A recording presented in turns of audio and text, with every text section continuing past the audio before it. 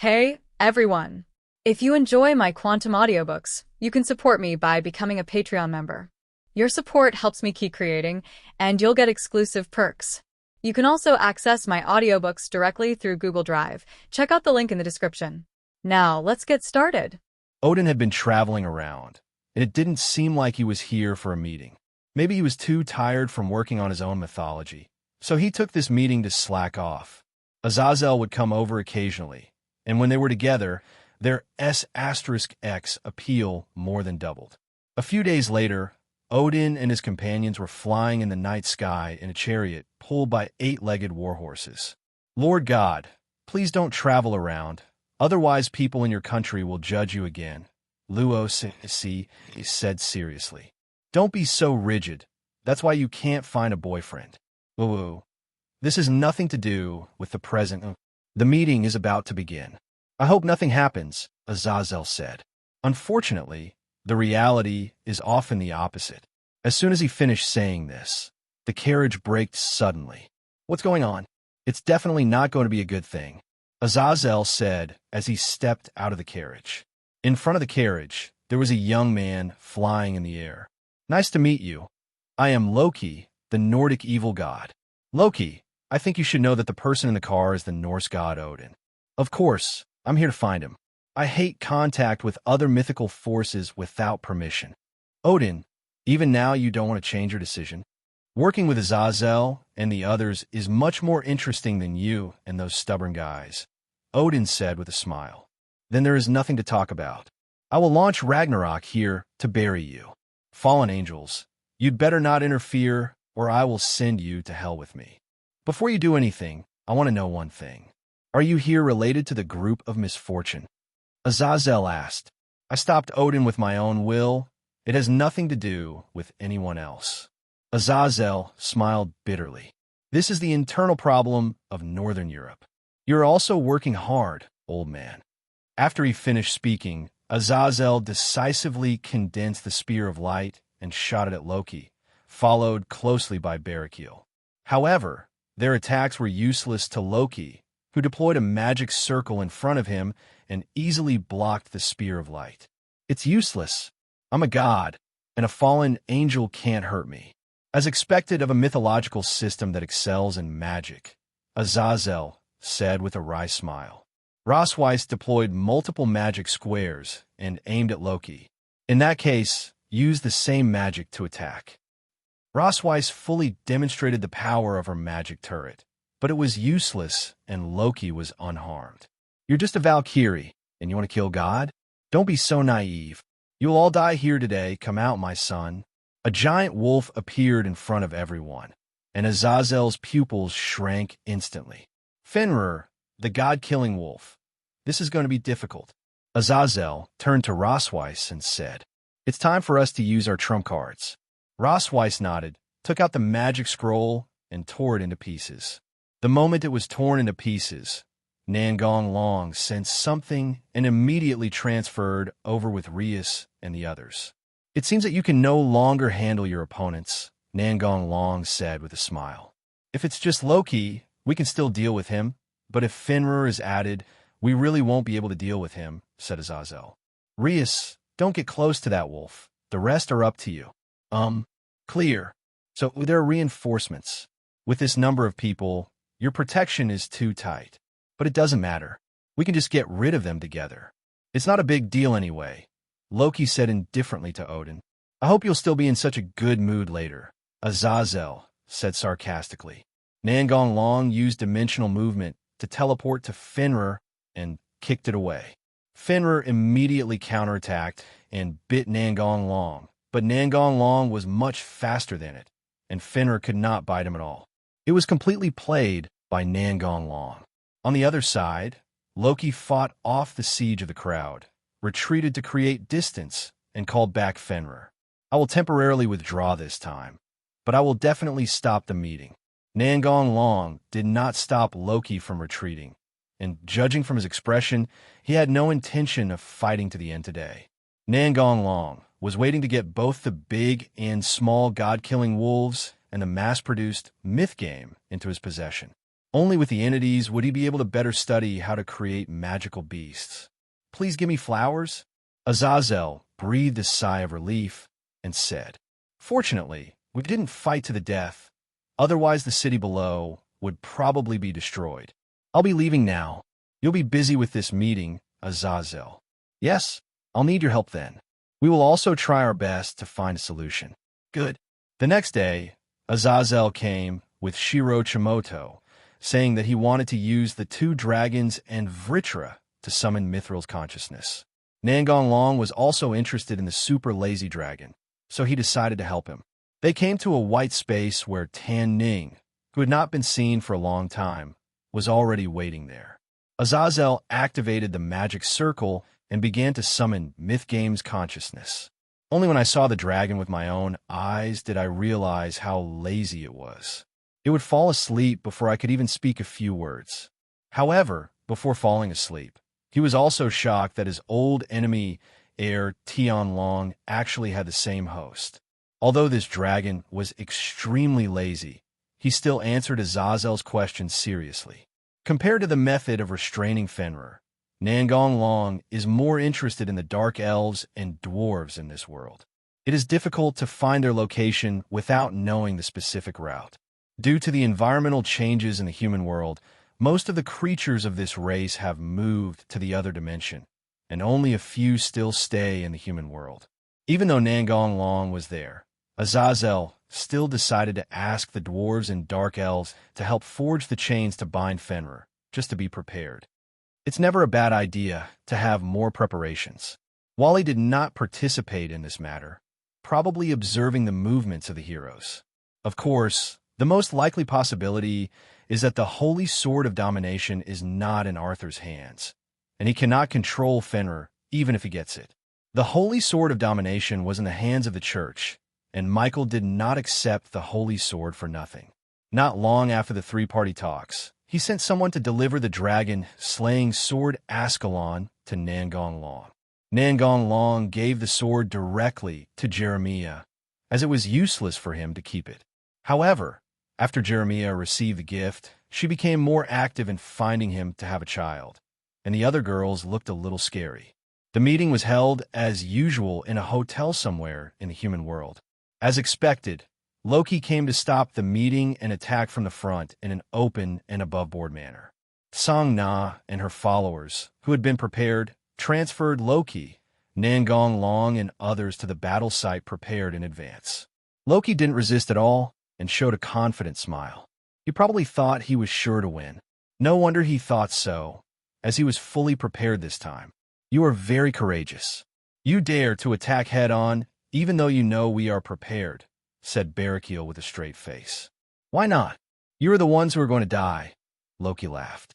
The magic dragon, Saint Tannen, looked at Loki with sympathy.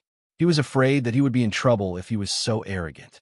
Tannen's gaze made Loki very unhappy, and soon he noticed that not only was Tannen looking at him like that, but even Rias and the other 390 were looking at him the same way. Hey, stop looking at me like that. Loki, stop talking nonsense. If you have any tricks, use them now. I'm very busy. Don't be so arrogant. Even if you are the host of Heir Tianlong, you will die here today. Come out, my son. It's the same old trick. Don't hide anymore. Hurry up and summon the remaining little god-killing wolves and other magical beasts. Otherwise, I'll kill you by accident. You won't have a chance to use it, Nangong Long kindly reminded. Loki was shocked. He had not told anyone about the training of the little god-killing wolf, and he had not even summoned it in front of anyone. Why did Nangong Long know about it? Could it be that he could read people's minds? Loki's pupils shrank at the thought. If that was true, it would be a big trouble. He must be dealt with as quickly as possible. The people on Nangong Long's side were also surprised. They didn't expect that there was more than one god-killing wolf. If Nangong Long hadn't said this, they wouldn't have believed it. I don't know where you got this news from, but it doesn't matter anymore. As long as you die, everything will be fine. School Hutty. According to the game, the god-killing wolf is actually a monster with a very high defense-breaking attribute. However, with Nangong Long's defense, it would not be able to bite him even if he stood still and let the wolf bite him for a while. Of course, Nangong Long would not sit still and let the wolf bite him. As for the rumor that Fenrir could rival the living heir Tian Long, Nangong Long thought that was pure exaggeration. Fenrir, who was defeated by Tyrannosaurus, could not reach the level of a transcendent at all. It was just that its teeth were powerful. Because Loki was eager to kill Nangong Long, he ordered all 3 god-killing wolves to bite Nangong Long to death. Loki then summoned dozens of mass-produced Mithraki to deal with the others. What? Midgame is actually in mass production. Although Tanning was surprised, he did not forget to attack. He spit out dragon fire at the mass-produced Midgame, but the opponent was weaker than expected.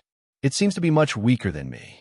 The battle here was in a stalemate, but Nangong Long was much more decisive. This time he showed no mercy at all and beat the 3 god-killing wolves half to death, rendering them unable to move. Time stops. Nangong Long used magic to stop everyone. Then he appeared beside Loki and put his hand on his head. Memory peep.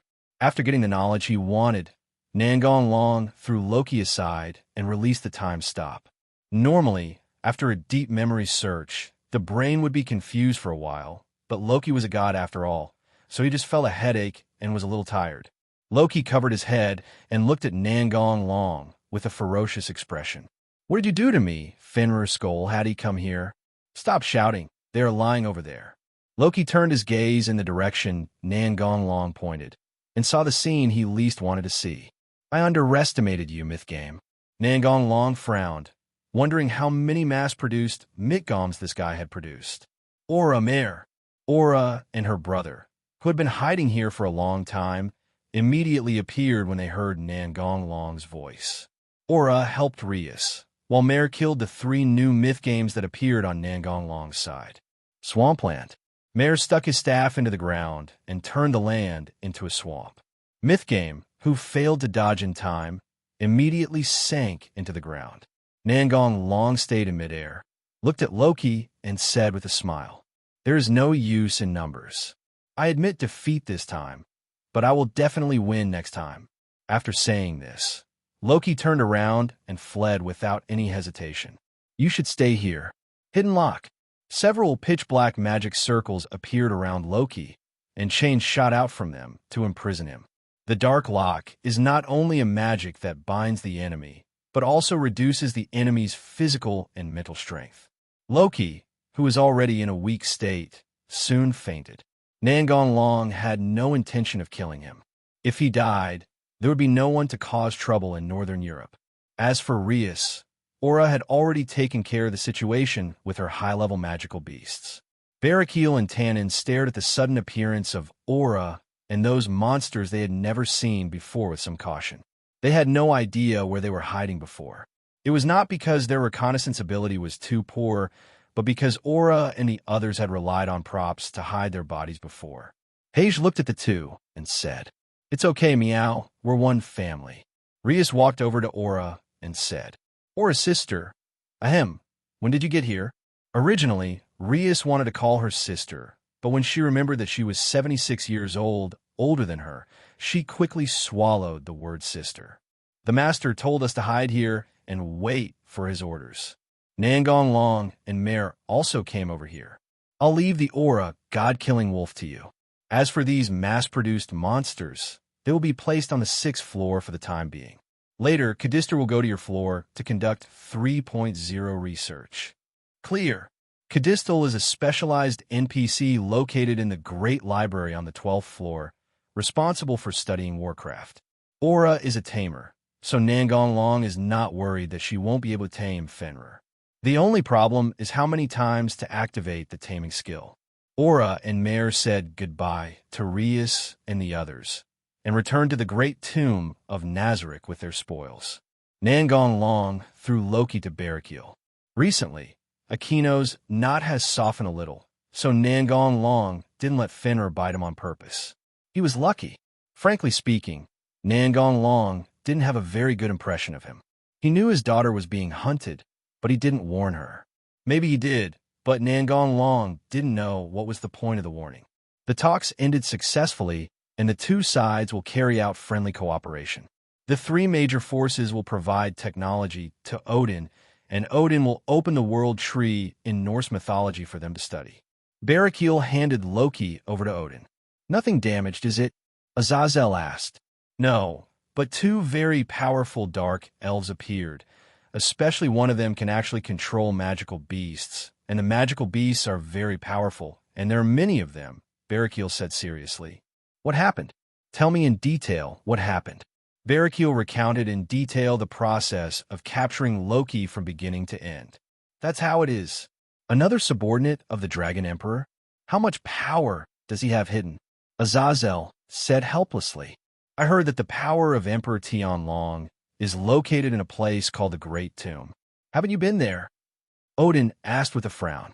We don't know where it is or how to get there. We can only wait for the Dragon Emperor to invite us.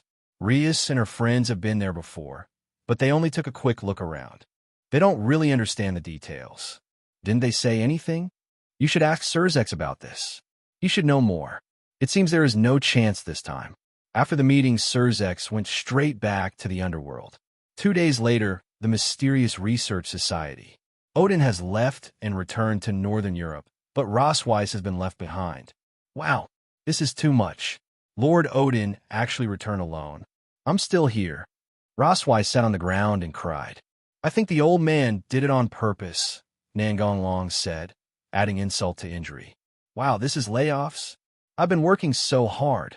Why are you firing me? It's very simple. He's so irrelevant and you're so rigid. I guess he wanted to get rid of you a long time ago. Nangong Long's words made Rosweiss crying rise a few decibels. Rias rolled her eyes at him and said, Okay, stop bullying her. Rias walked over to Rosweiss, patted her shoulder, and said with a smile, Don't worry, I have arranged everything for you. According to your request, you will be a teacher in this academy in the future. Is that okay? Yeah, I've already graduated early from school in my home country, so it's no problem. Then Rias handed the documents in her hand to Rosweiss. This treatment is too good. My previous job couldn't compare to it. Haha, you'll get better treatment if you become my follower. Rias smiled like a little devil and took out a devil chess piece and placed it in front of Rosweiss. Think about it. Rosweiss took the chess piece in her hand. If I go back, I'll be laughed at and demoted, so I might as well just stay here. That's right. Anyway, I turned into a devil because I gave up on myself, said Zenobia. Now, apart from the soldiers, my family members are all here, Rias said with a smile. I'm going to make you pay the next time we meet, Lord Odin. Rosweiss smiled horribly. With nowhere to live, Rosweiss temporarily lives in Nangong Long's house, but she probably won't be able to move out once she gets there. The next day at home, Odin returned to his country, and Barakiel's mission of escorting him ended. So he came here before returning to the son of God's Watcher, intending to see Akino again. Although Akino's heart not softened a little, it had not yet reached the point where her attitude changed, so her attitude towards him remained cold. What are you still doing here? I'll be back to headquarters soon. Then let's go quickly, Akino said in a tough tone. Let me talk to him, Nangong Long, who suddenly appeared, patted Ju Nai's shoulder and said to her with a smile, Darling. Nangong Long walked to the opposite side of Barakiel and said, Let's go to the underground training ground and talk. I just wanted to talk to you. The two of them headed to the training ground on the 3rd underground floor, and Akino stayed where she was, somewhat at a loss. To be honest, I'm very unhappy with you, said Nangong Long. I feel the same way. In a fight, I only use taijutsu, nothing else. Unnecessary. Barakiel knew very well that he was no match for the other party, but he still held on and did not want to be looked down upon by the guy who kidnapped his daughter. Nangong Long smiled and said no one cared about him, then disappeared from the spot in an instant. Hidden Zen black sky wind. A spinning kick sent Barakiel flying, and he fell to the ground. As a father, you were not there when Akino needed you the most. Akino doesn't want to see me, Barakiel said with a straight face as he concentrated the spear of light. Firework fan, scattering the spear of light directed at him. Nangong Long quickly approached Balakiel again. Tiger fights heaven. Barakiel tried to dodge, but Nangong Long was much faster than him. Okay, Even if what you said is true, what about the Himejima clan? Wouldn't you know that they were hunting Akino? What did you do? Did you warn them? Ahem. I am a fallen angel, their enemy. Do you think they will surrender? Barakel stood up and said, then use force to deter. Every exorcist family has its own trump card. Regardless of whether I can do it or not, if I do that, the entire exorcist world will go to war with the fallen angels. Intellectually, I can understand you, but emotionally, I am still unhappy with your behavior. Barakel did not reply. The two began to fight more fiercely. Although Nangong Long has been studying magic, he has not given up practicing physical skills. It's over. Royal Fist 100 Splitting Fist. Countless fist shadows hit Balakiel. She's as strong as a monster. Now I can safely leave Akino to you and take good care of her. If you dare to bully her, I will teach you a terrible lesson even at the cost of my life, said Barakiel lying on the ground. You don't have to tell me. I will take good care of her. Father. After much hesitation, Junai finally decided to come down to take a look. When she came, she happened to hear the last conversation between Barakiel and Nangong Long. Akino ran over and looked at Barakiel. Father, how are you? I was just exhausted. I didn't suffer any serious injuries. There was a glimmer of surprise in Barakiel's eyes that Akino was willing to call him father again. Junai breathed a sigh of relief and stood up, looking at Nangong Long, and said angrily, Why do this? Nangong Long smiled bitterly and said helplessly, If you don't do this, how can you face your inner self so quickly? Do you want me to watch you contradict yourself every day with a heavy face? You can be angry with me or blame me, but please return to your usual energetic big sister self as soon as possible. Not only me, but Rias and the others are also worried about you. Akino didn't know what to say for a moment. You guys chat slowly. After saying this, Nangong Long left the training room first. Thanks, boy, Barakiel said silently in his heart. Don't blame him. I did have a reason to be beaten. Although he's a bit lecherous, he's still a good person. You can see that he cares about you a lot. I recognize that he is your boyfriend. Akino's face flushed. Late night, Junai quietly woke up Nangong Long. Darling, can we go out for a while? Meow. Hage, who was sleeping soundly, turned over. The two of them walked out of the room quietly and went to Akino's room. Zhu and I hugged Nangong Long and whispered, Sorry, I lost my temper with you during the daytime. It's a normal reaction. After all, the person I hit is your father. Father looks very embarrassed, but he is not injured at all. I know you are not serious. You just want to stimulate me and make me face my inner self. Hey, I'm not mad at you, so don't be mad at me either, okay? Akino said softly. I was never mad at you. I like you the most. Akino raised her head and looked at him with her big watery eyes. Since we've already escaped, let's not waste the opportunity. Akino stood on tiptoe and took the initiative to kiss him.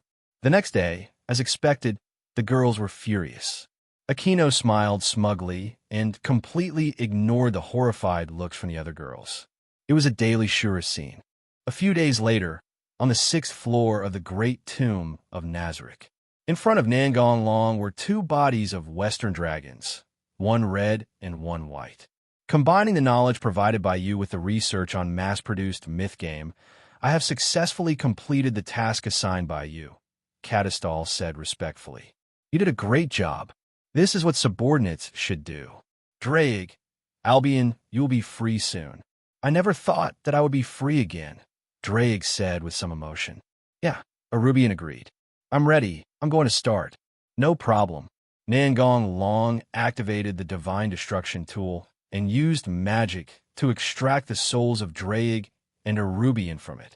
After being together for so long, Nangong Long had already regarded them as friends and naturally did not want them to be trapped in the artifact forever. Extracting Air Tianlong's soul would cause the Divine Destroyer to be downgraded to an ordinary artifact. In order to prevent this from happening, Nangong Long took out a dragon soul without a tribute from his collection a few days ago and copied Air Tianlong's abilities onto the blank dragon soul. Blank dragon souls are very rare. Dragon monsters in the game basically have their own attributes. There are very few dragons without attributes. What's more, you may not get a dragon soul even if you kill it. The dragon soul used by Nangong Long was not dropped by killing monsters, but was obtained by spending real money.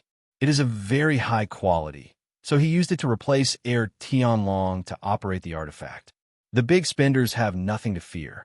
The dragon souls in the game have no self-awareness, and he has experimented with this before. Then Nangong Long activated the resurrection magic. Resurrection with full health on the spot is possible only if you have a body. Direct resurrection without a body will result in a significant drop in levels. This is why he ordered people to create 2 Western Dragon bodies, DFL. And this feels really good, Drake laughed while flying in the sky. I almost forgot the feeling of flying with my own body, Arubian said with a smile. You two will need some time to adapt to your new bodies, so just stay here for now. Good. No problem. What are your plans for the future? Maybe I'll go meet the other Dragon Kings, Drake said. This era is very interesting, with strong people emerging one after another. Who knows? Maybe I should go and fight them, Arubian said with a smile. Would you like to join Nazarick? We will not restrict your freedom. Okay, Arubian nodded in response. That's fine with me. Partner, Drake said with a smile. After dealing with Heir Tianlong's affairs, Nangong Long returned to the human world. Mysterious research. What should we do for this year's school anniversary? Rias raised the issue for today's discussion. Just like last year, the haunted house. Aquino suggested. Well, it's better to change it. Last time we used a real monster, Sona was very angry. How about holding a competition arena? Zenobia said with full momentum. Then no one will come. Okay, the kitten complained. Why is this happening? Zenobia seemed to be deeply shocked, and her whole body turned gray. What about the cafe? Irina asked tentatively. Too ordinary, the kitten said. What do you think, darling? Aquino asked with a smile. Let's set up a haunted house. Like last year. Rias asked. How could that be? Didn't you use monsters last time? Why not use the undead this time? Skeletons, mummies, ghosts, something like that would be nice, right? The girls couldn't help but shiver. Well, that won't scare me to death, will it? How could that be? I'll tell them to control it to a level that won't scare people to death. How about turning Gasper into a bat to add to the atmosphere? No, Senior, I'm so scared. Gasper immediately hid in a cardboard box in the corner. This is a practice to train your courage, Pa, Nangong Long said with a smile. No, President, help me. Gasper wailed. Xiaojia, work hard, the kitten encouraged him. Kitten, you bully me too. Okay, stop bullying Gasper, Ria said with a smile. Vote now. I support Darling. Although I'm a little scared, I support Long Sang's proposal. I also want to see the undead you mentioned, so I agree, Rosweiss said. In the end, everyone except Gasper, who was frightened, voted in favor. I'll leave Sona to you, Ria said with a smirk. No problem. The school anniversary has been settled, but what about this year's club reports? We can't put it off any longer, Junai reminded. There have been so many things going on lately that I almost forgot. Just don't hand it in. No, darling. The president is a pure-blooded devil and should be attending the aristocratic school in the underworld. Coming to the human world to study is like studying abroad. But you still have to complete enough credits for the underworld school. Otherwise, you will have to go back to the underworld to study. It's so troublesome. How about using my name to scare them? Forget it. Let's just go through the normal process. I'm still very interested in investigating monsters. As long as you are happy. Well, let's go ask the Kappa. Kappa has returned home to inherit the family business. President, said Kiba. That's good. It's not good to always rap. Then let's go investigate the Dullan. I heard he was hospitalized due to neck problems. Aquino chuckled. Why don't we investigate Gasper? There's only one cardboard vampire like him, Irina suggested. No, absolutely not. Gasper hid in the cardboard box again. No need, just go ask her, but I don't think she will agree so easily, Ria said with a headache. Tennis court. The female students who were playing tennis were immediately excited when they saw the 2 handsome boys in the school coming over. Nangong classmate, look at me. Kiba-san, You're looking at me. I'm so happy. Then look at me. Hey. Nangong smiled at me. Don't make me laugh. That's just a polite smile. It's none of your business. Can't you let me fantasize a little? Oh my. Darling is as popular as ever. Rias raised her eyebrows. Is it a mistake to come here? It's really rare for Miss Rias to come here. And Bei Qingya walked over and said with a smile. Behind her was a headless knight holding a watermelon in his hands. It is against the rules for the headless knight to enter the academy. Haha, it's okay. The headless knight Honda is the mascot of the tennis club, Sabi. Rias thought about it and nodded. That's fine. Is it really okay to just change the name? Are you sure Qingya didn't cast magic on ordinary students to influence their perception of the headless horseman? Nangong Long complained silently in his heart. This time I need your help with something, Rias said. No, I don't want to have too much communication with the devil. If I'm not careful, my soul might be taken away. And Bei Qingya was very determined. Rias smiled bitterly. I just wanted to ask you about the monsters. I won't do anything as exaggerated as collecting souls. I will thank you in an ordinary way. You can ask other people for help. You have such a wide network of contacts that you can't use me. And Bei Qingya suddenly shifted her gaze to Nangong Long. You must be the Dragon Emperor that has been making the rounds in the industry recently, right? I've changed my mind. Let's have a tennis match. If you win, I will unconditionally assist you in investigating monsters and demons. I said to Nangong Long with my eyes wide open. The Red Dragon Emperor and the White Dragon Emperor are rare dragons, and now 2 dragons are staying in one person, which is even more unique. No, absolutely not. Rias immediately objected strongly. Nangong Long, who had been silent all this time, spoke up. Qingya, forget about the tennis match, but the snow girl thing is something that a gorilla can't accept at all. Isn't it a bit too intimate to call you Junior Nangong? Are our relationships really that good? Anxue, Qingya said. You gave me permission to call you by your name. Nangong Long shrugged and smiled. And Bei Qingya frowned. Impossible, when did I say that? This is clearly the first time we met. Alas, darling, I failed in my attempt to pick up girls.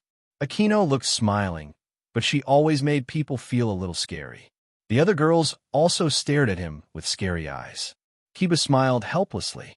Nangong Long rubbed Akino's hair and said with a smile, What girl are you dating? I have actually seen her. Deep mountains, monsters, black nights. Do you remember anything? Qingya. And Bei Qingya's pupils shrank instantly. It's you. What's going on? Rias asked. It looks like there's some story going on. I'm very interested, darling, Akino said in a long tone. Let's talk somewhere else. Okay, let's go to the tennis club, Qingya said. After everyone arrived at the tennis club, Qingya patted Nangong Long on the chest. Is this what he looks like under the armor? Quite handsome. Why didn't you show your face in the first place? Can you please tell me, darling? And Qingya, please go back to your seat. Qingya smiled indifferently and sat back in her seat. She also wanted to confirm whether the knight was Nangong. It was about 4 years ago. At that time, I was very interested in monsters, so I often went to the mountains. That day, I went to sparsely populated areas to look for monsters as usual. I happened to meet Qingya, who was being chased by a monster, and I saved her. This is how we met. Rias and Akino couldn't help but laugh. What's so funny? Qingya said with a frown. I'm sorry, I just didn't expect you to be chased by a monster. Rias controlled her expression and looked at Qingmei, but there was a faint smile on the corner of her mouth. Qingya sighed and ignored them. I actually ran away from home that time. Want to find a powerful monster to command, but you all know what happened. If I hadn't happened to meet him in a jet black armor, you probably wouldn't have had the chance to meet me. At first, I thought he was a monster like the Dullin. After saving me, he didn't say a word and just followed me. It wasn't until we were about to part that I realized there was a person inside the armor. Haha, mainly because I found your expression of fear and anticipation so interesting that I didn't say anything. Qingya rolled her eyes at him fiercely. Bad taste. Black armor? Rias asked in confusion. Nangong Long stood up. Advanced item creation.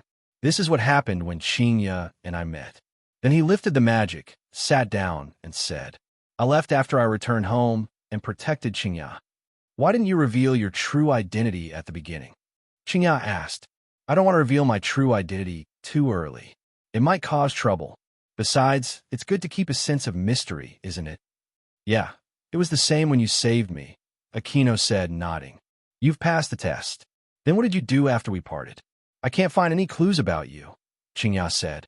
I traveled around the world with different identities, learning magic, sorcery, fairy arts, and alchemy from different mythological systems. It's normal that you can't find it. Will there be so many darlings? Well, I just don't use it often. It's not a bad thing to learn more. Long saying is so awesome. Qingya stood up, walked to Nangong Long, pulled him up, and then hugged him. This is the thank you gift we agreed on back then. It seems that the story just now is a little missing. Don't you think? Ria said with a terrifying momentum. That's right, darling. I also want to know more details. Akino smiled a little scary. Wow, is there a new opponent? Asia said with tears in her eyes. It took a long time for Rias and the others to return to normal, and the topic returned to investigating monsters. After some negotiation, Anbei Qingya finally agreed to let Rias help her. Rias successfully submitted the club report. Time quickly came to the night before the school trip. I feel so sad and lonely when I think about you leaving, Junai said to Nangong Long with some sadness. We'll be back soon. I want to go too, meow, but the kitten keeps staring at me. I will definitely find a way to escape. Sister, what are you talking about? Said the kitten. Oh, I heard you. I'm in trouble. The kitten ignored the cute sister and said, I'd be lonely without you, too. The next day, in front of the station, Rias is handing out passes to Asia and the others. School trips inevitably involve visiting shrines and temples, and having a pass will help them avoid being attacked by local forces as they are enemies. Are we about to step into the pagan territory? Zenobia muttered. I'm a little excited, Irina said happily. Take your pass with you and don't lose it, Leah reminded. Others boarded the train one after another. Rias tidied Nangong Long's clothes. I'm the same as Akino. I'll feel lonely when you're not around. I can tolerate not seeing you for a few days, but I can't stand it any longer. Remember to think of me every day. Well, you can also think of Akino and the others, but you have to think of me more. In no mood. Then Nangong Long stroked her hair and said with a smile, Because you're always in my heart. Rias, who was originally very sad after hearing the word don't want to, turned red in the face and emitted steam after hearing the following words. You're so smooth talking, don't try to pick up girls during the school trip. After giving instructions to her family, Song-na also came over. Rias quickly took a step back and turned around to prevent Sona from seeing her red face. Song-na hugged Nangong Long for a while and then let go. Have fun and remember to bring me a gift. Please give me flowers? And Rias and the others watched him leave and only returned to the academy after the train disappeared from their sight. On the train, Nangong Long sat in the seat by the window. Asia sat next to him, Zenobia and Irina sat opposite him, and Kiryu Aika and her friend sat on the other side of the aisle. Lan Hua had a conflicted expression as if he wanted to go, but couldn't because there were no seats left. Asia, come to me. Asia blushed and sat on Nangong Long's lap. It's my turn next, darling, said Irina. Then I'll be the third one, Zenobia continued. We discussed this issue when we got to the hotel. Lanhua, come and sit down. I think I want to say something. Lanhua stood up and sat in Asia's previous seat. You have a very detailed observation ability. No big deal. Let's discuss this trip. Is there any place you want to go? I want to go to the Kinkakuji Temple and the Ginkakuji Temple, said Zenobia. I want to go to Tenryuji, which has the same name as Darling. Irina smiled with a gleam in her eyes. Where's Asia? Wherever Longseng goes, I will go. Asia really likes you. Tell me where you want to go. You decide. Haven't you done all the research? Okay, leave it to me. I will take all your ideas into consideration and arrange a perfect itinerary, Lan Hua said confidently. After the train arrived at the destination, Azazel and Rosweiss, who had just become a teacher, began to explain the precautions. Rosweiss began to promote the benefits of the 100-yen store. Although Rias paid her a high salary, she was still so frugal. She only bought discounted items and didn't dress up at all, but she was pretty and could be willful. Then you will be assigned a room, and then you will have free time. However, you must come back on time, and you cannot go too far to play. After dismissing the students, Azazel went out to find a place to have fun. After getting the keys, the students began to look for their own rooms. The boys' and girls' rooms were on different floors, with 2 people in each room. However, Nangong Long was special in that he had his own room. After the girls packed their luggage, they went to his room together. "Hey, you have your own room?" Lanhua asked in surprise. Lanhua rolled his eyes and said with a wicked smile, "Would you like me to sneak down to accompany you at night? You must be lonely alone." Before Nangong Long could say anything, the other 3 girls spoke first. "No, if that's the case, I'll come too," Asia said with her big, watery eyes. "Well, then I want to have a baby too," Zenobia said calmly. "Well, then I can't not come," Irina said a little embarrassedly. Lanhua waved his hand and said, "That's impossible. Ms. Rossweiss will definitely check the room, so we need someone to cover for us. If there's no one in the room, we'll be exposed. Then I won't let you come by yourself. I will keep a close eye on you," Irina said seriously. Irina and Ika shared a room, and Zenobia and Asia shared a room. Lanhua smiled bitterly and said, "I was just joking. Don't take it so seriously. You know that the 3 of them will definitely be punished." "That's right. Let's not talk about this. Time is limited. We have to quickly confirm the itinerary. I recommend going to a shrine not far from here, which enshrines the Fox Fairy. What do you think?" The other 3 girls turned their eyes to Nangong Long, obviously waiting for his decision. "Well, let's go here. Shrine. There are many interesting products here," said Zenobia. "Wow, what a cute fox doll." Asia showed a cute expression. "Let's buy some when we return," Lanhua suggested. "Good." There are still quite a few people visiting the shrine, and Lanhua and his group start to move forward with the top of the mountain as their destination. "You guys have really good physical strength," Lanhua said. "Let's slow down a bit." "No, I can still keep up. If I try harder, I'll reach the top of the mountain." "The environment here is really nice," Irina exclaimed. "There are a lot of pagans here, but the architecture here is really great," Zenobia said excitedly. "Well done, pagans. That's awesome," they both said in unison. "The dead gods will cry if you 2 continue like this," Nangong Long complained silently. "Hey, there's a community temple up ahead. Let's go there and pray." Lanhua's proposal was immediately approved by the 3 members of the church. The 4 girls stood in front of the community temple and made their wishes. Nangong Long did not pray, but just watched them from the side. He did not think that the so-called gods could do what he could not do. "Please bless me and Long sang to be together forever. May everything go well for Darling and me. I found that I seem to have fallen in love with my good friend Nangong Long, but there are so many rivals. Please bless me and him to make smooth progress," Lanhua prayed. Unlike the other 3 who prayed in their hearts, Zenobia said it out loud. "Please bless me to give birth to Nangong Long's child smoothly. Although I am a pagan, please bless me. Thank you very much. Hey, I want one too. Please bless me to give birth to Long Sang's child." "It won't work if you say it out loud," Lanhua reminded. "Is that so?" Zenobia said with regret.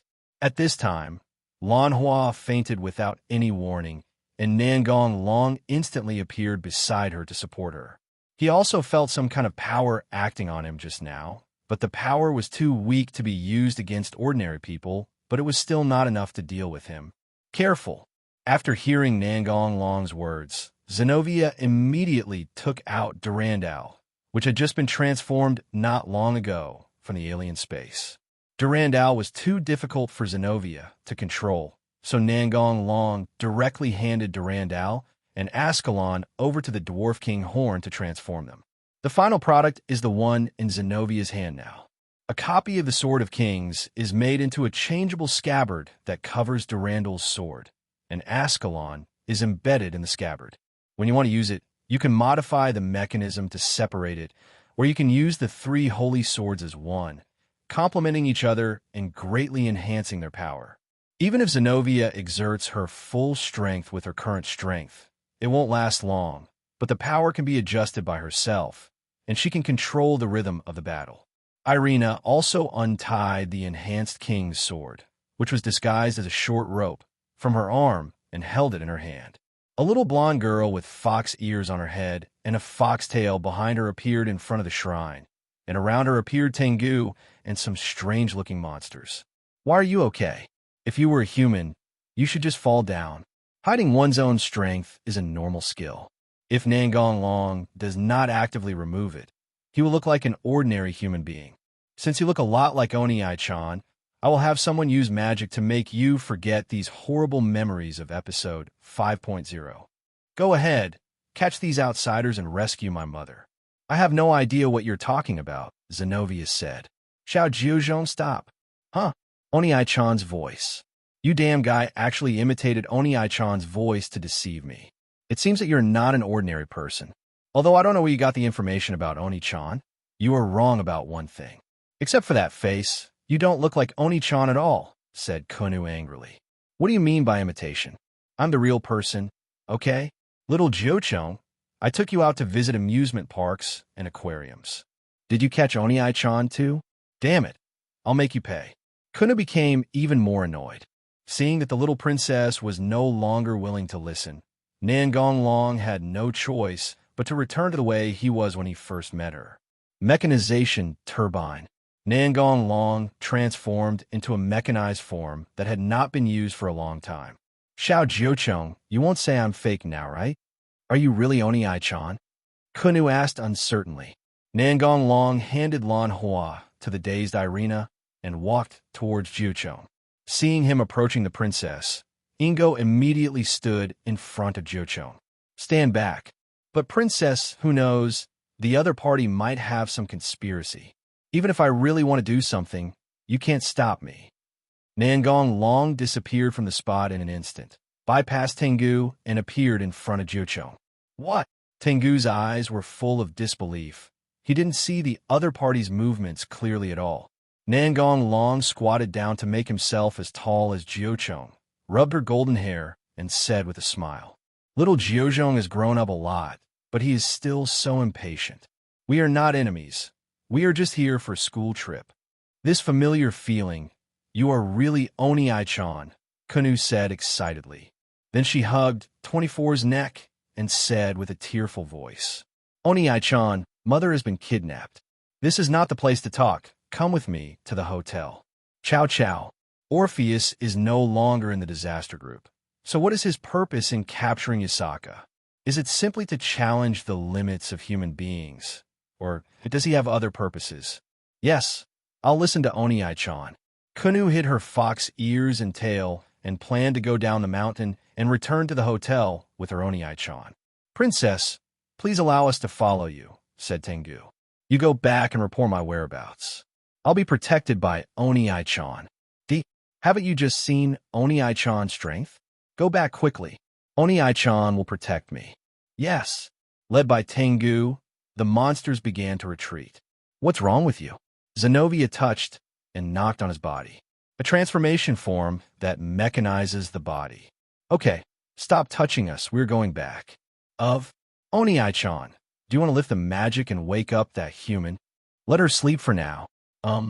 After removing the mechanization, Nangong Long took Jiochong and the others and used magic to instantly transfer back to the hotel. After putting Lan Hua on the bed, Irina and the others began to talk. Oni-chan, can you turn into a human? Kunu asked curiously.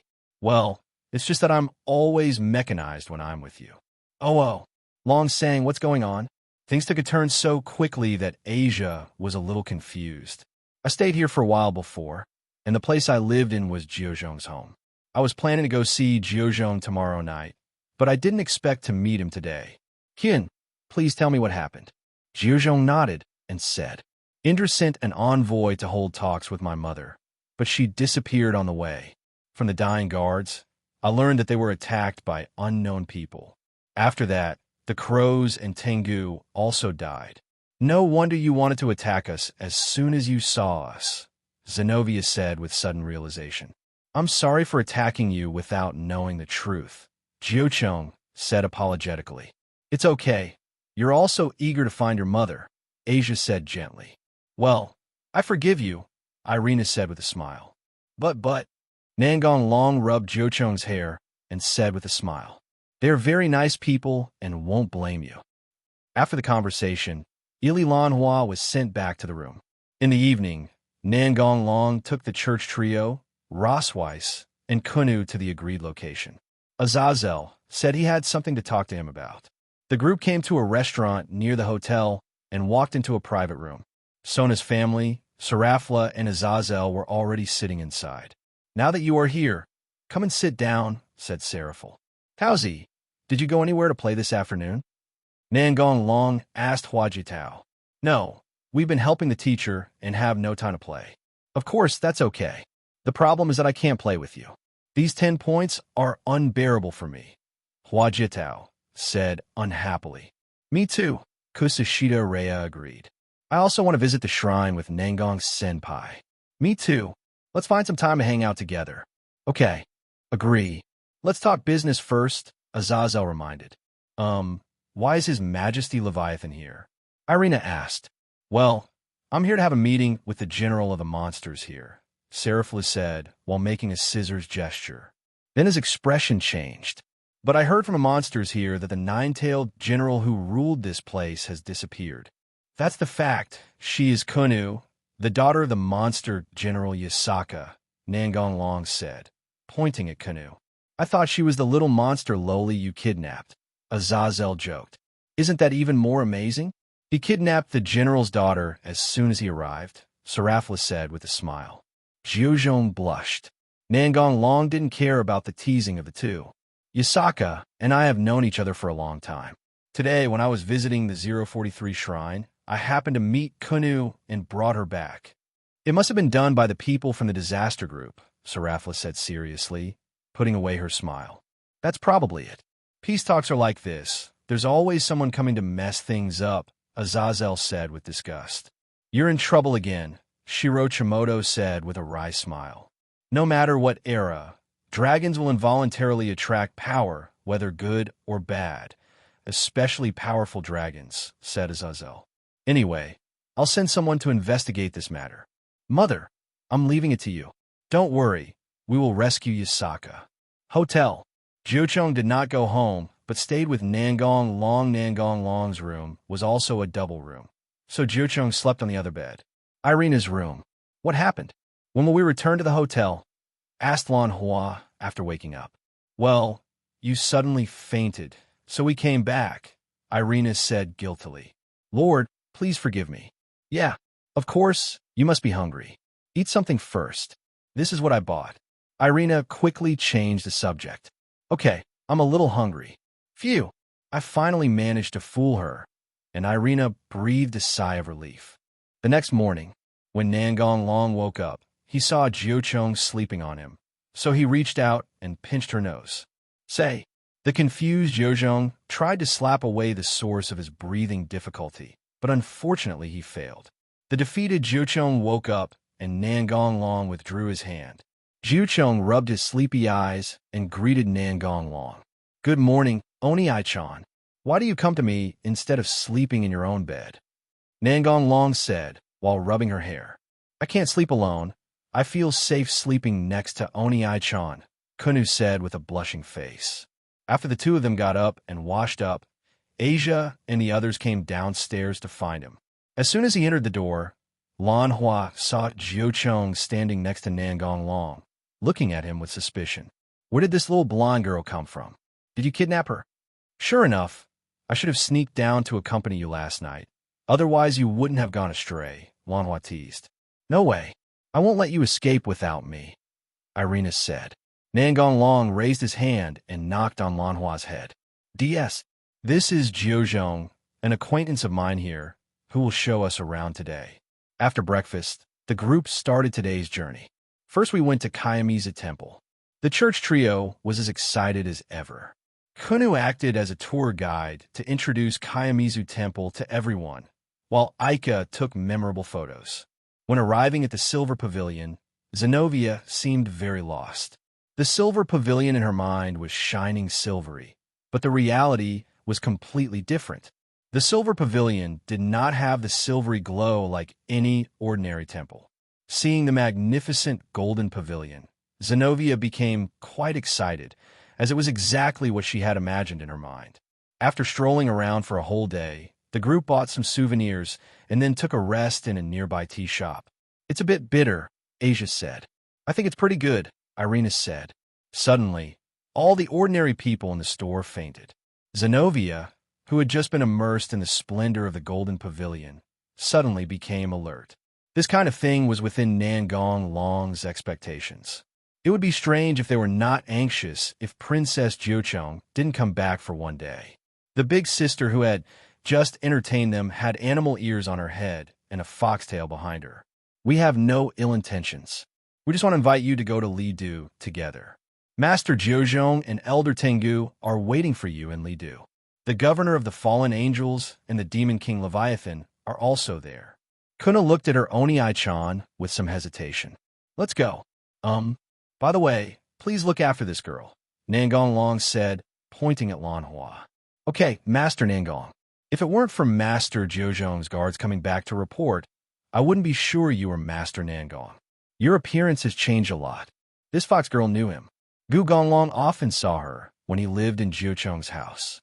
That was a transformation. Just think of it as a divine weapon. "That's a really interesting artifact," the girl with fox ears laughed. The crowd passed through the barrier and came to another space, seeing many monsters along the way. The church trio seemed very surprised. It must be the first time they saw so many strange monsters, such as Kappa, Lantern Monster. The buildings here are from completely different eras than those outside, and the architectural style is from long ago. After walking a long way, everyone finally arrived at their destination. Not only Azazel and Serafla were there, Rosweiss was also there. Perhaps because she knew the relationship between Nangong Long and Jiucheng, she did not let Rosweiss go to find them. "I have brought Elder Tengu, Master Jiuzhong, and Master Nangong and their group to you. Long time no see, Tenguja Suko." "Yes, Jiucheng was sad for a long time after you left last time, and she's been looking forward to you coming back to see her, but you look really different now," said Elder Tengu with a smile. Jiuzhong's face turned red, and he stared at Elder Tengu with wide eyes and said, "Stop talking about this." Azazel gave him a thumbs up, his eyes full of admiration, as if to say that he was quite capable, as he had actually managed to deal with the daughter of the monster general. "Okay, let's stop talking and talk about business," said Elder Tengu with a smile. The Tengu elder took out a portrait and handed it to Azazel and the others. "This is a portrait of Princess Yasaka. I hope you can help us rescue Princess Yasaka." "No problem. After all, our interests are the same. I guess Princess Yasaka is still in the capital. The presence of a nine-tailed fox can regulate the airflow here to maintain balance.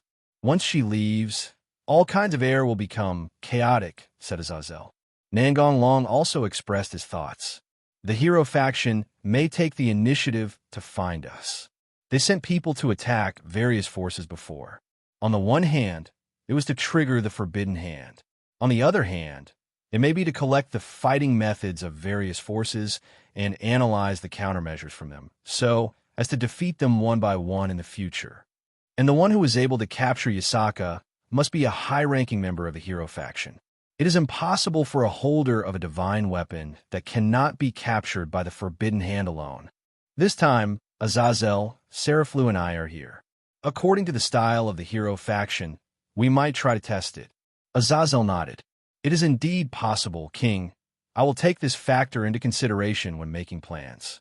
I would like to remind you that the Hero Party Demon ranking game has been thoroughly researched and can also create a layer of space that is indistinguishable from the real thing. That's really a headache. If they are hiding in another dimension, it will be even more difficult to find them," Azazel said with a wry smile. Seeing Jiucheng's worried look, Nangong Long rubbed her hair and comforted her. "Don't worry. If they make any big moves, they will definitely be discovered." After the conversation, the group returned to the hotel. Lan Hua has been complaining about the fact that Jiucheng and Nangong Long live together, and also because Jiucheng didn't do anything too sexy in the church trio. Zenobia looked unwilling. Perhaps in her mind, school trips were the best time to have a baby. Lanhua was also thinking of his own ideas. The next day, everyone went to Tenryuji Temple as planned, and Kunu introduced the things they saw along the way. Afterwards, Jiochung took everyone to visit many other places of interest. After wandering around for the whole morning, the group came to a restaurant based on Kunu's recommendation. I met many acquaintances at the restaurant. It can be seen that this restaurant is quite famous. Otherwise, there wouldn't be so many students on school trips coming here to eat and rest. Azazel was drinking, and next to him was Rosweiss. You're drinking in broad daylight? Are you planning to go find someone to play games with later? Nangong Long teased. I do want to, but there are too many things to do, and there are always annoying people causing trouble for me. Don't drink with so many students here, Rosweiss said angrily. What's the matter? Just drink some wine and relax, Azazel said nonchalantly. Then I'll drink too. Rosweiss poured a glass of wine and put it to her mouth. Well, what are you doing? Rosweiss asked Nangong Long, who was blocking the mouth of her cup. You'd better stop drinking. 117, one drink is fine, said Azazel. Are you sure? Rosweiss gets drunk after just one glass. Once she's drunk, she's very scary and will use magic to bombard people indiscriminately. Are you sure you want her to drink? Nangong Long said with a playful smile. Just pretend I didn't say anything. Azazel's mouth twitched. I could drink a lot. How could I get drunk after just one glass? Rosweiss said unconvinced. If you break things when you're drunk, you'll have to pay for it. The things here seem very expensive. Rosweiss' momentum was gone in an instant. I know. It's okay if you don't drink it. Okay. Now everyone can eat in peace, Nangong Long said with a smile. After dinner, Asia and her group prepared to visit the nearby Togetsukiyo Bridge. Lanhua deliberately frightened Asia by telling her the rumors here. I heard that if a couple looks back on the bridge, they will definitely break up. Upon hearing this, Asia immediately hugged Nangong Long's arm tightly. I will never look back. Well, this is just a rumor. It doesn't actually have that effect, Jiozhong explained. However, Asia didn't seem to listen, and had a look on her face that showed she was determined not to turn back. Suddenly, fog appeared, and everyone sensed something strange. Although the scenery in front of everyone did not change, the ordinary people around them disappeared, and Muba, who was not here just now, appeared beside them. Careful! Everyone quickened their pace and walked to the other side. At this time, Azazel and Rosweiss also rushed over. The figure on the opposite side gradually became clear. Governor Azazel, Emperor Tianlong, hello. Chow Chow. Orpheus is no longer in the disaster group. So what is your purpose? Nangong Long asked. I want to try and see how far I can go as a human being. So you want to use human power to challenge non-human creatures? That's right, Chow Chow laughed. Nangong Long smiled playfully and said, in that case, please throw away the god killer in your hand. It is not made by humans. Chow Chow was stunned for a moment, then laughed and said, that won't do. I have to make the best use of the power I can use. The power in my hands belongs to me. Everyone, pay attention to the spear in his hand. That is the former most powerful god killer, the Holy Lance of Dusk, Azazel reminded. Irina and the others were trembling a little. They had certainly heard of the spear that pierced Jesus. Ha! Chow Chow, did you hear the governor say that the holy spear in your hand is the strongest in the world? Siegfried said with a smile. Then he looked at Azazel and asked, can you please tell me which one is the most powerful god killer right now? It's not one but two. The power of the Red Dragon Emperor's gauntlet and the White Dragon Emperor's light wings after fusion must be higher than the Holy Lance. It seems that the rumors are true. The Dragon Emperor can combine the two divine weapons, Chow Chow said with a frown. Yes, but I won't use it today. Chow Chow is underestimated, Siegfried said with a smile. I'm not looking down on you. I just want you guys, who use the gifts from God under the banner of humanity, to see the power of human creation. Mechanization turbine. Nangong Long pointed at his mechanized body and said, except for the materials I provided, everything else is human wisdom and technology. Azazel looked excited. He was quite interested in these things. If now is not the right time, he would have wanted to study them immediately. The intelligence collection is insufficient, Chow Chow said with a wry smile. Then let's collect the data this time. Leonardo, get started. Leonardo nodded expressionlessly, and the black shadow began to spread rapidly with him as the center and many monsters emerged from it. What is that? Irina asked. It is very difficult for Warcraft to create a divine destroyer, but the current users are not capable of it, Nangonglong replied. Leonardo can't create powerful monsters, but he is very talented in creating counter-monsters, said Chow Chow. The monster condensed a beam and shot it over, but Irina and the others reacted quickly to dodge the attack. The strongest monster can reach the light power of an intermediate angel, Chow Chow laughed. It's just an intermediate level. There's nothing to be proud of. If it were a seraph, it would be fine. Back all. Receive. Clear. Irina and the others quickly retreated behind Nangonglong. Incineration cannon. The dark red flames sprayed forward in a fan shape, burning all the counterattack monsters. It seems that my flame is stronger. I will deal with Chow Chow, and you can use the rest as training, said Nangonglong. Good.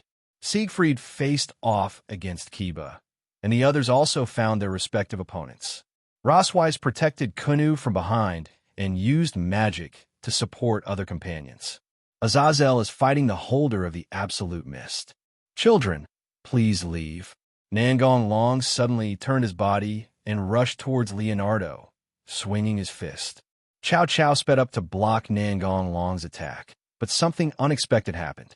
Nangonglong blocked the holy spear with one hand, but the other arm flew out. Flame throw.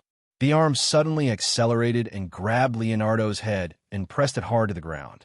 Haha, it's better for you troublesome guy to get some sleep first. Nangonglong twisted his body and kicked Chow Chow, who immediately stepped back, taking advantage of this opportunity to return his flying arm to its original position. Chow Chow frowned. He had not expected that the body could be separated. There was no one available to wake Leonardo up now, and even if there was, it would probably be difficult to wake him up. The blow just now was not light, and cracks appeared on the ground. Nangonglong moved his newly reattached arm. What? You're not going to activate the forbidden move. It's not necessary for now, but has your body become completely mechanical? Yes, except for the brain. Everything else is a machine. To me, it's just a form. If you were an ordinary person, you would have to be prepared to abandon your body. If one can gain such power by giving up their bodies, perhaps many people would be willing to do so, Chow Chow said with a smile. As soon as he finished speaking, Chow Chow swung his spear and stabbed directly at his opponent. Nangonglong dodged and kicked the Chow Chow at the same time. In other battlefields, Kiba was competing with Siegfried in swordsmanship. Zenobia was wielding the new Durandal to wreak havoc, and Irina was using the 7 forms of the replica of the Sword of the King to beat her opponents so hard that they were exhausted. Asia and Roswise stayed together and fired healing beams at the right time, and Kunu also released Foxfire attack from time to time, but the power was more touching and the focus was on participation. The Zetsa Master used a variety of magic to neutralize Azazel's attacks. Chow Chow held the holy spear across his chest to block Nangonglong's straight punch. But unexpectedly, flames suddenly spurted out from the back of Nangonglong's arm, increasing his force and knocking him away. At this time, all the heroes suddenly exerted their strength to force back the opponents and quickly retreated to Chow Chow's position. The fog rose again and gradually surrounded Chow Chow and others. Tien Londi, you are really strong. I have memorized your moves. Remember to change your moves next time, otherwise you will be the loser. Tonight we will use the general of the monsters and the air currents of the city to conduct an experiment in Nijo Castle. If you want to save her, come on. After saying this, Chow Chow and his entourage disappeared from their sight. Disarmament, and we go back. Azazel and the others were teleported back to real space. What's wrong with you? Lanhua looked at the 3 church members who were worried and asked with concern. It's okay. Let's stop here for today and go back to the hotel, said Nangonglong. Okay. Lanhua felt like something had happened that she didn't know about, but she didn't ask any more questions. In the hotel, All staff gathered in Nangong Long's room. Why didn't you keep them just now? Azazel asked. No one is using their full strength. If they had used real fire, the alien space would have collapsed and no one outside would have been spared. Another point is that you have already searched the entire city, haven't you? But to no avail. I think Yasaka is in the alien space.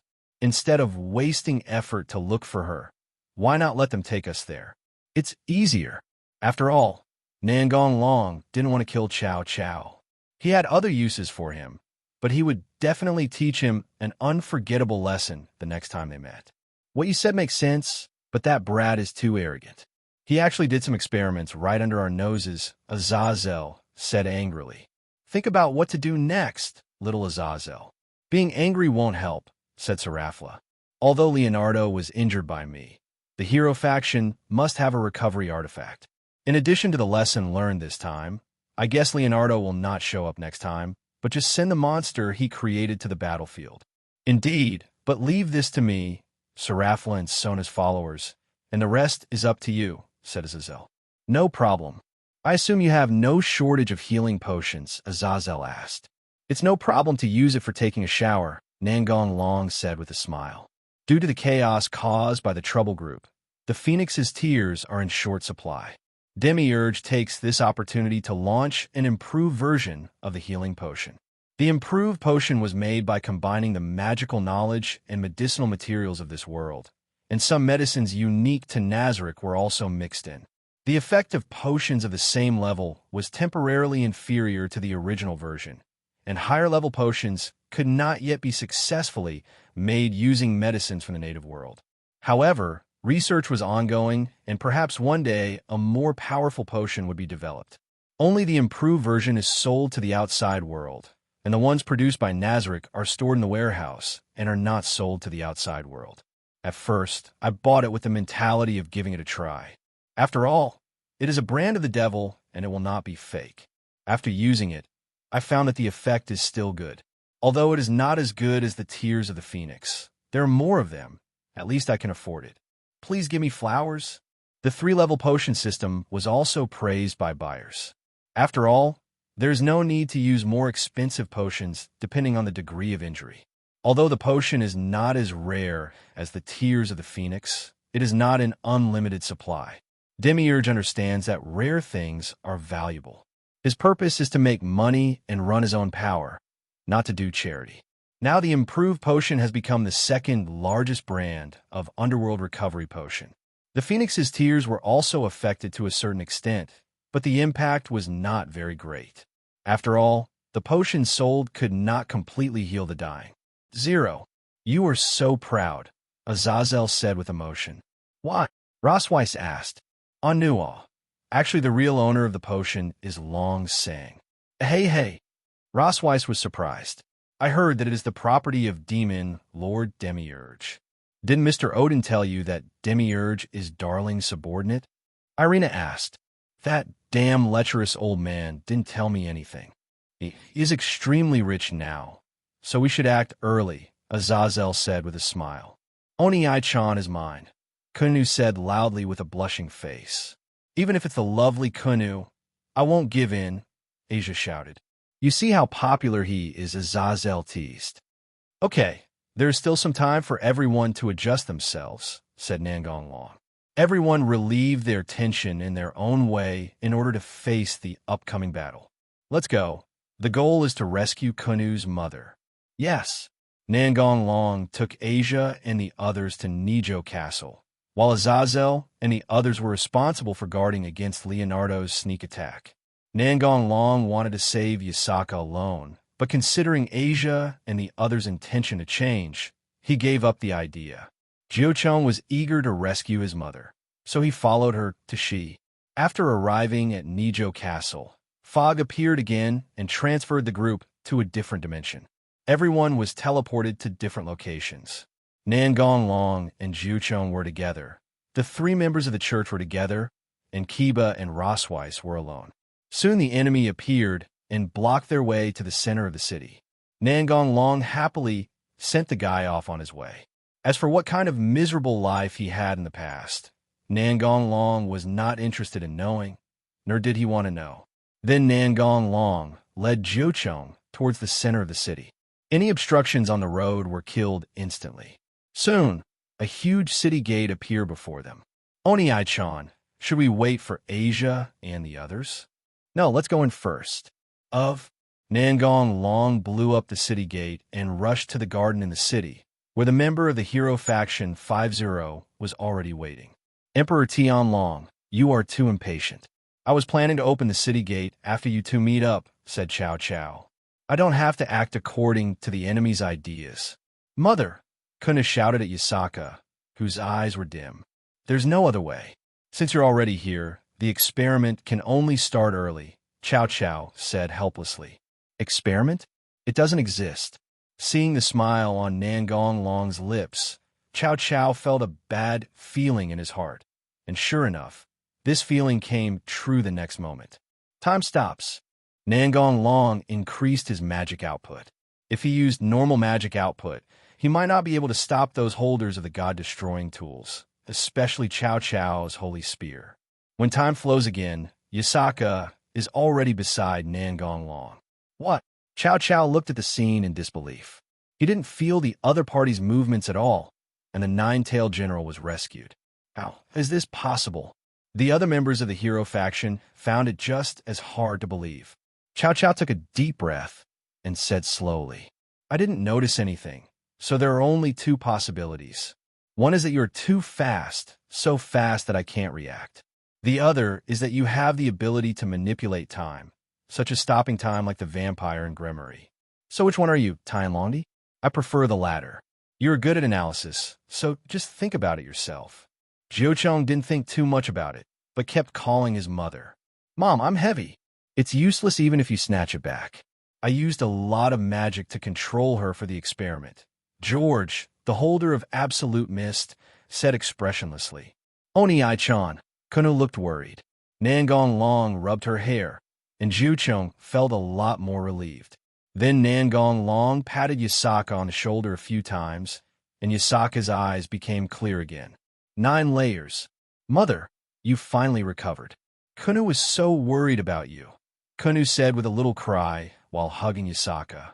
Your magic attainments are indeed good, and you know a lot of different types, but to me you are not much better than others. Impossible. I clearly use magic from more than a dozen different systems. How is it possible? How is it possible that it can be dispelled by just patting my shoulder? George's face looked extremely ugly. You know, he has always been very confident in his magical attainments. Okay, George, put away that ugly expression. It is obvious that Emperor Tianlong's magical attainments are far superior to yours. There is nothing wrong with admitting it. Just get it back later, Cao Cao said loudly. Yes, George said through gritted teeth. I miscalculated this time. You, the Dragon Emperor, are the biggest surprise.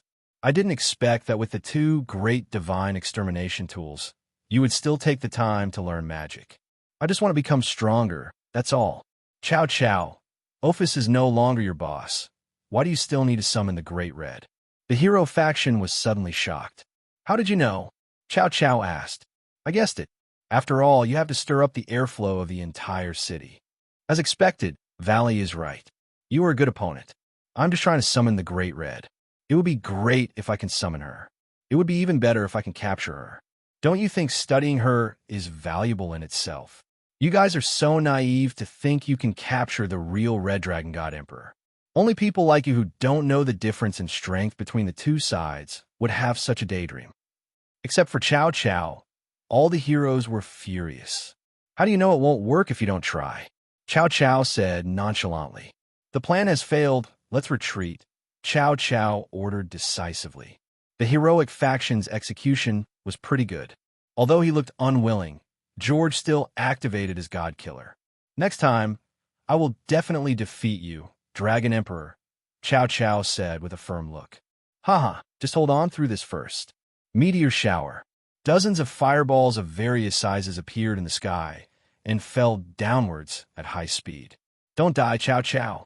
After saying this, Nangong Long picked up Yasaka and Kunu and ran towards Asia and the others. He had already sensed that Asia and the others were approaching here. That can't be. Joan of Arc said with a look of horror, pointing at the sky. It's AF asterisk asterisk asterisk asterisk asterisk G meteorite. Hercules roared.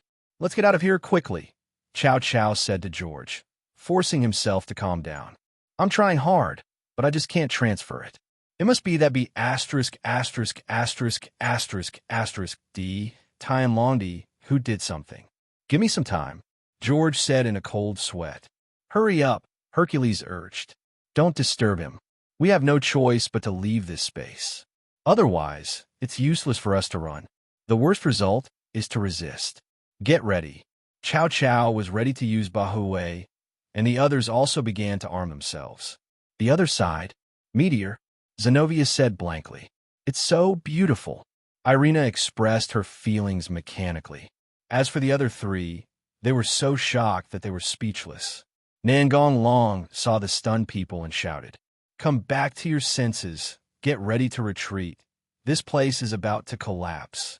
Without waiting for the others to react, Nangong Long directly used transfer magic to cover the few people and ran out of this space. The location of the alien space is a dimensional gap. Of course, it has some connection with the outside world, but it has just been cut off by Nangong Long, so he is not afraid that the collapse here will affect reality. Nangong Long and his group moved back to Nijo Castle in the real space. Ross Weiss was still in shock, and she looked at Nangong Long and said with a stutter, What happened just now? A meteorite fell from the sky. That's an alien space. How could there be meteorites and illusions? It's not an illusion. It's the magic I used. The three members of the church who had just come to their senses were stunned again. Hee. You know a lot, but you didn't reveal anything at the beginning, Yasaka said with a smile. Why did Mother recognize Oni-chan so immediately? Kanu asked puzzled. It's simple. I have seen his human appearance. Oni-chan, Kanu said in a long tone angrily. Ahem. Let's talk about this issue later. The most urgent task now is to reunite with Azazel. Nangong Long decisively changed the subject. After everyone calmed down from their shock, they went to support Azazel. Azazel and his team were fighting the hero faction, and the enemy was mainly the counter-monsters created by Leonardo. Local monsters were also active on the battlefield.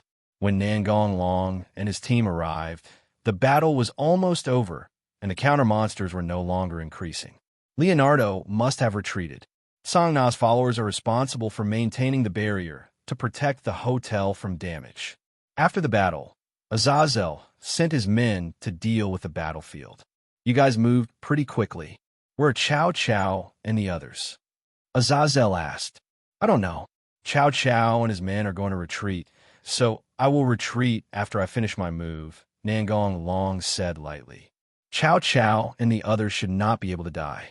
Nangong Long did use magic to restrain Ju's ability, but he adjusted the power and difficulty of the magic.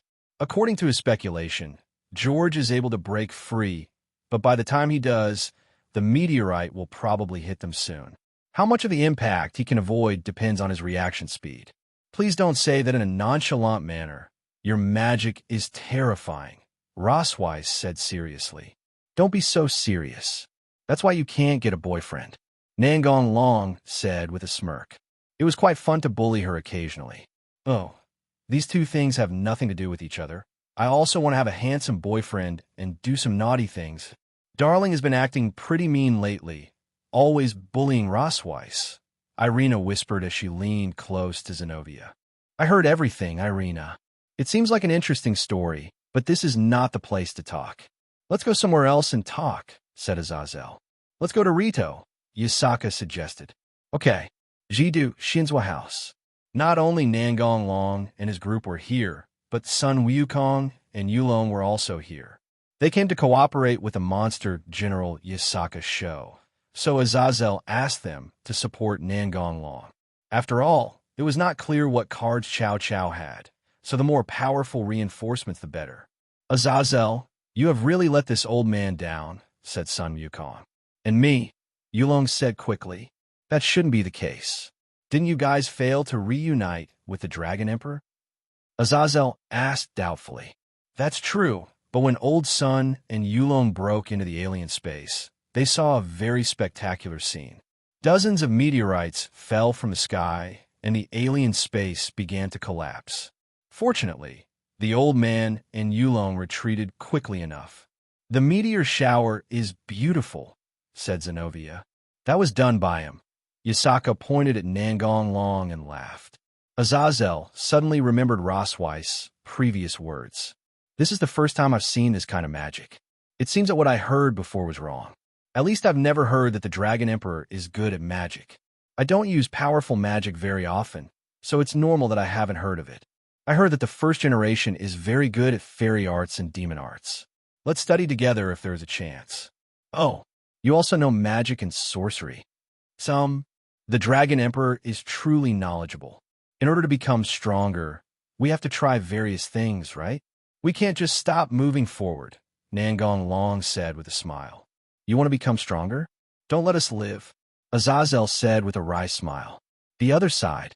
Chow Chow and his companions finally managed to evacuate before the meteorite completely fell, but they were all injured to varying degrees, especially Chow Chow, who was the most seriously injured because he blocked most of the impact. Cough, cough. Chow Chow vomited blood. "Chow Chow, how are you?" Siegfried asked. "Not dying yet." Chow Chow took out the tears of the phoenix from his body and drank it, and his injuries were instantly healed, but the consumed strength would take time to recover. Others also took out healing potions, which they had obtained through special channels. Although we suffered a crushing defeat this time, it's not a complete loss. At least we know that the Dragon Emperor's magical attainments are incredibly strong.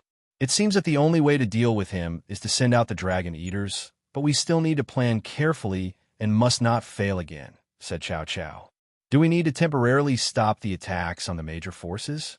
Siegfried asked. After thinking carefully, Chow Chow said, "The plan is as usual. We need to add companions who can band hands. Judging from the past situation of 117, the Dragon Emperor will not personally take care of these things. Indeed, with his strength, he would never consider those people as opponents. This is the first time I've seen such horrific magic," Joan of Arc said with some fear. "I just don't know if there are any limitations to his magic. If not, that would be the worst situation," Chow Chow said with a wry smile. "Of course there is. I don't believe he can use magic of that power unlimitedly," George said with a frown. "Huh. It doesn't matter if that's the case. I have my own way to deal with it," Chow Chow said after taking a deep breath. Leto. After the discussion, everyone left, but Nangong Long was kept by Yasaka, saying that they had some private matters to discuss. This guy Azazel secretly gave Nangong Long a thumbs up. "You are really awesome. Don't do anything weird, Long-san. Darling, you promised to go shopping with us tomorrow. Don't forget it. I want her jeans." "Hey, I want one too," Asia said hurriedly. The church trio gave instructions for a long time before returning to the hotel with Rosweiss. "You really are popular," Yasaka teased. Yasaka had the reluctant Kunu sent back to her own room, and Yasaka took Nangong Long to her private room. "Just tell me what you want to say." "You can't possibly want me to sleep with you," Nangong Long said jokingly while sitting on the floor. "The buildings here are all ancient, so there naturally can't be anything like beds. We can discuss the issue of serving and sleeping with each other later.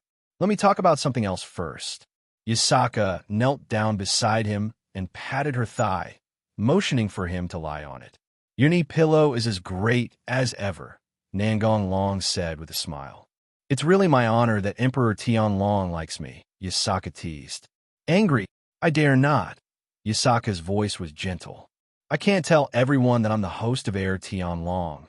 Don't you think it's weird?" Nangong Long said with a smile. "You are right. I'm not keeping you here to blame you. I'm going to dance for you as a reward for saving me, but I don't know if Emperor Tianlong will dislike me," said Yashiro with a smile. "How could I dislike it? It's just a dance. Why don't you consider marrying me?" Nangong Long teased. "Then you have to work harder." Yasaka chuckled with her hand covering her mouth. "I'll try my best," Nangong Long said with a melancholy look on his face. "Agaguk." Yasaka stood up and walked to the center of the room to dance. Her dancing was beautiful and her figure was simply too attractive to be any more. After the dance was over, Nangong Long clapped his hands. One dance to the city. It's not that exaggerated. Yasaka's eyes were full of smiles. The two talked for a while, and Nangong Long stood up and prepared to leave, but Yasaka reached out and held him back. Why do you want to sacrifice yourself? Nangong Long said with a wicked smile. You wish. I'm just letting you stay here overnight. Oh, this is the first time you let me stay overnight in your room. Haha. Are you going to stay or not? Yasaka smiled charmingly. Stay, why not stay? There was no conversation that night, and nothing dirty happened. The next morning, Nangong Long returned to the hotel. Today was the last day of the school trip, and he was going to accompany Asia and the others to buy souvenirs. Jiochon was also with them, introducing them to the local specialties. Although many accidents happened during the school trip, the girls were still full of energy and chose what they liked. Soon it was time for them to return to school. Yasaka brought Kunu to the train station to see them off. Oni-chan, remember to come and see me. I'll always be waiting for you, said Kunu with a slightly blushing face. Okay. There was a hint of teasing in Yasaka's eyes, and she suddenly took a step forward and hugged Nangong Long. Haha, I was very happy that night. The blush on Yasaka's face made it easy for people to think in the wrong direction. Then he whispered in his ear, This is the price you pay for not coming to see me and Jiojo. Nangong Long also replied in a low voice. You're still trying to trick me before you leave. You're worthy of me, right? Remember to come visit me and Kunu often. Maybe one day I'll be ready and we can have a more in-depth conversation, Yasaka said. Then I will definitely come here often. Pervert. Nangong Long suddenly hugged Yasaka tightly. Luckily, the people behind him were the three members of the church. If it were Rias and the others, their looks would be terrifying. Yasaka let go of Nangong Long and returned to his previous position. Next, His Majesty Leviathan and I will have a meeting to discuss the specific cooperation between the sister monster and the devil. That's it. I'm going to play here for a few more days, said Serafla, who was dressed in a kimono. She looked more like she was here for fun than for a meeting. I wish you a pleasant cooperation, Nangong Long said with a smile. Afterwards, Nangong Long and his group boarded the train, and Yasaka and Kunu waved goodbye to them. On the train, Asia looked at Nangong Long with tears in her eyes. Long San, Nangong Long ruffled her golden hair. Yasaka said that on purpose. We didn't actually do anything. Is that so? And, darling, really? Irina looked at him suspiciously. Zenobia also looked unconvinced. Lanhua was exchanging photos with her friends. Otherwise, she would definitely ask Nangong Long, have you changed to a vegetarian diet? Nangong Long's family. Everyone was sitting in the living room, and the atmosphere was a bit serious. Why didn't you tell us what happened? Rias said with a serious expression. If I tell you, you will definitely be worried, right? Nangong Long said. But, even if that's the case, we still want to know, Rias said. I hope that in the future, you can tell us about this kind of thing as soon as possible. We are a couple, aren't we? Sangna looked at Nangong Long and said seriously. I thought so too. Aquino agreed. I think there is nothing wrong with what Nangong Long did. The hero faction will not be his opponent, so there is no need for him to send a message to ask for help, Orpheus said expressionlessly. Rias looked at her and said, Orpheus-chan, the reason why we are angry is too complicated for you. I don't understand. If anything happens in the future, at least let us know, okay? Rias' expression softened. Yeah, Nangong Long nodded. The next day, the mysterious research society. Originally, everyone gathered together to discuss the school anniversary. But as soon as Nangong Long entered the door, he felt that the atmosphere was a little bit wrong. The girls stared at him with angry and jealous eyes, and Tsang Na and Jin Luo Chunji were also here. Normally, their student union should be very busy at this time. Irina was giving him a crazy look. Nangong Long calmly sat down in his usual seat. What's going on? You're all staring at me, Nangong Long said with a smile while looking at the girls. Darling, you picked up a new girl in J, right? Aquino said with some resentment. Long-san, we didn't say anything. Asia explained hastily, and Irina and Zenobia nodded in agreement. I know it's not you. The church trio breathed a sigh of relief. It would have been bad if he had misunderstood them as snitching. It must be that big mouth Azazel who said that. Go beat him up after you have some sleep time. Azazel, who was lazing around, couldn't help but feel cold all over. It's impossible for Jochong to be so young. The kitten was a little angry and hit Nangong Long with its little fist. The body just moved on its own. The kitten said expressionlessly. She's cute when she's angry, Nangong Long said with a smile. The kitten's weak punch had no effect on him at all. As for Yusaka, our relationship hasn't reached that stage yet. It's not as exaggerated as you think. The relationship between Yusaka and him is probably more than friends, but less than lovers. But we've already spent the night, haven't we? Shinra Chunji asked suspiciously. Yusaka was just dancing to thank me. Darling, do you like to watch the 330 dance? I can dance for you too, meow, Heish said with a smile. She was just here to watch the fun. Please introduce us to each other if you have the chance. We might be sisters in the future, Rhea said, and the other girls nodded. They hadn't planned on doing anything. After all, they might end up living together in the future, but they were still very jealous. Next, the meeting returned to the track to discuss the school anniversary. We have decided to open a haunted house, so let's discuss the specific implementation plan next, said Rias. Darling, Seft provides the undead as the ghosts, so our task is to design a scene that can set the mood. Aquino showed his sadistic side. You have to be careful not to overdo it, he reminded. It's okay, don't worry, Rias said with a smile. Everyone expressed their own ideas one after another. Now that everything has been discussed, I will return to Nazarick. Rias, give me your soldier chess piece first. Without any hesitation, Leah took out her only 4 remaining soldier chess pieces and placed them in his hand. I will ask Death Number 1 to bring some undead to help decorate the haunted house. I will probably be back in a few days. What happened? Rias said with a frown. Aren't you going to fight Sarorg? I'll find you a strong soldier.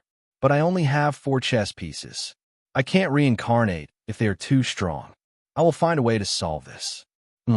Rias's mouth curled up and her eyes turned into crescent shapes. Unlike her, Songnat did not show any emotion on the surface, but she was still a little angry in her heart. After all, she also had to compete. Nangong Long walked up to Kangna and pinched her smooth face. I know you're going to fight against the Grand Duke Agar's family, so I will not forget you. Who asked you for help? Songna was rarely arrogant. Nangong Long smiled. I'm leaving. After Nangong Long cast his magic and left, the girls couldn't help laughing. It feels good to be cared for, Sona, Rhea said with a smile. Songna didn't reply, but the upward curve of her lips showed her mood at the moment. That's why Annie fell in love with Darling without realizing it. Aquino chuckled. On the 12th floor of Nazarick, Nangong Long was compiling a complex magic array in a laboratory in the Great Library. He planned to make these 4 chess pieces mutated by rewriting the equations inside the chess pieces and adding a certain degree of external stimulation. However, this was a probability, and it was hard to say how many would successfully mutate in the end. After doing all this, he told the manager of the Great Library to watch the chess pieces and report any changes to him in a timely manner. 3 days later, Nangong Long returned home with the god-killing wolf Fenrir and the soldier chess pieces. Luckily, 3 of the soldier chess pieces successfully transformed into mutant chess pieces. After letting Fenrir stay in the underground training ground, Nangong Long went to the school and brought Rias home. Rias looked at the god-killing wolf in front of her in surprise and said with a trembling voice, Darling, you don't want it to be my soldier, do you? Nangong Long smiled and nodded. Can I do it? Rias asked a little unconfidently. Of course we can do it. Nangong Long handed the soldier chess piece to Rias. You are very lucky. 3 of the chess pieces have successfully transformed into mutant chess pieces. If 3 of them hadn't succeeded, I wouldn't have let you try to subdue Fenrir. Change, mutation, chess piece. Rias' eyes widened and she stuttered. Rias took the chess piece and took a deep breath to calm her excitement. Ow! There is a chance of mutated chess pieces appearing during the manufacturing process, but the probability is terribly low. I studied the equations written for chess pieces and combined them with my own magical knowledge to try to write a set of magic equations specifically designed to stimulate chess piece mutations. I achieved some results not long ago, and after countless improvements, it has now taken shape. Amazing. You are the best, Rias said proudly. Nangong Long rubbed her hair and said with a smile. Although it has been completed, the probability is still not very high and needs further improvement. So I say your luck is simply amazing. Rias smiled rather smugly. Of course, my luck couldn't be bad to meet you. Nangong Long pinched her nose. Okay, let's try reincarnating Fenrir first. Although I'm a mutant chess piece, is there any problem with my strength? Rias said worriedly. No problem, I will help you. The mutant chess piece itself can increase the success rate. Plus, I will transfer the multiplied power to you. There is no reason for you to fail. Do you still have this trick? Boost. Transfer. Rias, whose power has been enhanced, walks up to Fenrir and gives him the chess piece in her hand. Due to various factors, Fenrir is successfully transformed into Rias's soldier. Rias hugged Nangong Long excitedly and couldn't stop smiling. I succeeded. I told you it's definitely okay. Rias leaned close to his ear and whispered, How do you think I should reward you? Serve, go to bed. Okay, but before that I want to give you a gift first, Rias said with a blushing face. What is it? Let's go to my room first. When he arrived at Rias's room, the first thing Nangong Long saw was the steel pipes in the room. Rias, with a shy look on her face, pulled him to the bedside. Wait a minute, I'll go change my clothes. Rias, who had changed her clothes, walked over to the pole. I learned this secretly in my room without telling my sisters. Don't laugh at me if I don't dance well. How come? Although she had learned it for a short time, the demon's stamina and her flexible body enabled her to dance quite well. Rias learned to dance because she didn't want to be left behind by Yasaka. After some exercise, Gu Gonglong held Rias and lay on the bed. I'm so tired. Let's take a short rest before going back to school, said Rias. Nangong Long pointed to the alarm clock on the bedside. Oh, it's already this late, Rias exclaimed. Nangong Long got up and covered her with a quilt. Rest assured, I will send Fenrir to the final step.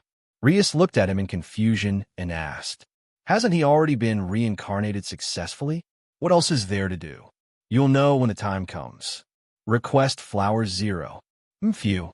Rias wanted to turn her head away and ignore him, but she couldn't help but asked in a low voice, When will you be back? Tonight. Rias, who was a little drowsy in her sleep, seemed to hear someone calling her. Asterisk 0444. Rias' sister. Rias suddenly woke up and quickly got up and put on her clothes. Oh no, I overslept. Aquino and the others are back. Rias put on her school uniform and hurried out of the room. She didn't want anyone to see the current scene in the room. 00. Living room. Why didn't Rias go home this afternoon? Aquino asked. Oh, that time took a lot longer than expected, so I didn't go back, Rias said somewhat unnaturally. Really? Aquino asked suspiciously. Where is he? Asked Songna.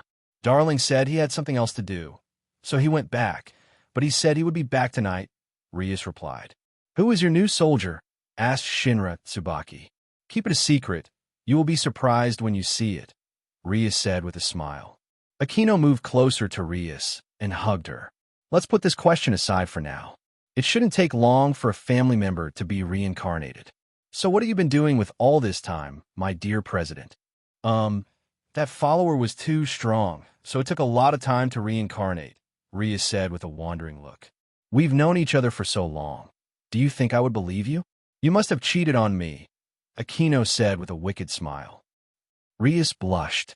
Is that so, Rias-ne? Asia looked at her with tears in her eyes. I'll also find an opportunity to steal some food, meow, Hage said with a smile. Senior, meow. The kitten felt a little discouraged when he looked at his flat chest. Songna and Chun-Ji watched from the side. Nangong Long came back just in time to see the girls making a fuss. Is this a new way to play? When Aquino saw him, he immediately broke away from the battle group and threw himself on him. Darling, tell me what you and Rias did. Don't say it. or there won't be a next time, Rias shouted from the sofa with a red face.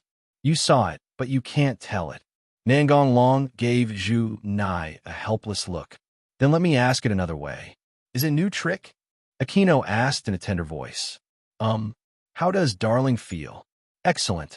Aquino stood on tiptoe and whispered in his ear. I have prepared some new tricks, Darling. Do you want to try them? Okay, then let's find an opportunity to sneak away together. No problem. 197. What are you talking about there? So quietly? Rias asked suspiciously. Aquino let go of him, turned around, and said with a smile. Nothing. Rias didn't ask any further questions. After all, everyone felt the same way. Darling, how are my soldiers? It is being strengthened and will be completed before the game. Strengthened? Rias gave a cute expression as if to say, what are you talking about? To ensure that everything is foolproof, of course we have to strengthen it. As for the rest, it depends on your tactics. Rias looked at him firmly. I will definitely win. I'm looking forward to it. Then Nangong Long walked up to Tsang Na, rubbed her hair, and said, As for you, you have to wait until the day before the game. Don't be too surprised then. Well, I'll try to be calm, Sona said with a smile. She had noticed the change in Rias's expression just now. She thought that the soldier must be unexpectedly strong, so hers must be at the same level. Normally, she was right to think so, but when the day came, she was still shocked. The situation was completely beyond her imagination. The next day, the mysterious research society. Brother, there is news that the TV station in the underworld wants to interview us. Oh, why? Asia asked puzzledly. Let me explain this, because we were very active in the fight against terrorists, although most of the credit was due to Darling. Aquino explained with a smile. Are you going to interview me too? Of course. How could it be possible without the order? I'm not a demon. But your woman is, Zhu Naijiao said with a smile. The interview will not be about fighting against terrorists, mainly because this incident made us very famous in the underworld. Sarorg has also fought against terrorists, and he is also the first of the new generation of demons. So the battle between our two sides has attracted great attention in the underworld, said Rias. That means they will also accept interviews, Hage said. Although Hage didn't go to school, she often stayed here because Nangong Long was here. She often took advantage of her free time to let Nangong Long take her to a place where no one was around to do some unspeakable things. But recently, she was being watched too closely by Xiao Mao, and she basically had no chance to sneak away. My mother wants us to go back home first, so we have to return to the underworld a day earlier. Time? Rosweiss asked. Tomorrow. After returning home in the evening, Sona said that she would also be interviewed, but earlier than Rias. The next day, Rias and her group returned to the underworld. Sona did not leave. She would wait until the day of the interview before going back. Grimory House. Rias's parents prepared a sumptuous lunch to entertain everyone. At the dinner table, Rias's mother Venelana asked Nangong Long a few questions in a roundabout way. What do you think of our Rias? Very good. You too. Venelana seemed to be hesitant to speak. Aunt wants to ask when we will hold the wedding. Yes. Anyway, she was exposed. Venelana admitted it directly. Ria's face flushed, and she lowered her head in silence. I have thought about this. Rias wants to finish her studies, so we will hold the wedding when she graduates from college. Huh? How come I didn't know about this? Rias' eyes widened, with an expression of surprise and happiness on her face. Venelana glared at her daughter fiercely, saying it was really disappointing that she had to worry about such things. Why don't you want to? Then even if... I do. Rias interrupted him without being shy. Seeing Nangong Long's naughty expression, Rias knew he said that on purpose. Dinner, Rias's father said with a smile on his face. The other girls were no longer in the mood to eat. They were all worried. After dinner, on the way back to the room, Nangong Long looked at the unhappy girls and said, What's wrong? You all look so sad. Who made you angry? Don't you know? Junai looked at him with resentment. Nangong Long shook his head and pretended that he really didn't know. It's you, Irina said angrily. Rias whispered beside him. My wedding. Do you understand? Oh, you mean the wedding? Don't worry, I will make it grand, grand enough to be recorded in the history of the underworld, Nangong Long said, deliberately loudly. Rias's face was filled with happiness, but she immediately realized that now was not the time to talk about this. I'm very happy that Darling said that. But this is not the problem now. What is that? Do you have any idea? We'll talk about this later. Look over there, Rias said, pointing at Aquino and the others. Seeing their sad and lost expressions, Aquino quickened her pace and wanted to go back to her room and cry. Nangong Long felt that 1.3 was enough, and if he continued teasing, it would be difficult to end. Beautiful lady in front, why are you walking so fast? Don't you want to know when your wedding will be held? Aquino reacted halfway through her words, turned around and pointed at herself uncertainly. You were talking about my wedding? How could I forget you? And you too, Nangong Long said with a smile while looking at the other girls. Seeing his expression, the girls realized that he did it on purpose.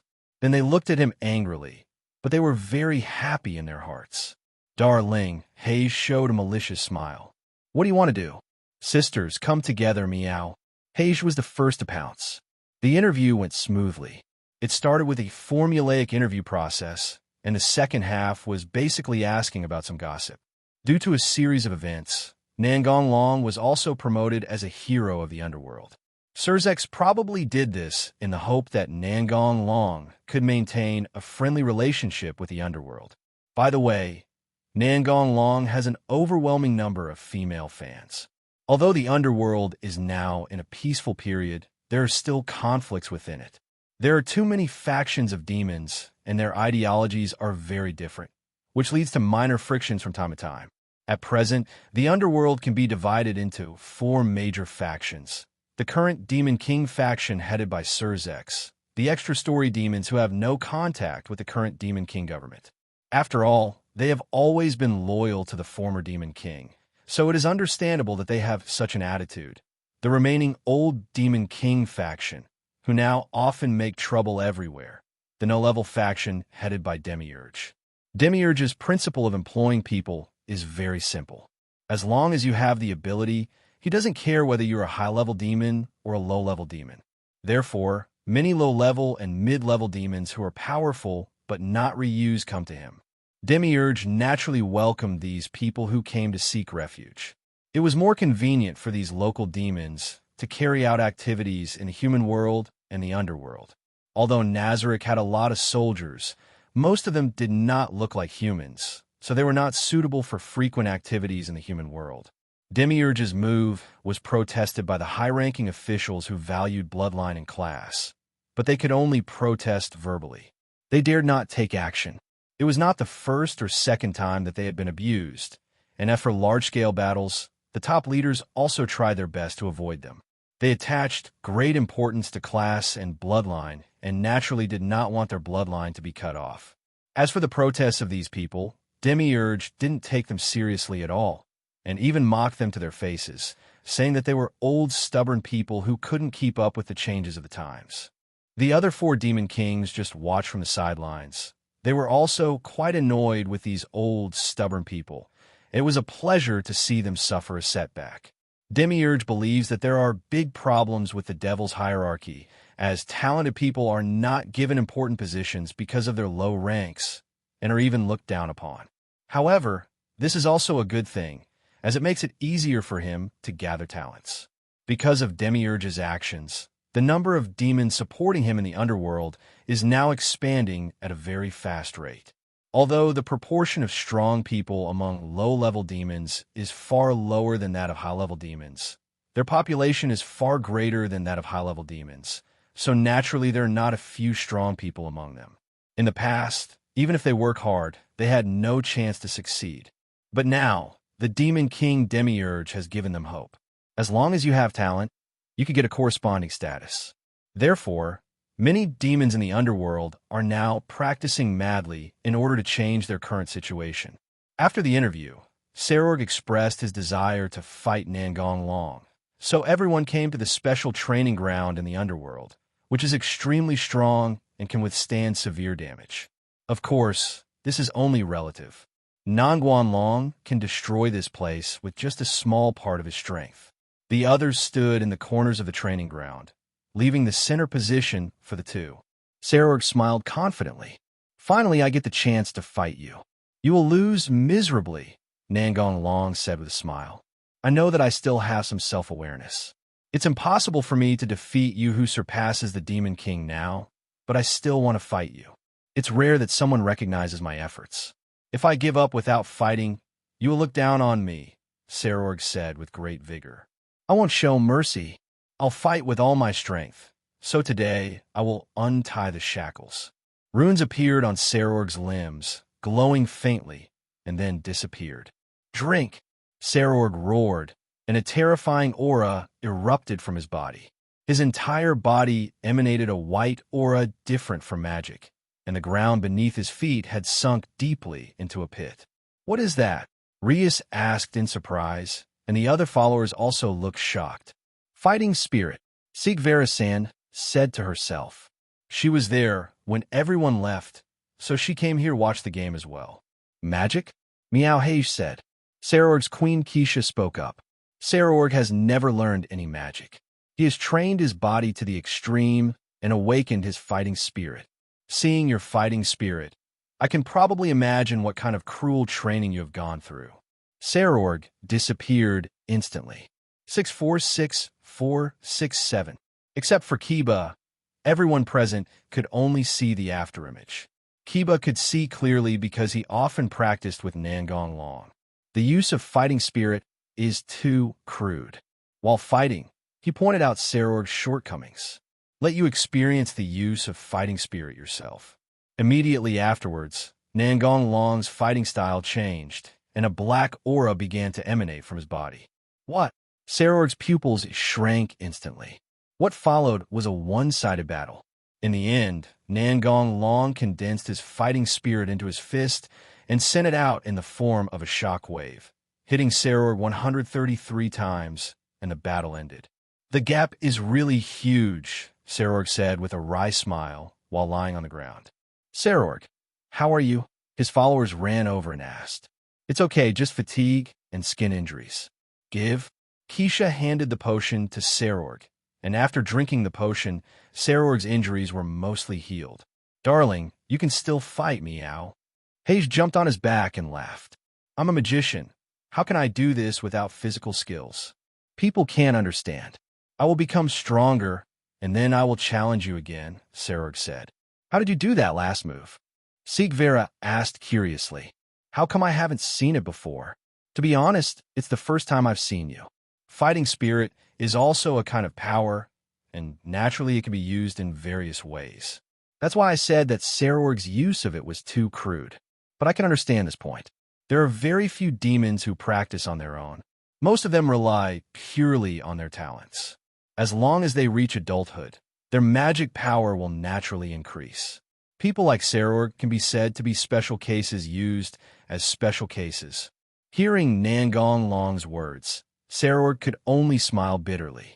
He had relied on his own perseverance to get through this journey, and there was no demon to help him. I can introduce you to someone. I'll learn my fighting spirit from him. Not only Rias and the others showed surprised expressions, but everyone else did as well. Nangguan Long was already so strong. So how strong must the person who taught him be? Is it necessary to be so surprised? I wasn't this strong from the beginning.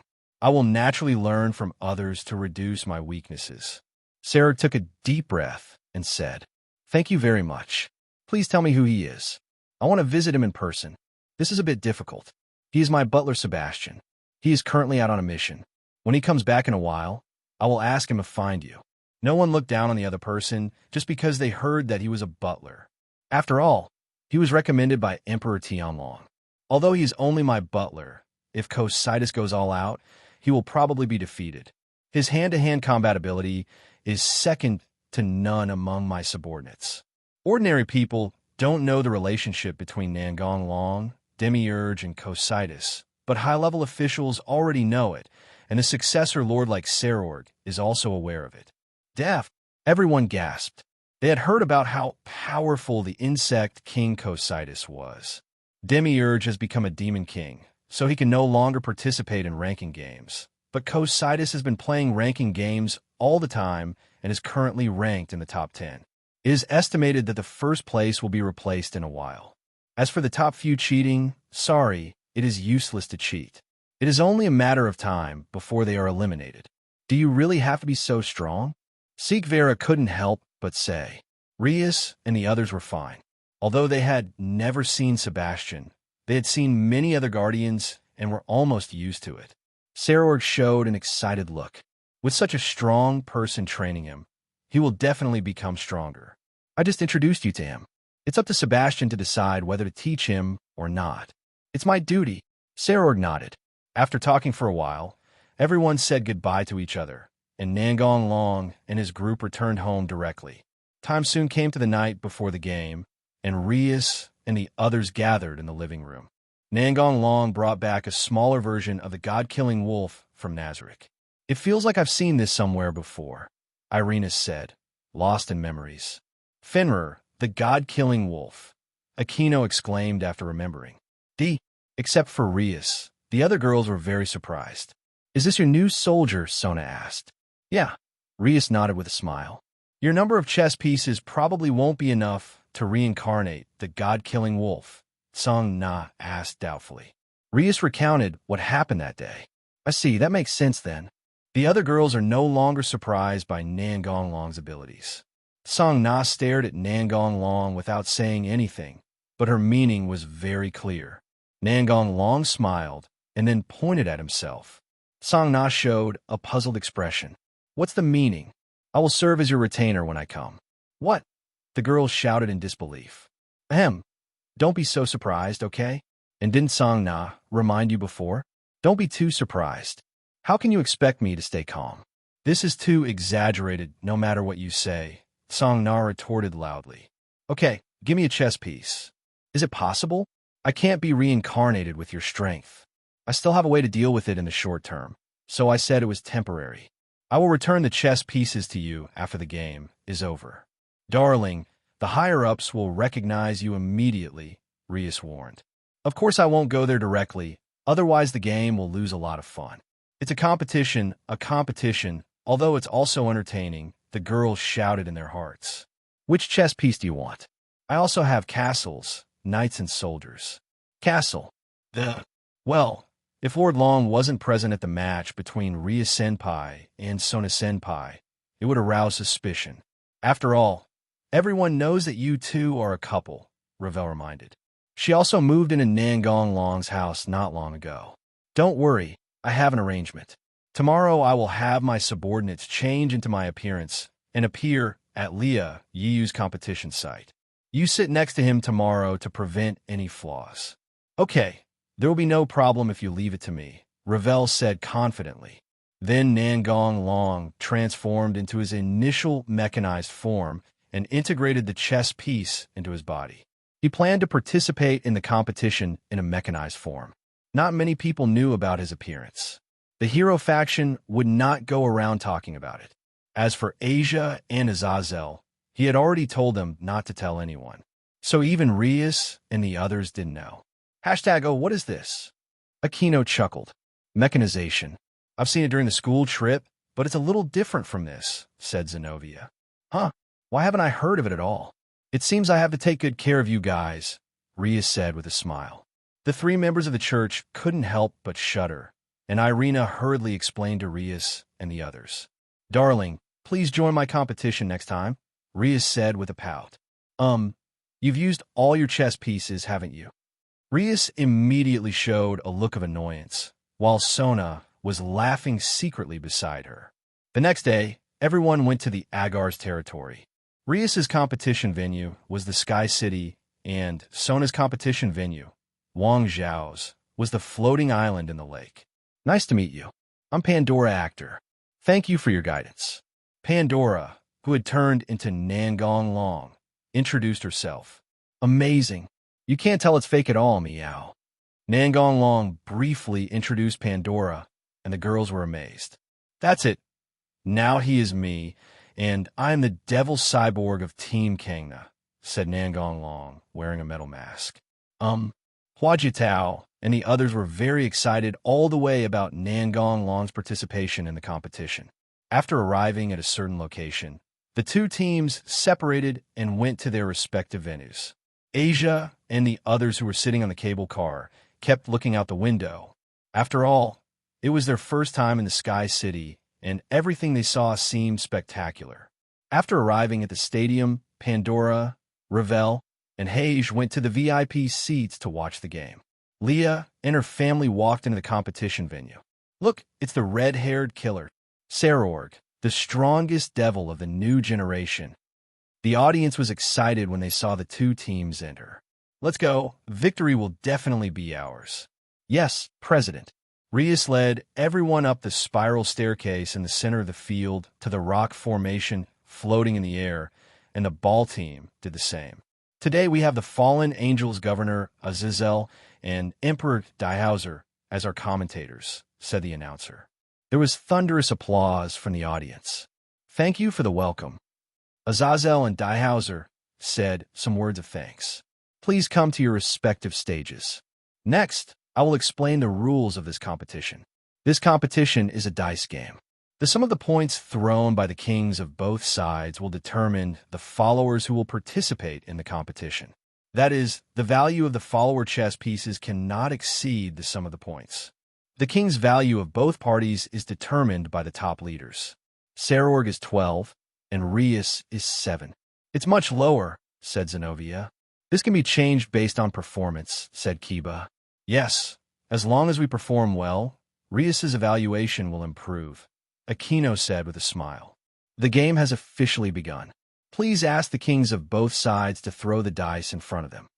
Rias and Sarorg rolled the dice, 563 at the same time, and the dice were projected on the big screen. The sum of the points is 3. Please choose your players to fight. The time limit is 5 minutes. A soundproof barrier appeared on both sides' positions, making it impossible to detect any information from the outside. The value is 3. The only ones we can send in a battle are the knight and the bishop. Asia and Gasper are support types, so they are excluded, Rias said. I'll go, Kiba said.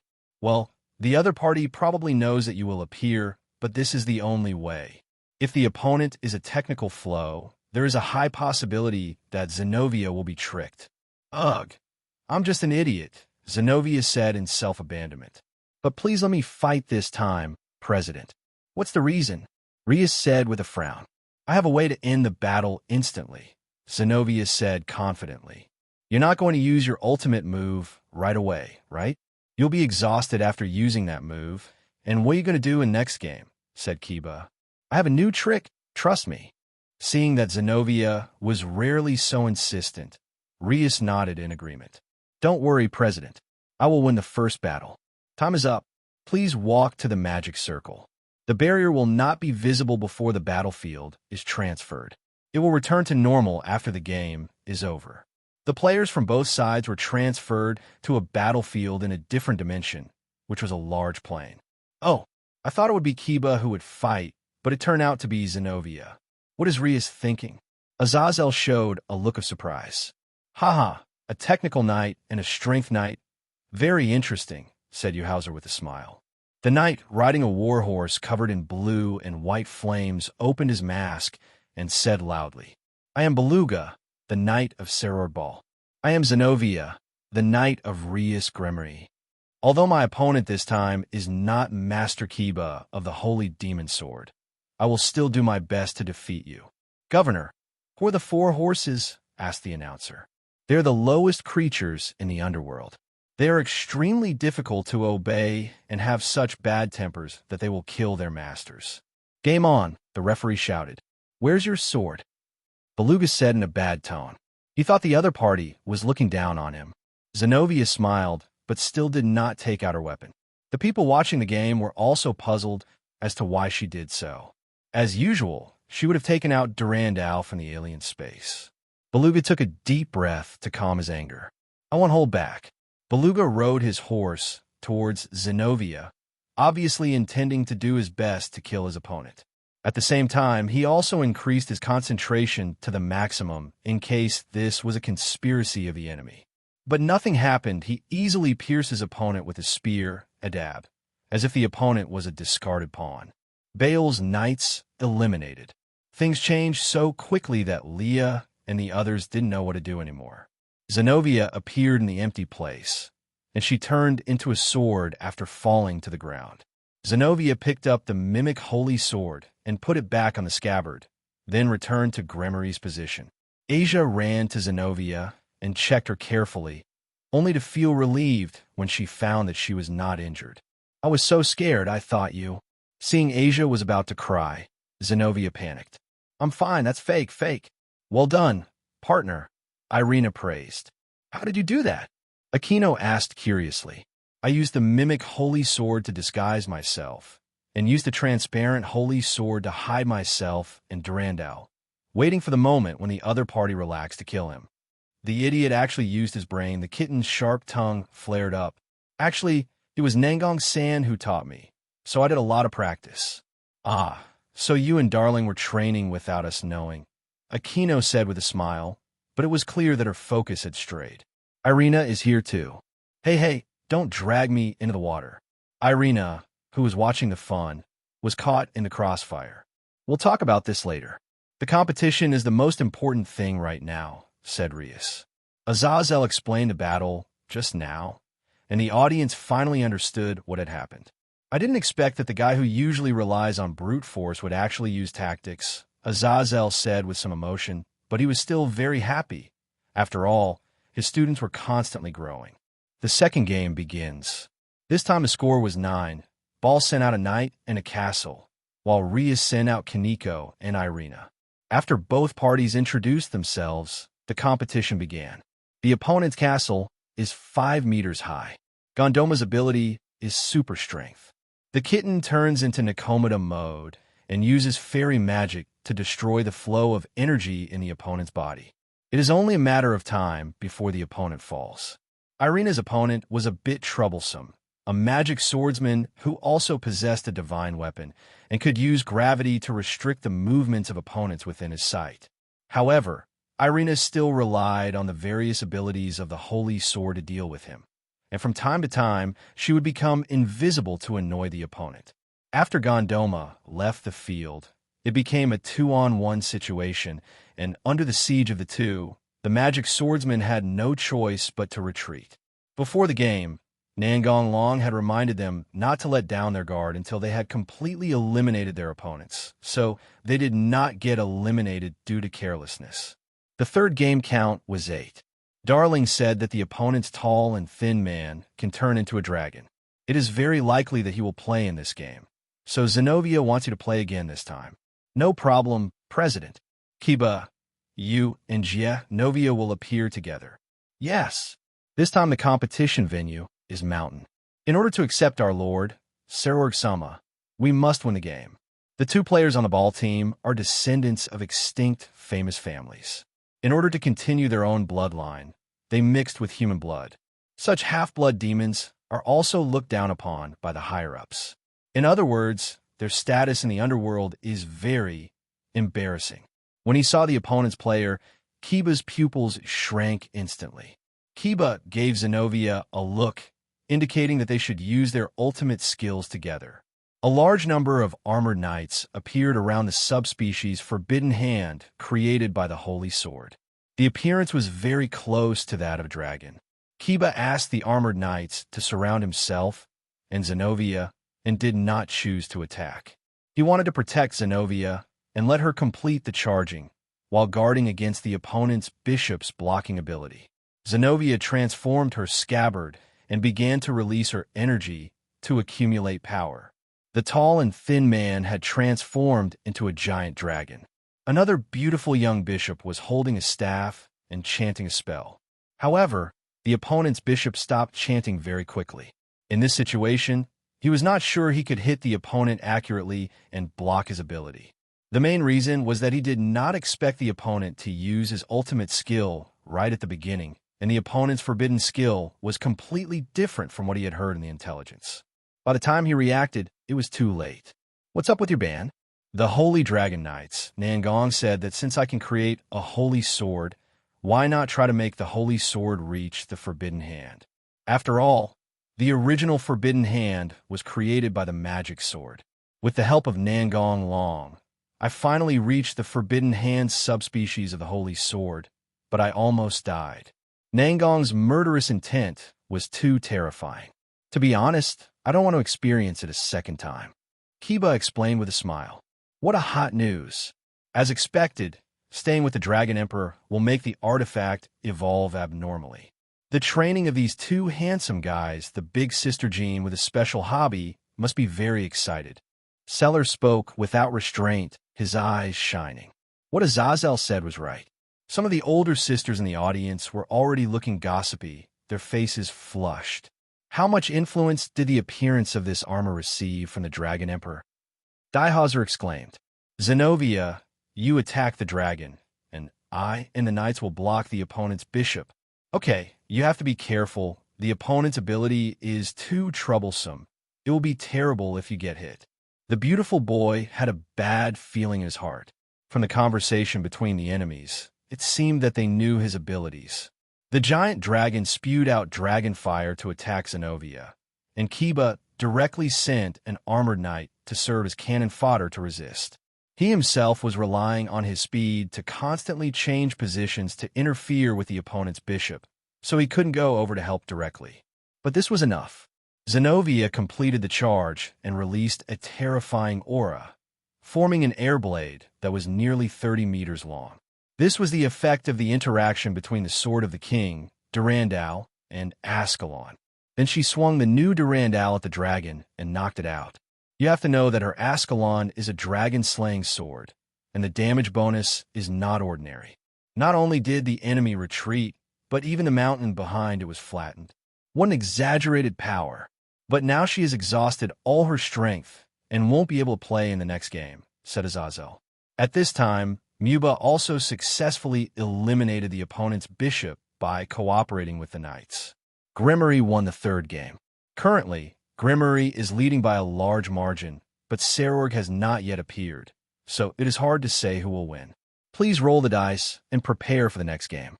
Seeing the points displayed on the big screen, the announcer said excitedly, It's 12 o'clock, which means this is the point where Serorg can appear.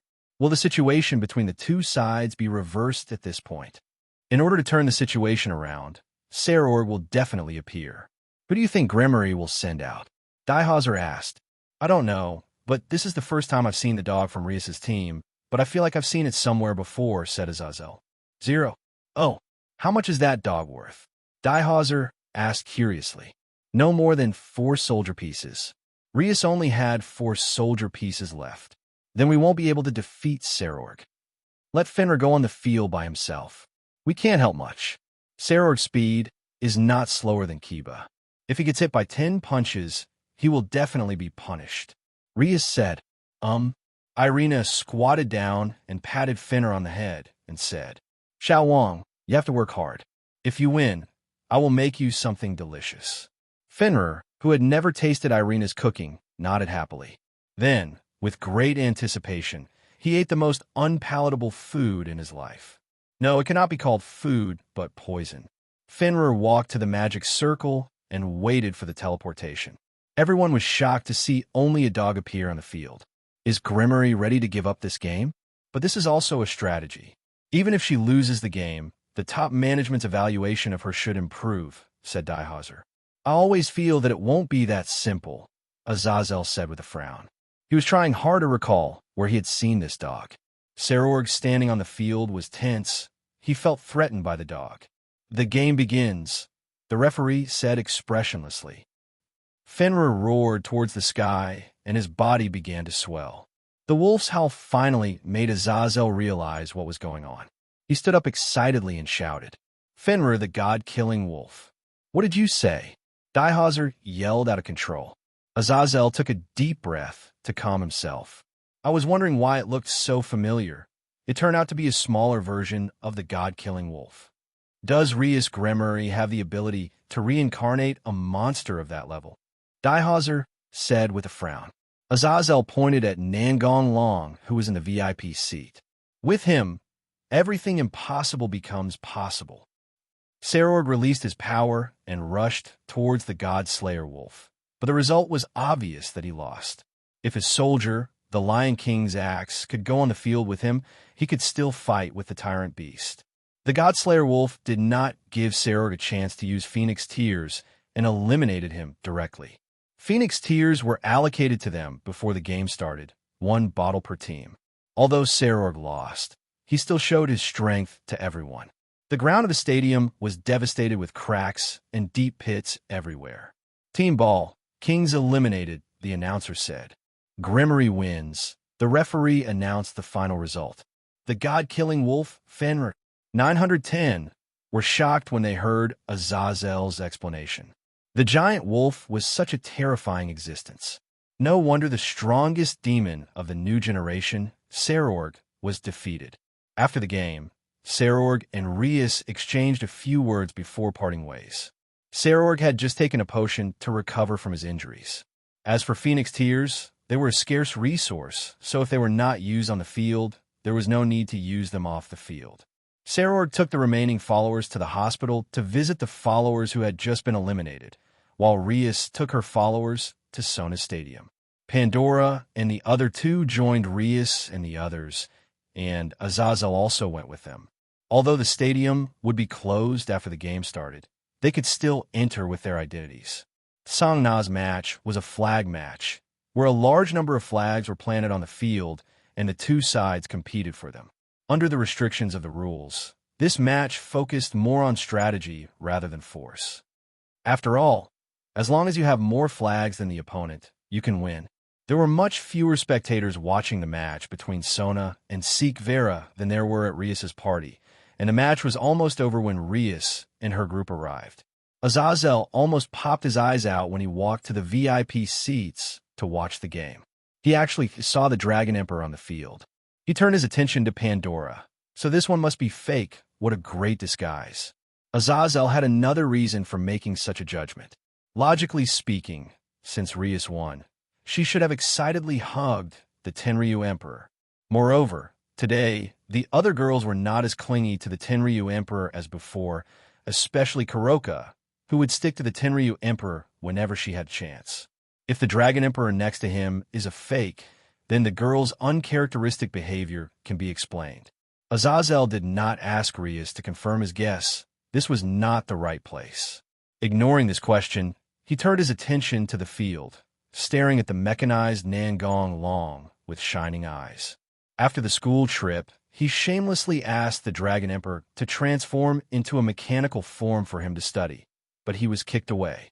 This time, 3 flags are shown on the map. The location where the Devil Transform Man is going is. The remaining people were divided into 2 teams and went to the other 2 locations. Since the victory was decided by the number of flags, the 2 sides immediately retreated to preserve their strength when they saw that they failed to snatch the flags. So only 1 or 2 players on both sides were eliminated so far. This time, if we can hold on to all the flags, we'll win, but don't force yourself. Yes, President. The arena is very wide, so the location of the flag is randomly displayed on the map, and the 2 sides use this to conduct offensive and defensive battles. Otherwise, it takes too long to find the flag by yourself, and the audience will lose interest in watching. This time, Song Na is the defending side. As long as she protects the flag within a certain period of time, she can get the ownership of the flag. No one went to grab the flag at the location where the Devil Cyborg was in charge. This must be Agar's tactic to avoid fighting with the extremely powerful Devil Cyborg and preserve their own strength, said the announcer. Seek Vera led most of her followers to attack location C, which was guarded by Shinra Tsubaki. Seek Vera's other followers were responsible for holding back Sona at location B. As for the Devil Cyborg at location A, it was far away. According to the information collected during the previous fight, the opponent would not be able to arrive in a short time, unless he could upgrade again, but the probability of this was too small. In the previous battles, Nangong Long had already upgraded from the initial form to the turbine form. Moreover, Sigvala deliberately let one of her followers hide to control the enemy invisibly. The meaning is self-evident. Once the Devil Cyborg leaves location A, her followers will go to pick up the leak. Your family members can communicate with each other, so you can inform each other when the enemy appears. Because the opponent's attack was too fierce, Shiro lost control. DF. Oh no. Shiro is still unable to control the changes of the Dragon King. Azazel frowned when he saw this scene. During Loki's attack, Azazel implanted the rest of Vritra's sacred gear into Shiro. But because he was out of control, he was not sent into battle. Sure, answer me if you can hear me, Shinra Bangji shouted. What's going on? Sigvara shouted. I'll explain this later. Now Shura is completely out of control. Let's stop fighting temporarily and work together to hold on until support comes, said Shinra Tsubaki with a sigh. Good. Sigvara-san nodded in agreement. The audience outside the venue was excited. They thought it was the ultimate move of Tsang Na's followers. 3.4 Runaway. After Nangong Long eliminated the enemies hiding nearby, he quickly rushed to where Chun-Ji was. The enemy's hiding place is far away from him, but as a mechanized person, he also has very high reconnaissance capabilities. Lightning Core, Overclocked Rampage. While running, Nangong Long changed his form again. His appearance became even cooler. His arms had turned into sharp claws, and arcs of electricity were wrapped around his body. The Rampage run lasts only 10 minutes, and the internal parts will break after this time. The cost is high, but the power gained is also great. This form is already at the transcendent level. Now almost everyone is focusing on Shiro Chimoto, who is transformed into the Dragon King, so they haven't noticed the changes in the Devil Cyborg yet. Teacher quickly asked the referee to stop the game, Rias said anxiously. Azazel was already doing this without Rias's reminder. Asia pulled Rias's clothes and whispered, "Oh, Sister Rias Long San is missing." Rias looked at the screen showing location. There are no 10 people there. A knight from Agar's side is eliminated. A few seconds later, the announcer's voice finally sounded. Just now, the Devil Cyborg eliminated an enemy knight and then disappeared. The person in charge of the broadcast is trying to track his whereabouts. Before they could find it, the devil-like cyborg had already appeared on another battlefield. Jet Arrow. Nangong Long sprayed flames from his shoulders and arm joints to increase his thrust. Lightning wrapped around his legs, and he kicked away the Dragon Lord who was about to attack Sikvala.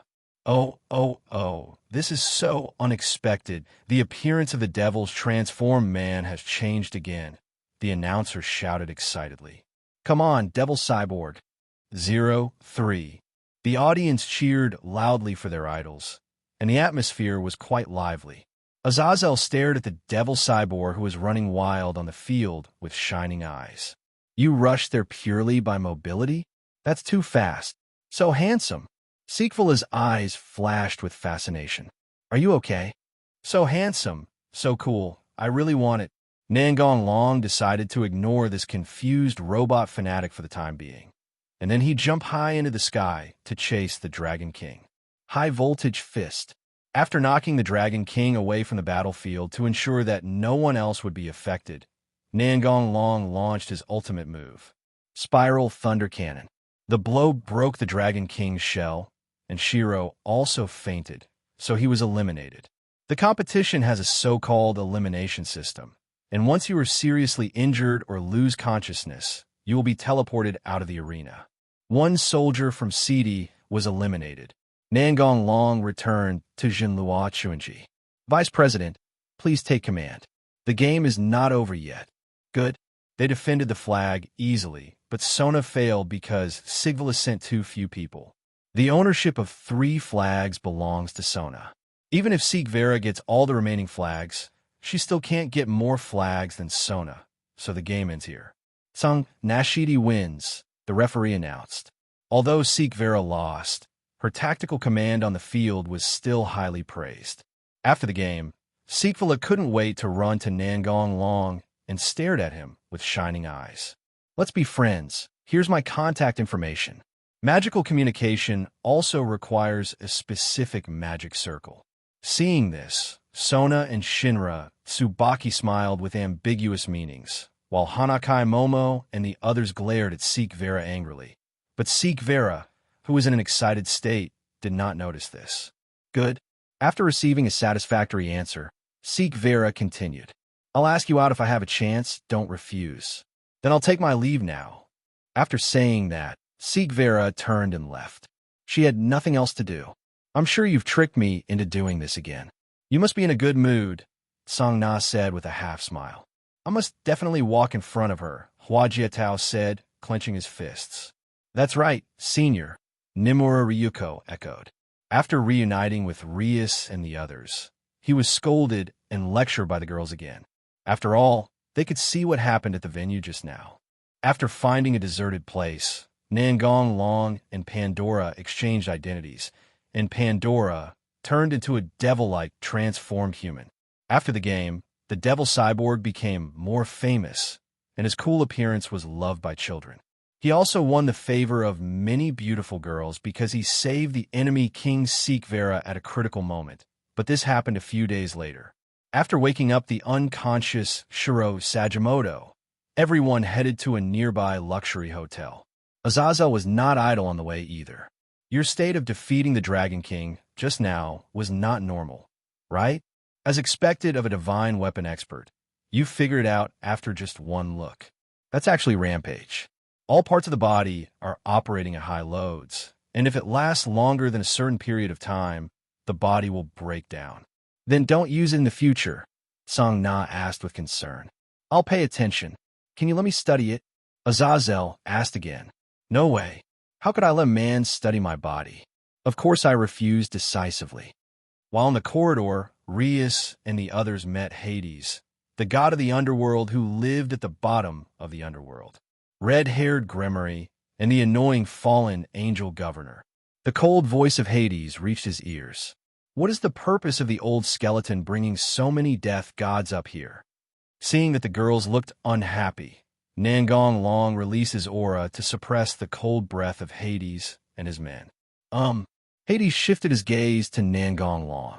He felt a force pressing on him, and the pressure was growing stronger. Despair aura, death deterrence. For the first time in his life, Hades felt that death was so close to him. Get out of the way. The other party's three plain words brought great pressure to the Dark Emperor.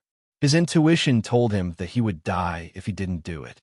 Intellectually, he didn't want to believe this feeling at all, but his body still mechanically stepped aside, and the death behind him did the same. The oppressive feeling of death did not disappear until Nangong Long and his group disappeared from sight. What a terrifying feeling. We are the gods of death. That aura is darker and more desperate than ours. Hades ignored his subordinates' discussions and stood there alone, thinking about something. Darling, that's great. Let's have us asterisk X together tonight. Okay, Meow Hage said with a smile. Before Nangong Long could say anything, Hage was surrounded by the other girls. How did you manage to get that stubborn old skeleton to give way? Azazel asked. Do you want to experience it? You might die, Nangong Long said playfully. Forget it. I can't afford such a gift. The only thing left in the Greek mythology system that doesn't agree with the power agreement is the old skeleton. What a troublesome old guy. That old guy may not be able to jump around for much longer. Everyone was shocked by Nangong Long's remarks, and Hage, who was trying to recruit allies, stopped. You're not going to kill him, are you? Azazel asked tentatively. That depends on his own choice. What's the meaning? You'll know after a while. Azazel felt that there must be something wrong. The Dragon Emperor would not say such a thing for no reason. He decided to go back and check. Nangong Long and his group met many people from other mythological systems in the hotel restaurant, but he was not very interested and just said hello. On the other hand, Azazel chatted with them very enthusiastically. After resting for a night in the hotel, everyone set off to return to the human world. After the competition, everyone turned their energy to the upcoming school anniversary activities. The haunted house of the Mystery Research Club was extremely popular, but there were also some timid girls who were scared and cried. Nangong Long went forward to comfort the crying girl, and as a result, girls who were not in trouble also pretended to be scared and ran over to ask for comfort. Some brave girls even threw themselves into his arms, which made Ria's eyes twitch. The school celebration ended with the girls feeling jealous. A few days later, Nangong Long pulled Qingya to the sports materials warehouse. "What's wrong? I would like to ask you for a favor," Qingya said shyly. "What's up?" "My father wanted me to go on a blind date, but in order to reject him, I lied to him and told him I had a boyfriend." When Qingya said this, she raised her head and looked at him in a weak manner. Nangong Long found it very interesting to see Qingya with this expression, so he decided to tease her. "So what?" Nangong Long asked, pretending not to understand. Qingya was so angry that her teeth were itching, but for the sake of her own purpose, she endured it and showed what she thought was a sweet smile. "So, I want you to pretend to be my boyfriend." "No problem." On the weekend, Nangong Long said goodbye to Leah and the others and went out, but Leah and the others followed him quietly. "Come out," Nangong Long said with amusement while looking behind him. Hage was the first to run out. "I said just follow him openly, meow. With our tracking skills, Darling will definitely find us." The other girls had no choice but to show up. "Oh my, we've been discovered. What should we do next, Rias?" Akino didn't realize she was discovered at all. "We just want to visit Kyom-san's house," Rias said. "Yeah, that's right. I'm curious about what an exorcist home is like." Irina had a curious expression on her face, and she almost believed it herself. "Yes, that's it," Zenobia nodded. Asia and Ravel nodded guiltily. "I was pulled here," Roswise told the truth. "Sona and Shinrachunji have other things to do, so they're not here. Let's go together. Even if I ask you to go back, you probably won't obey me." "Darling is the best, meow," Hage said with a grin as she jumped onto his back. "Sister, please come down." The kitten pulled his sister down. "No, meow. I also want you to carry me on your back," said Orpheus, who followed. Qingya was not too surprised to see a large group of people coming to her home, as she had anticipated this situation. "Come in first and talk later." The monster controlled by Qingya served refreshments to entertain the guests. "I thought there would only be 2 or 3 people following, but I didn't expect so many to come in 10 seconds. Yeah, of course we have to follow and see. After all, we may become rivals in the future." Hearing what Junai said, Qingya's thoughts changed, and then a look of happiness appeared on her face. "You may not know, but he told me in a very domineering way in the warehouse that day. You are my woman, and no one can take you away." The girls focused their piercing gazes on Nangong Long. "Qingya, didn't you say before that I have to pass your father's test before I can pass? Tell me in detail." Nangong Long decisively used the knife technique to change the subject. "I'll ask you later," Rias said, turning her head. Qingya stopped when things were going well and did not continue to stimulate it, as that would not be good for anyone. Both sides will drive their monsters to compete in 3 games. As long as we win 2 games, my father will not let me go on blind dates anymore. The monsters I can command are divided into land, sea, and air. Follow me." Zhao. Qingya took them to the indoor swimming pool and summoned the gorilla Snow Queen. "Ouch!" the gorilla shouted, patting his chest. "For land, send the snow maiden Christie. I hate the snow girl in this world. It's terrible," Nangong Long couldn't help but say. "Meow ha. The snow girl in Darling's mind is a beautiful big sister." Hage laughed at the side. "No wonder," Zenobia muttered. "If Darling likes, I can dress up as the snow girl of your dreams." Akino chuckled. "Hey, I could do it too," Asia said hurriedly. "Qingya, let's take a look at the others." Next is the mermaid Esterina," Qingya said, pointing at the swimming pool. "I heard that mermaids sing beautifully," Akino said. A big fish with legs jumped onto the shore, which was totally different from what he saw in a fairy tale. Although he was prepared, Nangong Long still had the urge to humanely destroy it. "Meow haha. You must be very disappointed." Hage laughed while holding his stomach. "It looks like Hage is going to punish you." Meow, meow. "I'm willing to accept all the punishment on the bed, but I won't do anything else," Hage said with a smile. Sister. Meow, meow, sister. What do you want to do?" Hage said carefully while backing away. Ignoring the 2 Nikomata sisters for the moment, Qingya explained. I heard that there are mermaids with a beautiful upper body and a fishtail in the lower body, but they are generally this type. I have never seen that kind of mermaid, and I don't know if it really exists. There's something wrong with this world. Kittens are cute even though they're cats, Nangong Long complained. Hearing his words, Xiao Mao's face turned slightly red, and she smiled unconsciously. So Hage ran out of Xiao Mao's hands. Hey, what is that mermaid doing? Asia said, pointing at the mermaid lying on the ground. Alas, Esterina can't breathe on the shore. Qingya hurriedly sent the mermaid back into the water, but it seemed too late. The mermaid had died of lack of oxygen. What should we do? Without Esterina, we will lose the game immediately. It's too late to sign the contract now, Qingya said with a frown. Nangong Long patted her shoulder and said, Don't worry, I have a way. Tell me who will be the last one to appear. Qingya breathed a sigh of relief and said, It's Takahashi the Birdman who just served tea. That Birdman has the same memory as a bird. He will forget his previous memories after walking a few steps. He is even more unreliable. That's true, but Takahashi's ability is still good. As far as I know, he can't even fly. Hey, can't the Birdman fly? Irina said in surprise. Takahashi can't fly, but he can still run very fast, Qingya said somewhat embarrassedly. Ak, where did you find these weird things? I doubt whether you can really use these monsters to exorcise demons. That's too much, Qingya said angrily. When does the game start? We have to wait for Father to come back. He'll be back soon. Let's go to the courtyard and wait for him. Good. Soon, the sound of horse hooves was heard at the door, and a knight in armor riding a tall horse appeared in front of everyone. Are you the guy who's dating my daughter? That's right, Nangong Long admitted generously. Good courage. Qingya immediately hugged Nangong Long's arm. The looks from the girls next to me were a little scary. Father, this is the Nangong Long I mentioned before. He is my boyfriend. Let me test your strength. The first game was held in the courtyard. Qingya's father summoned a gorilla that was more ferocious than Christy. Qingya was about to call Christy over.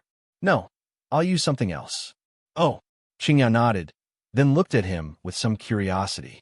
She had never heard of the rumor that the Dragon Emperor could control monsters. Portal. A dark vortex appeared in the center of the venue. A knight in black armor and holding a huge sword appeared in front of everyone. Under him was a warhorse with a faint blue flame.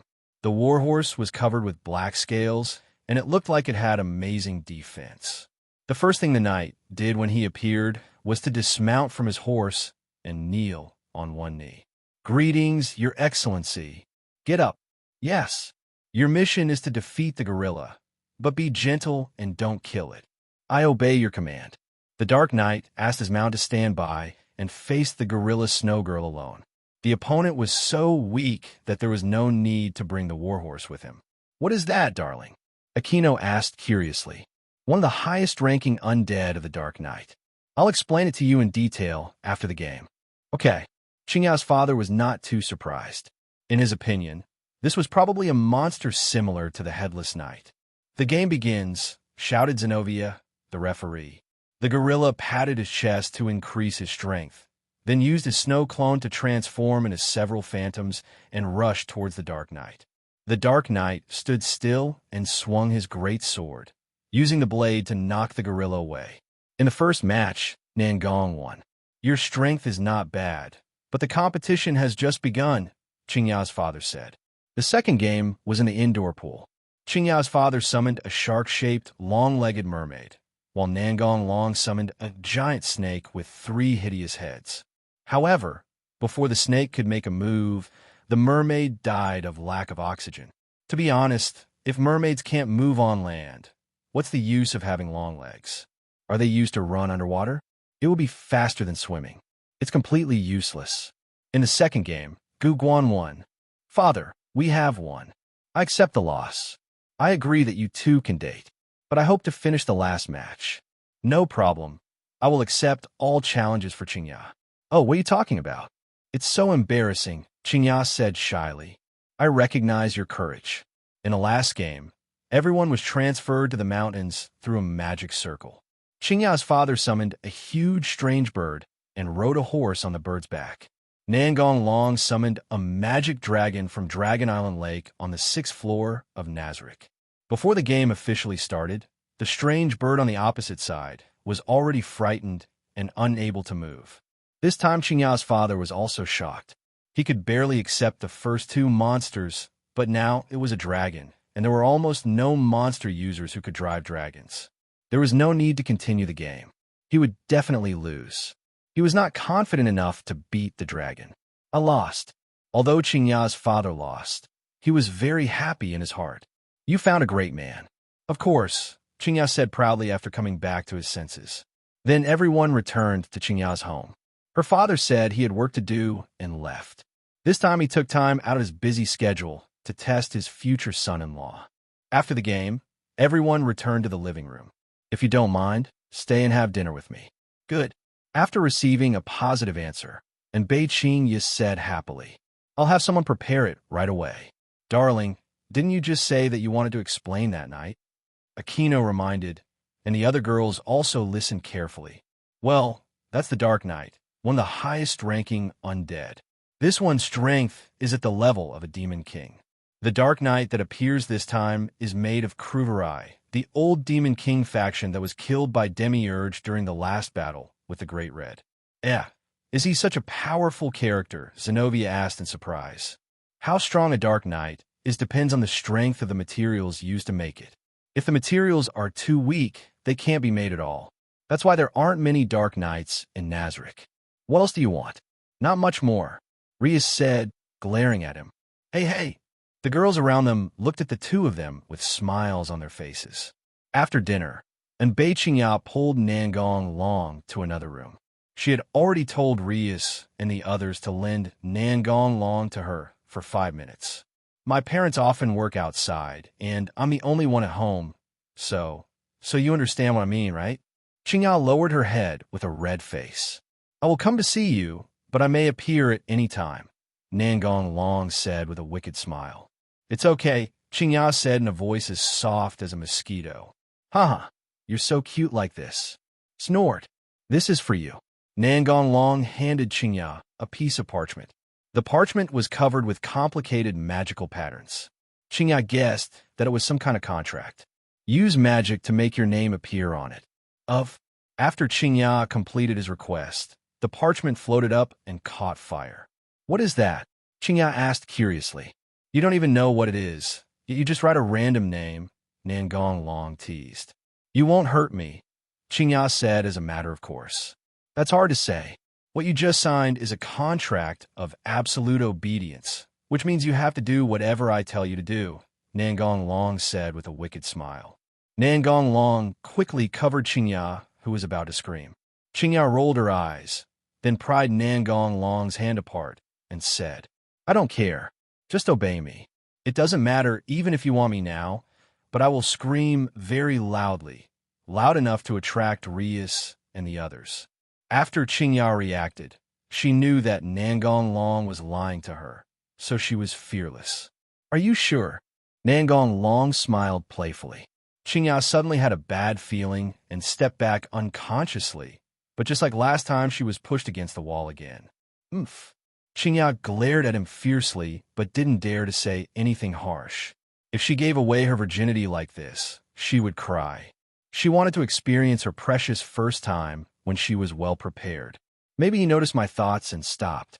He's such a thoughtful person. Qingyao couldn't help but curl up the corners of her mouth. The parchment just now is a magic contract. The object of the contract is the Dark Knight. The specific usage will appear in your mind if you concentrate on it. Qingyao's eyes opened wide and her mouth became an O shape. After realizing what was happening, Qingyao hugged him excitedly. Thank you. Seeing in Bei Qingyao coming out of the room with a blushing face, the girls looked at her suspiciously. It doesn't look like a simple conversation at all, but never mind. I'm not such a petty person, Rias said. Ah, are you showing off your magnanimity as the queen? Akino teased. After saying goodbye to Qingyao, everyone set out on their journey home. The next day, Azazel brought a suspicious watch to trick Nangong Long. It turned out that the three major forces were preparing to hold a sports meeting. Azazel was trying to trick Nangong Long into joining the fallen angel camp. Unfortunately, he was seen through. The location of the sports meet was in a different dimension. Nanaying Long did not participate in the competition, but just watched from the sidelines. 0. Request flowers. It is called a fight, but in fact it is more like a brawl among 3 major forces. The fight was extremely fierce. They must have accumulated a lot of grievances. After all, they can't attack casually after signing the peace agreement. But the long-standing hostile relationship cannot be changed all of a sudden. But everyone has exercised restraint, and no one is actually killed. The most interesting one is Barrakiel. Aquino pretended to be pitiful and asked his father for help. Barrakiel happily betrayed the fallen angel camp immediately, and Aquino secretly made a victory gesture to his companions. 0. In the rest area, Nangong Long was chatting with Gabriel. What is your competition? Let's take over. Gabriel's smile was gentle and innocent. If I rub yours, will you fall from heaven? Nangong Long said with a smile. It's not okay to have dirty thoughts, Gabriel said with a smile, poking his forehead with his jade finger. When I find a way to prevent you from falling from heaven, can you let me F*****KU to your heart's content? Nangong Long teased. Nangong Long didn't want Gabriel to fall from heaven, because after falling from heaven, he probably wouldn't have the innocent feeling he has now. Gabriel looked down at his chest and said in confusion, Is it really that attractive? Of course. I don't quite understand. Boom, boom, boom, the sound from the stadium. The last relay race is about to begin. Please take your seats. I'm going to the competition now. Let's talk next time, Tian Long brother. Ignoring the word little brother, Nangong Long shifted his attention to the competition field. The obstacles on the track are all monsters. The worst of all is the dragon Saint Tanning. Many players fell at the roadblock, and Azazel overplayed his hand, causing the fallen angel to lose the game. After the game, he was beaten badly. The war sports event ended here. Valley came to visit with his companions. Long time no see, Wally, Ophis said expressionlessly. Looks like you're doing well here, Wally smiled. I'm very happy that Asia and the others will play with me. Really? Wally, what are you doing here? Seeing Rias and the others' wary looks, Valis smiled bitterly. I have no ill intentions towards the 763rd. I came here for 2 main reasons. First, to express my gratitude. My divine weapon has been successfully upgraded to become a new divine destroyer. This is your own hard work. No need to thank me, said Nangong Long. No, let's keep it simple, Wally said with a smile. What about the second thing? Wally sighed and said, Chow Chow's recent actions are suspicious. He seems to be contacting someone. I think they might be targeting Orpheus, so you should pay attention to your surroundings recently.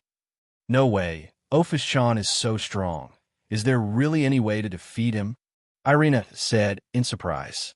Chow Chow suffered a great loss at the hands of Emperor Tian Long last time. This time he must be fully prepared once he takes action, said Valley. Chow Chow wants my life, Orpheus said, tilting his head. I'm not sure about this, but I'll continue to look into it.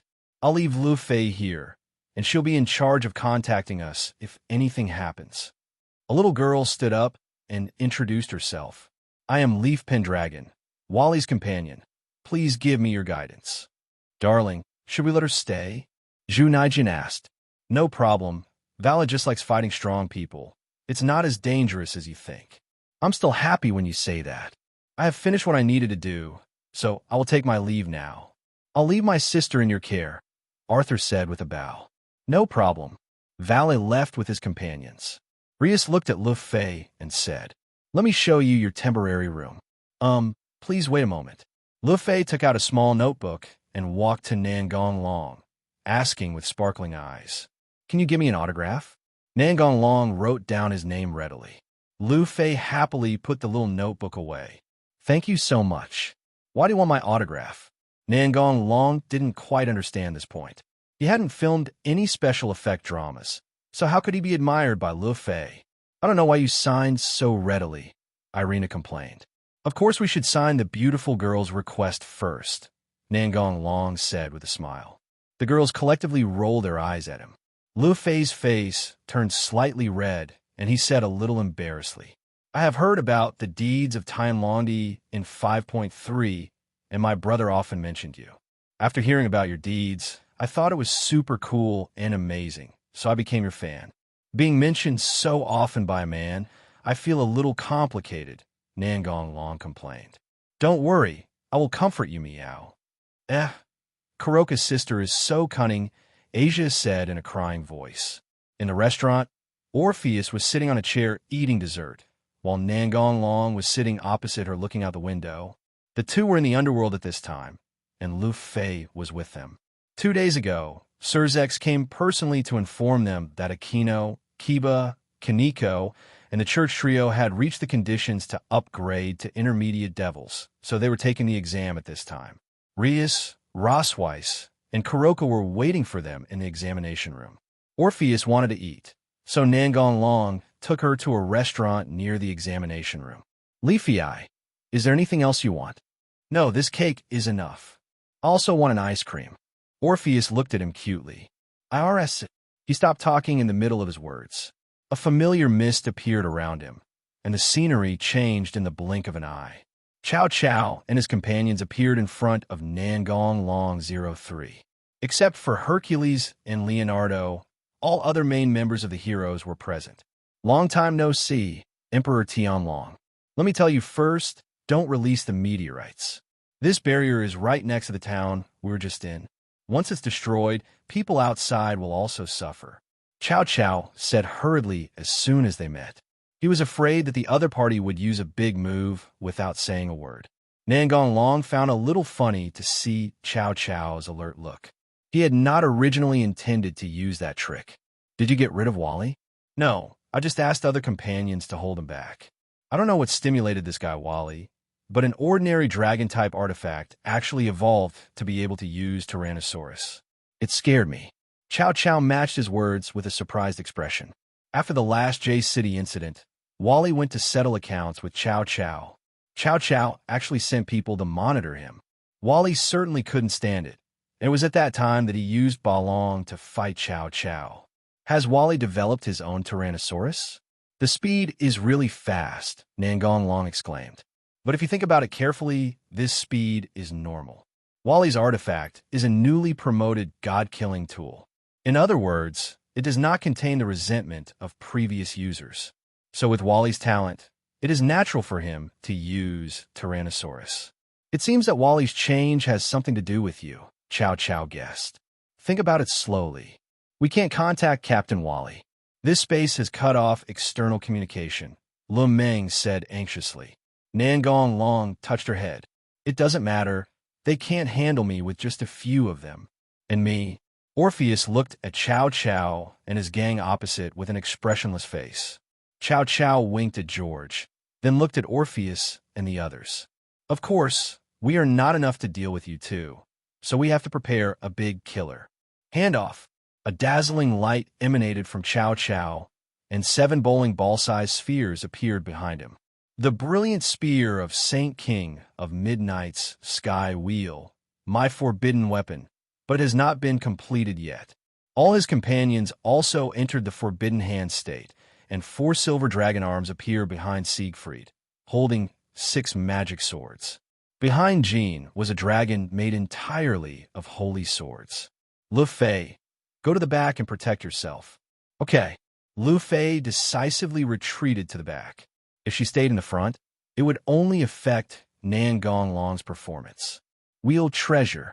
A sphere behind Chow flew towards Nangong Long and turned into a gun on the way. Nangong Long dodged the attack. At this time, an ominous black aura appeared in the magic circle in front of George, and a creature with the upper body of a fallen angel and the lower body of an oriental dragon appeared, emitting an extremely thick aura of curse, and was simply a collection of resentment. Eat! George shouted. Orpheus was instantly wrapped in something black, and the other end was connected to the strange creature that had just appeared. Chow Chow took back the wheel and surrounded Nangong Long with the other 2 people. This is Samel the Dragon Eater. He bears all the hatred of the gods towards dragons. He is a deadly threat to you. The dragon-slaying sword is no match for him. It's like the difference between a toothpick and a towering tree. Hades was not willing to lend it to us at first, but I don't know what happened recently, and he suddenly changed his mind. I think it has something to do with you. Hades said he wants you dead in 10 minutes. Chow Chow laughed. Why do you want to kill me? Nangong Long said playfully. No, I didn't mean that at all. In fact, my purpose was just to hold you back. I'll leave as soon as I achieve my goal. I don't want to push you too far. When I released the meteorite magic that day, I didn't tell Hades about this news. Chow Chow was waiting to see the fight between Nangong Long and Hades, so of course he would not tell all the information he knew. While the two were talking, Joan of Arc directed the Holy Dragon of Judgment behind her to attack the Celestial Dragon Emperor.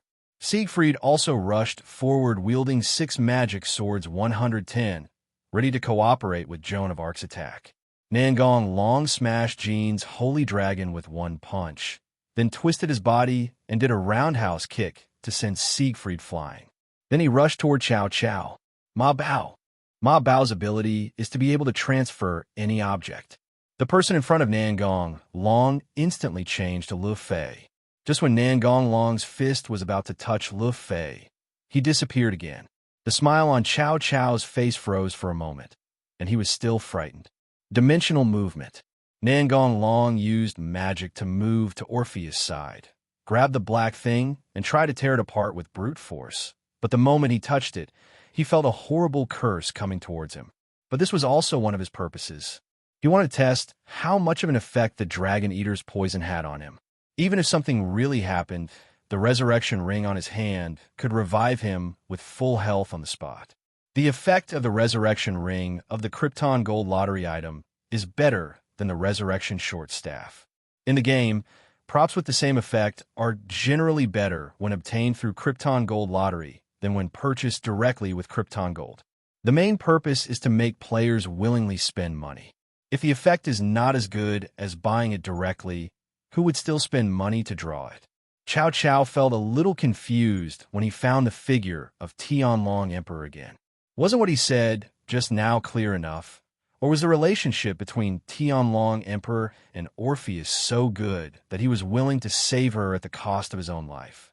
Lu Fei looked at him anxiously, but she couldn't help. The space was blocked, and she couldn't summon the contracted monster Gogmag.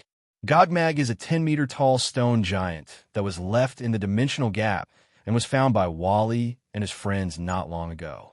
It's not as poisonous as I imagined. Although there is some damage, it is not strong and cannot affect my combat capability. Nangong Long judged this after feeling the changes in himself. He also had some guesses about the cause of this. First, he was an immortal.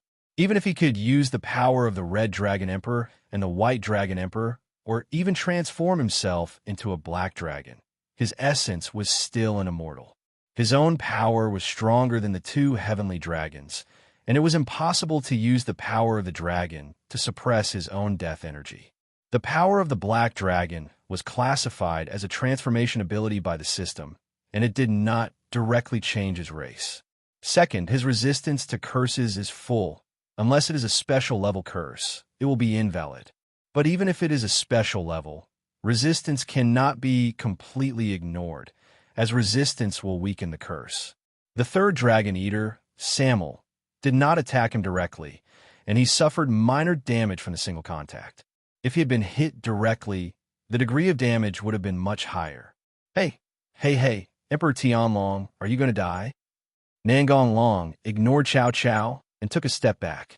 He raised his right hand as if holding something and swung the sword suddenly to cut off the black tentacles connected to the Dragon Eater.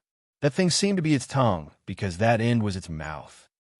The Dragon Eater howled in pain. Chow Chow's pupils shrank instantly.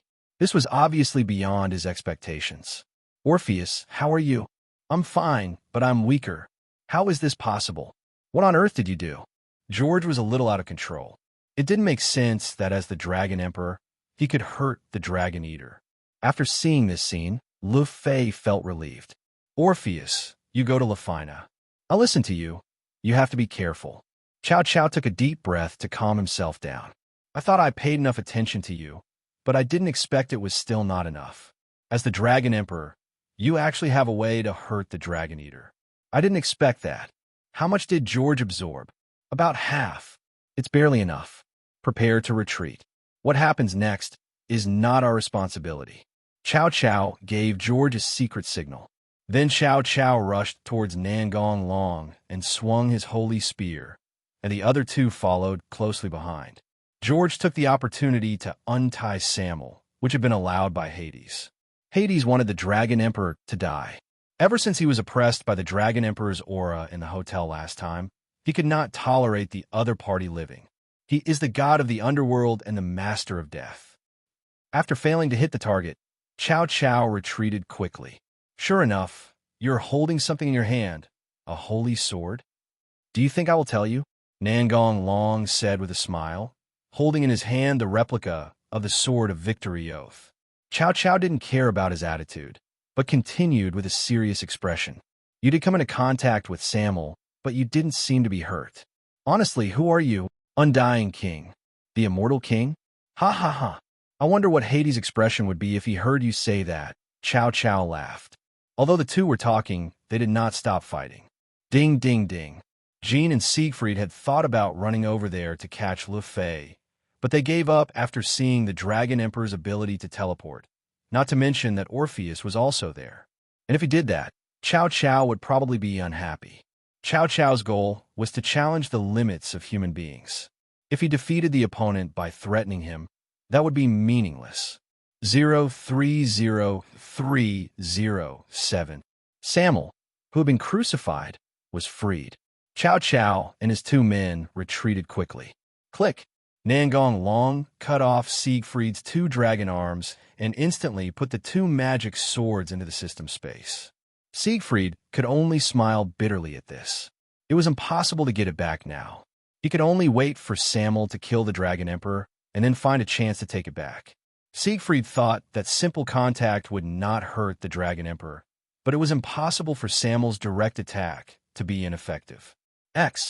The fog enveloped Cao Cao and his companions, and they left this space in an instant. Nangong Long didn't stop them. There was no point in beating them. It would be better to leave them for Rias and the others to level up. Siegfried could hone Kiba's swordsmanship, and his target wasn't them originally, at least not yet. The first goal has been accomplished, draining some of Orpheus' power. There are two reasons for doing this. First, if Orpheus's power weakens, her desire to find the Great Red will decrease. Second, Nangong Long does not want his appearance to erase Lilith's existence. The latter accounted for a larger proportion, because Ophis was very satisfied with her current life.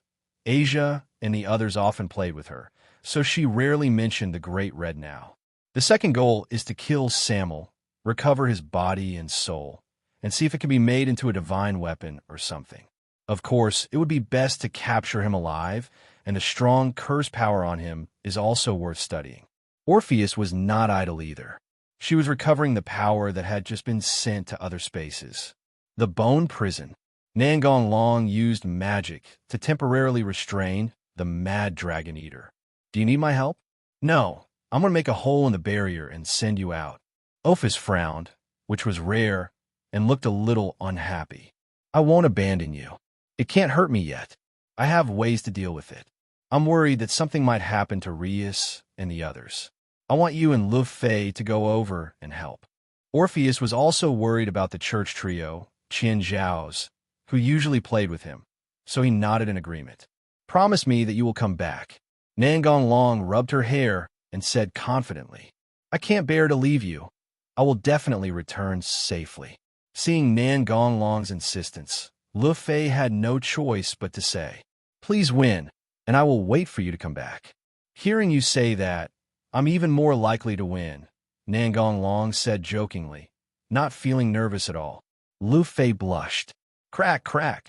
The bone prison that held the Dragon Eater began to show signs of damage. Leafy Eye, I'm going to open a gap and be ready to transfer magic. Black Dragon Roar. Click. Cracks appeared above the barrier, followed by damage. This was because he deliberately controlled the power, otherwise it would have destroyed the entire space. Transfer. Lu Fei immediately used magic to leave this space. read out of the different space. Lu Fei and the others hurried to the place where the intermediate devil exam was held, but they did not find Rias and the others. Office-chan, Rias-sama and the others may have been transferred away. If you find the alternate dimension, I will take you in. With the cooperation of the two, they successfully broke into the different space where Rias and the others were. Go forward in time. After finishing the exam, Aquino and the others reunited with everyone else and prepared to go to the restaurant where Office and Darling were celebrate. However, at this time, Kongshin showed a remonstrance. In a blink of an eye, everyone arrived in another space. Except for the building they were in, the outside was completely deserted. Also transferred here was the governor of the Fallen Angels, Azazel.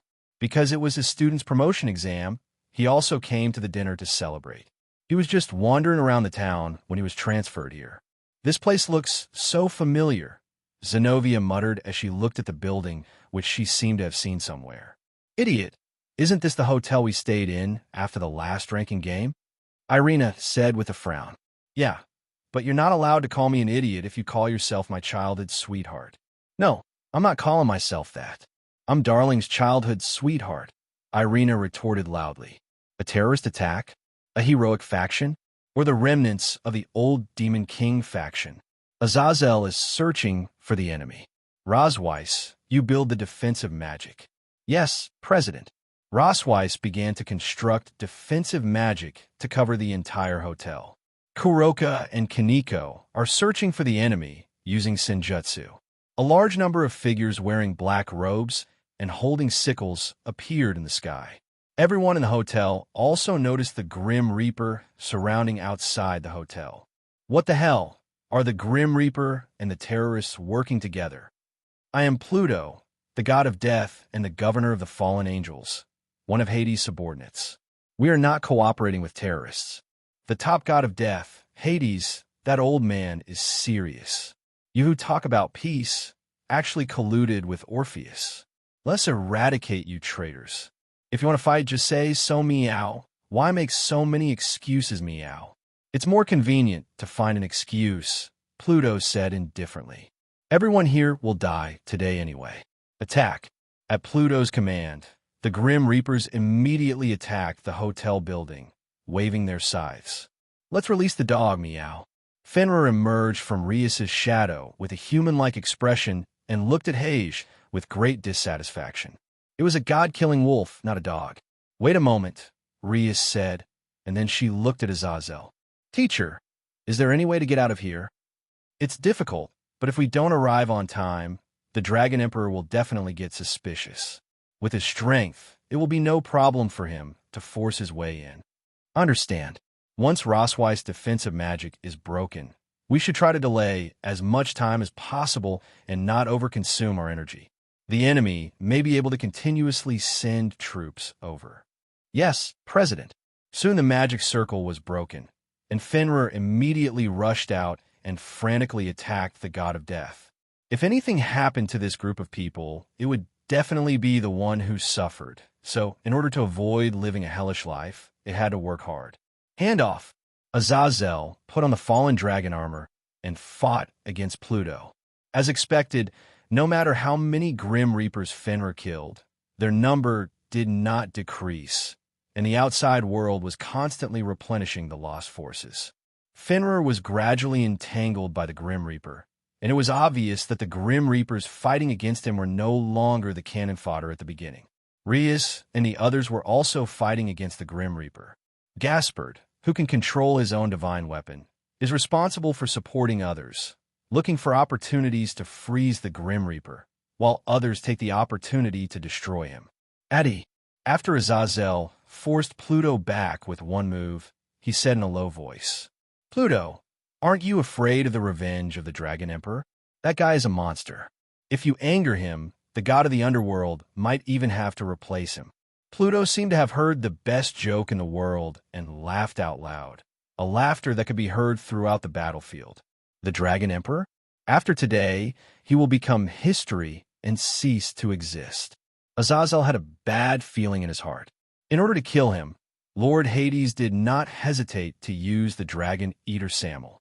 As the governor of the fallen angels, you should understand what that thing means to dragons. Of course, Azazel knew how dangerous Samel was. No one could escape the curse of Samel, not even those who were related to dragons. I think the Dragon Emperor is dead now. As for Orpheus, we have sent other death gods to retrieve him. Hearing Pluto's words, Rias's face turned pale instantly, and she shouted at Azazel, "Teacher, what he said is false, right?" The others also looked at Azazel with pale faces, waiting for his answer.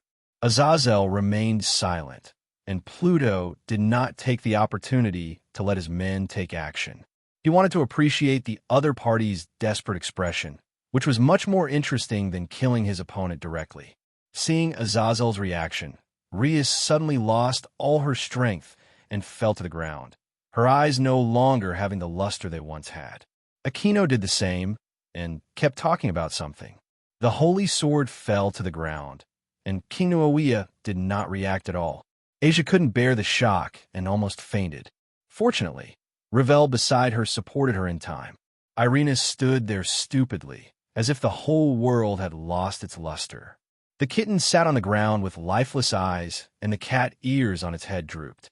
Kiba tightly grasped the holy demon sword in his hand, his eyes filled with murderous intent. He could not fall and must not fall. Hayes showed a broken smile, and his delicate face became extremely ferocious. The magic power in his body began to boil and rise continuously, and the cat doors behind him turned into 3. "I'm going to kill you."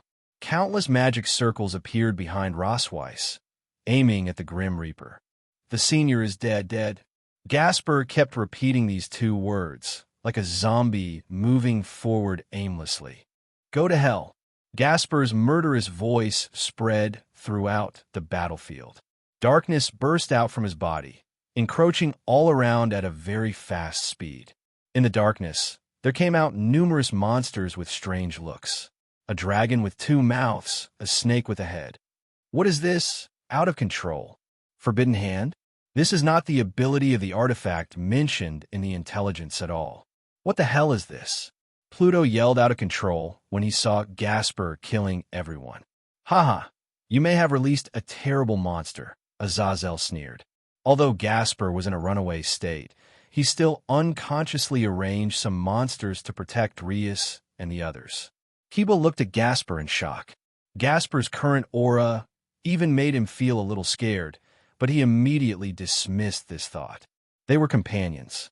He took a deep breath to adjust his emotions, and he also began to attack the Grim Reaper.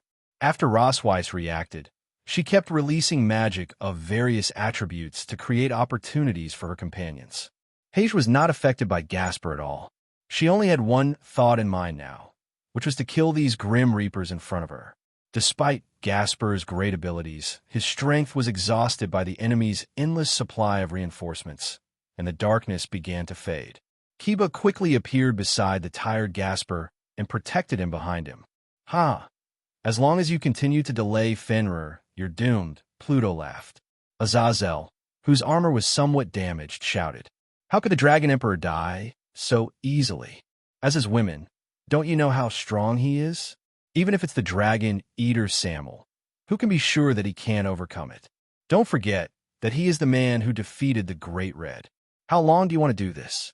Do you want him to see your faces like this? Great Red defeat?" Pluto's heart was filled with turmoil, but he immediately suppressed it, telling himself that no dragon could defeat Samel. A glimmer of light returned to Rias's eyes. Some of the other girls have regained their fighting spirit, while others are the same as before, such as Aquino, who has no reaction to anything in the outside world and is completely immersed in her own world. "Huh?" A crack appeared in the barrier above, attracting everyone's attention. The next moment, Orpheus and Lufay appeared before everyone. "Are you injured? Why are you all lying on the ground?" "Asia, are you okay?" "I'm here to help you," Orpheus said with his head tilted. Asia, who had almost fainted just now, didn't know where she got the strength to grab Ophis and asked excitedly, "Ophis-chan, where's Long San? Why isn't he with you?" "Nangong is dealing with Samel." "What's the result?" "Let me explain it briefly," Lufay said. It might take a long time for Orpheus to explain it clearly. After hearing Lu Fei's account of what happened, the girl's eyes regained their former luster. That's right. Lord Nangong wants to capture Samuel as a collection, so he stays in that space for the time being. Let me and Orpheus come to find you first. My dear followers, it's time to fight back. Leah stood up and shouted with full momentum. Yes, President. Oh my, I can't let Darling embarrass himself, Aquino said with a sadistic smile. Meow, meow. I hit you too hard just now. I'm so tired now, meow. Hayes returned to his usual self. Ha ha. I don't know what you feel now, Pluto. The big killer weapon you mentioned is just a collection of the Dragon Emperor. Azazel took the opportunity to say something sarcastic. Everyone can talk big. No, no, no. I've known Emperor Tianlong for so long, and he always keeps his word. Besides, if he was not sure, he would have retreated with Orpheus long ago, right?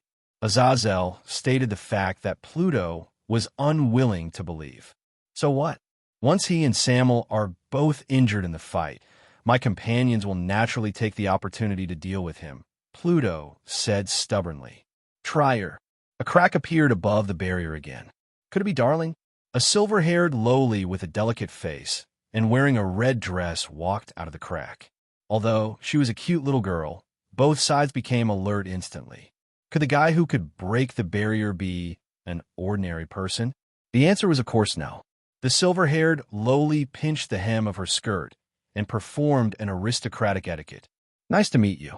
I'm Shaltir Bloodfallen, one of the guardians of the great tomb of Nazarick. I've been ordered to annihilate the god of death. Shaltir has heard Darling talk about it. Our own people. The girls gathered together to beware of the Grim Reaper around them. Annihilate, what a big tone. Shaltir landed next to Rias and the others, threw the tool in her hand to the ground, and a dark portal appeared in front of everyone. Zero, request flowers. My lord asked me to tell you something. You're still far from being good at using the human wave tactic. Two dark knights in black armor first walked out of the portal, and they stayed near the portal as soon as they appeared. Afterwards, undead beings of various shapes and forms kept coming out of the portal and rushing towards the god of death. Ding, ding, ding. 676767. Fallen Angel Governor, could you please move aside? If I accidentally hurt you, I might get scolded. Azazel felt a chill run down his spine when he saw Shaltir smile. No problem. Azazel left decisively. Fully armed, a flash of light passed by, and Shaltir was covered in bright red armor, holding a dropper spear. Although the style of her weapons had not changed, her entire outfit was undoubtedly a divine weapon. The appearance of a divine weapon could be customized to your liking. Azazel lifted the forbidden hand and fell to Rias and the others, becoming a salted fish. With this aura, Pluto is in big trouble, Azazel gloated. Sure enough, Darling's guardians are all extraordinary, Aquino exclaimed. These creatures are so strange. I have never seen them before, Orpheus said with curiosity. This is Darling's fellow creature, the undead Meow. Undead. Orpheus tilted his head and tried to recall whether he had encountered a similar race in his long life. By the way, how old are you now? Azazel asked during this opportunity. Close to 2/3 of its peak strength. Hey, wasn't half of it taken away?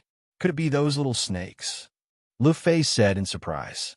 Well, after I was swallowed, I turned my power into snakes and sent them to other dimensions. Before leaving that different dimension, I took them back. Haha, Chow Chow and the others underestimated Orpheus.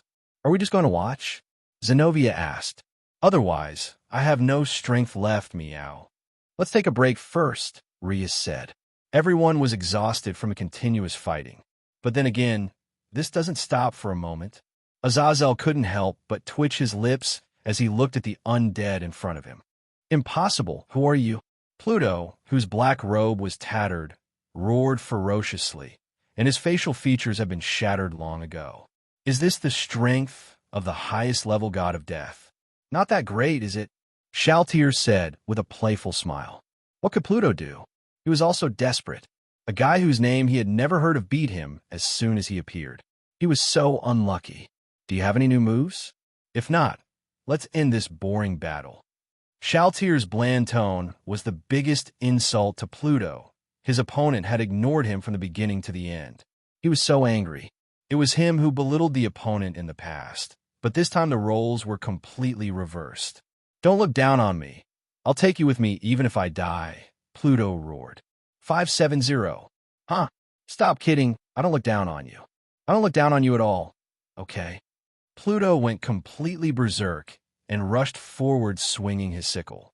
His rage had made him lose his mind, and he didn't even consider the issue of defense, leaving him with many flaws. Shaltier no longer had any intention of playing around, so she used her skill to kill the opponent with one shot. The rest of the death gods were almost dealt with, and no more death gods were teleported here from a while ago. Maybe too many people died here, and they must have realized that something was wrong. After dealing with the remaining death gods, Shaltier ordered the undead to retrieve the bodies, and then had them all returned to Nazarick.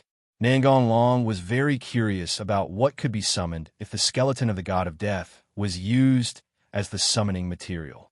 It turned out that there was nothing special about it, just like an ordinary corpse, but this happened a few days later.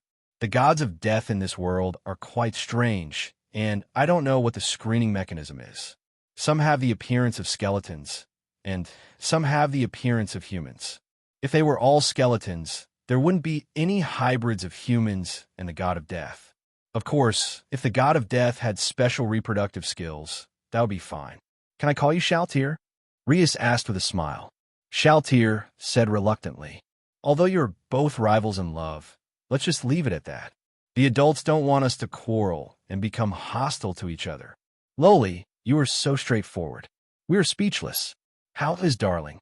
My lord will come and join us after he has dealt with the Dragon Eater. Let's get out of here first, Azazel suggested. However, before anyone could do anything, the scenery before their eyes changed again, and they returned to where they were just now. It was already completely cold here, so George simply gave up maintaining the barrier and focused on dealing with Nangon Long.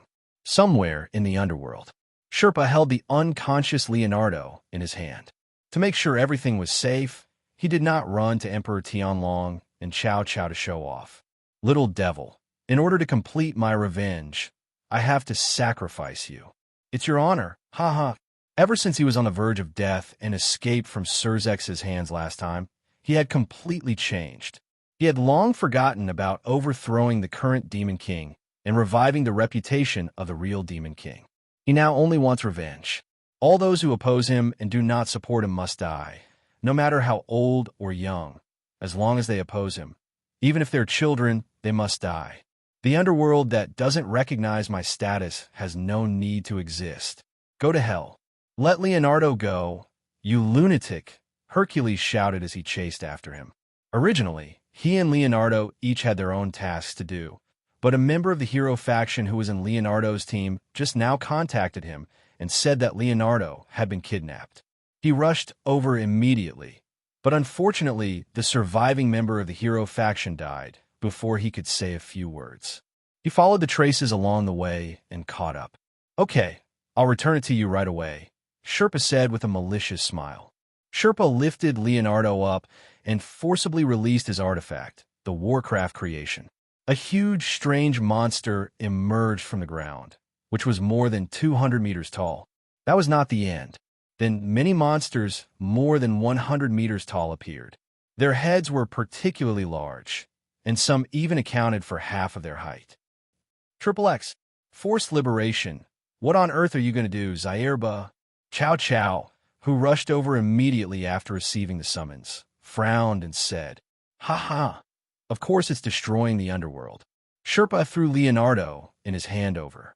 This thing was no longer useful to him. The artifact was forcibly released, and Leonardo was basically half useless. The side effects were even more serious than his own rampage. You have to know that when you go berserk, it's because you're stimulated by yourself, causing the artifact to change. Forced release is an outsider's intervention, and the damage to the holder of the artifact is extremely serious. Without any special opportunities, your life is almost ruined. If there's a big guy to help, then there will be no problem, such as Emperor Shirtion. However, with Nangong Long around, it is still unclear whether the Shenmi Gu can still fall into the hands of Emperor Shirtion. "Let's go," Cao Cao said decisively. The monster in front of him looked difficult to deal with, so he let the demon deal with it. But he didn't plan to sit idle. He would definitely not let go if Organagold took action. Cao Cao and Hercules, who was carrying Leonardo, rushed to where George was. Sherpa ignored them and thought it was better if they didn't make trouble. He began to teleport the huge monsters to the major cities in the underworld. After doing all this, he set off toward a nearby city. "You are really strong," Nangong Long said with emotion as he looked at the Dragon Eater covered in wounds. "This guy has been in a state of madness, and no one knows whether it is just instinct or he has lost his sanity because of the curse." Roar, roar, roar, roar, roar. The guy's screams were also messy, but the sound was obviously not as manic as at the beginning. After being beaten for a long time, he was almost exhausted. Thunder punishment. Looking at the Dragon Eater who was hit and fell to the ground with smoke all over his body, Nangong Long nodded with satisfaction. Almost ready, a light blue magic sealing crystal appeared in Nangong Long's hand. He wanted to use this blank crystal that did not seal any monsters or magic to seal the Dragon Eater. Throw the crystal above the Dragon Eater. A blue light flashes and the Dragon Eater on the ground disappears, while a smaller version of the Dragon Eater appears in the crystal. Done, and call it a day. Study the power of the curse, and then it will be nice to use the cursed sword to chop down the evil dragon. The monsters that were created moved recklessly towards the city. There was no escape option in their minds. Their only goal was to destroy everything in front of them. Sherpa had thought about teleporting the monster directly into the city, but he was simply unable to do so with his abilities. Although the monsters were created by Leonardo under his control, they would not obey his orders, so he could only teleport them roughly, and he had no control over where they would appear. Maybe the demons were just lucky, as no monsters landed directly in the town. The demons reacted quickly and immediately organized people to intercept. After a fight, they found that the monster in front of them was not only big in size, but also powerful, especially its defense was abnormal. Without the strength of the top demons, it was impossible to break through its defense. The demons only realized this after suffering countless casualties. After all, the high-level demons on the island could not be mobilized immediately. After fighting for a while, the demons discovered that these strange-looking big guys had many big lumps on their bodies. They were shocked and felt that things are going to get worse. Sure enough, 03, the next moment their thoughts became reality. The bulge burst, and many small monsters were born from it. This guy can actually multiply himself. Plus, a demon couldn't help but swear. It was already hard to fight them, and now their numbers were increasing, which was simply adding insult to injury. Fortunately, Surzex was decisive enough. When he discovered the monster's presence, he immediately asked his allies for reinforcements. With the existence of teleportation magic, they will surely gather their forces and rush to reinforce us soon. Unfortunately, the matter is far from over. The remnants of the old demon kings hiding in various places have emerged one after another to cause destruction everywhere. For them, only those who inherit the bloodline of the former demon king are the ones they should be loyal to. As for the current demon king, Surzex and his men are just fakes. Those who were forced by high-ranking officials to reincarnate as devil's followers also took this opportunity to rebel and kill their masters. Cao Cao had long ago spread the method of achieving the forbidden hand level of divine tools to various forces, which led to a rapid increase in the number of forbidden hands, as if they were free. They didn't have the ability to resist before, but now that their forbidden hand power has skyrocketed, how could they continue to endure it? Of course they would take revenge if there is a grudge. Azazel had mentioned this matter to Nangong Long and the others before, and expressed his concerns at the same time. Nangong Long didn't care much about this. If you force someone to be your dependent, then it is only natural to be prepared to be betrayed at any time. Even if you are killed, there is nothing to say. If you gain power but don't seek revenge, then what's the point of having it? Are you just wasting your time? Some rebellious followers simply killed their enemies and stopped, while others went completely berserk and expanded their revenge to the entire demon clan, starting an indiscriminate killing mode. But the latter died faster. After all, if the noise got too big, someone would be sent to deal with it. As for the former, they would also be investigated, but not now. We have to wait until everything is settled before we can spare some manpower to deal with it. After collecting the magic sealing crystal that sealed the Dragon Eater, Nangong Long completely destroyed the barrier with a black dragon roar. George, who was hiding somewhere in the underworld, showed an expression of disbelief, and it took him a long time to come back to his senses. My barrier was destroyed, and the one who won in the end was the Dragon Emperor. Judging from the fact that he still had the power to destroy my barrier, the worst possibility is that the Dragon Emperor won completely and was not injured at all. I really hope that my judgment is wrong, but it is probably impossible. Joan of Arc and the others didn't know what expression to use, and the atmosphere fell into an eerie silence. Is he really so perverted? It is said that the Dragon Eater is the natural enemy of all dragons. The Dragon Emperor is still alive and well. Could it be that the Dragon Eater is a fake? At this moment, they couldn't help but doubt it. But this is just wishful thinking. After all, Orpheus' power has indeed been extracted, and the Dragon Eater cannot be fake. He's really amazing. No wonder Vala values him so much and regards him as his lifelong goal to surpass. Chow Chow exclaimed. So what should we do next? Siegfried asked. It's simple. Just proceed as planned.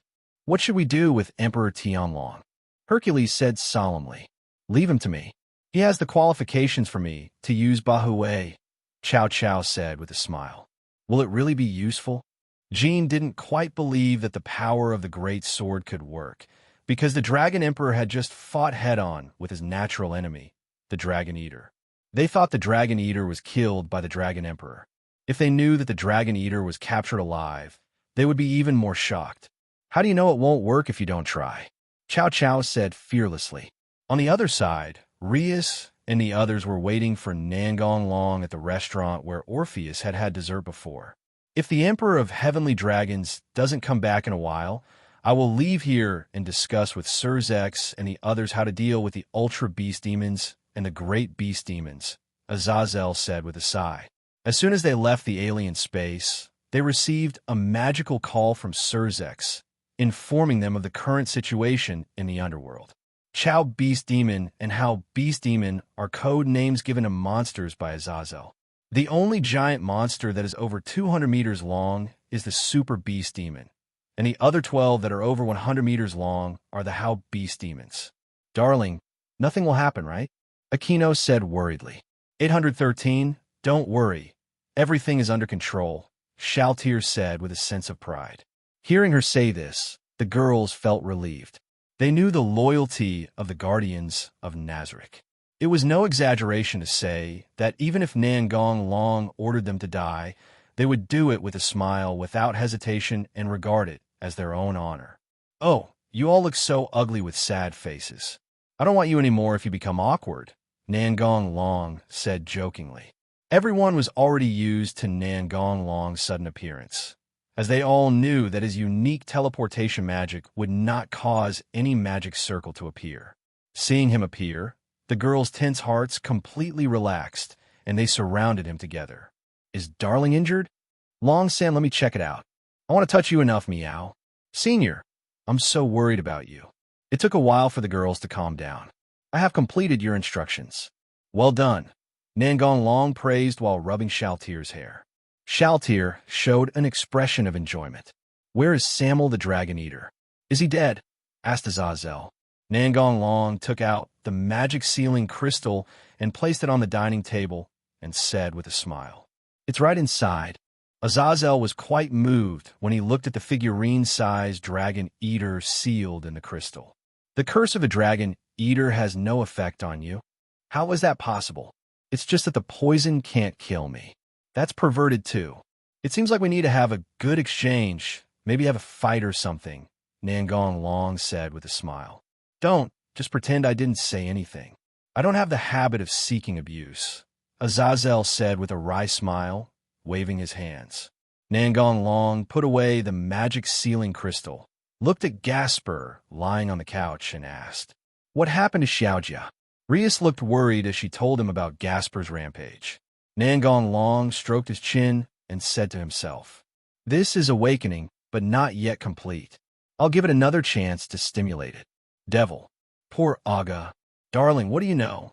Rias grasped the point. I know. We'll talk about the details later when we have the chance. Now let's deal with the matter at hand. Azazel, do you have any ideas? Hades is closely related to this incident. In order to prevent the old man from causing trouble, we should arrange some people to intimidate him and make him dare not act rashly. Shock. Not happening. I want him dead so that the gods of death can choose a new god of the underworld. Nangong Long smiled casually, as if he was just talking about an insignificant little person. You want to do it yourself? I'm not interested in him. I'd rather stay here and play with Chow Chow. Bahue, I really want to see him. Azazel is not like Nangong Long, who does things as he pleases. He has to consider a lot. Although I also want Hades to die. After all, I hate people who disturb the peace, but it will be troublesome if the old man dies. God and the devil are dead, but demons and angels are still alive and well, and the same goes for the god of death. Besides, there are also gods of death who don't like Hades, right? We have to give him a chance, right? Yes. What you said makes a lot of sense. I have nothing to say. After chatting and exchanging information for a while, Azazel went to find Surzex to discuss the specific implementation plan, and the thought of losing the god of the palace was exciting. Anyway, it would be useless for him to oppose Nangong Long's decision, so he might as well agree directly. What's more, he had disliked the old guy for a long time. Darling, what are we going to do? Rias asked. Go to the capital city of Lilith. Isn't the Ultra Beast Demon heading there? Go and kill it. Taking the unconscious Gasper with them. Everyone moved directly to Lilith. Nangong Long handed the 2 stolen magic swords to Muba and warned him not to swing them without control, as it would shorten his life. You guys help in the city. I'll go outside the city to deal with the Super Beast Ghost.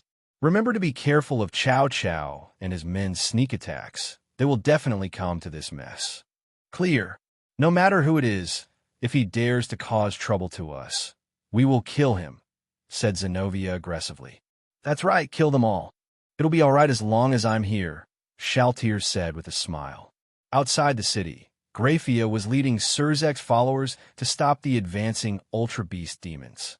It was not difficult to injure the Super Beast Demon with their explosive attack power, but no matter how they attacked, the opponent would regenerate immediately. Unless they could beat it into ashes in one move, they could not kill it at all. If they continued like this, they would surely be finished. However, they did not have any moves that could instantly destroy a monster that was over 200 meters tall. Graphia, who was originally extremely anxious, suddenly felt relieved. She felt the familiar power fluctuation. I awakened to. The 2 dragons who were deprived of everything by the principle of hegemony. The 2 dragons who took the principle of hegemony from God. The body is full of jealousy. The mind seeks fantasy, sneers at the infinite, worries about fantasy. I shall be the most tyrannical of the white dragons. I shall be the most tyrannical of the red dragons. Invite you to enter the limit of innocence. Sink you into the red lotus purgatory. Are you all right? Well, the beast demon is too big and not as fast as us, so it can't hit us. But we can't do anything about it, Graphia said helplessly. You guys step back and leave the rest to me. Okay, please. Graphia decisively retreated with her companions and helped others deal with the small monsters that were proliferating around them. The Super Beast Ghost raised its huge paw and stepped on the small ant in front of it. But before its paw landed, its entire body floated into the sky. Gravity inversion. Ka. The armor on Nangong Long's chest moved to all sides, and a large amount of dragon energy gathered on his chest. The terrifying power fluctuations spread around him. A huge beam of flame shot towards the Super Beast Ghost in the sky, and the flame expanded to cover the Super Beast Ghost's huge body. After one strike, The Super Beast Ghost was completely killed without leaving any trace. On the other side, not long after Nangong Long left, Rias and the others met Chow Chow and his group.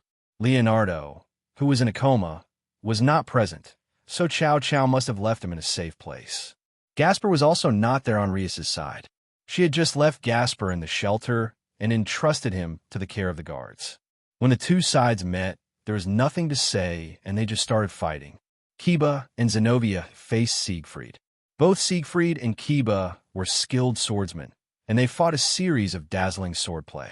Zenobia was responsible for finding the flaws and killing with one strike. Siegfried did not get carried away.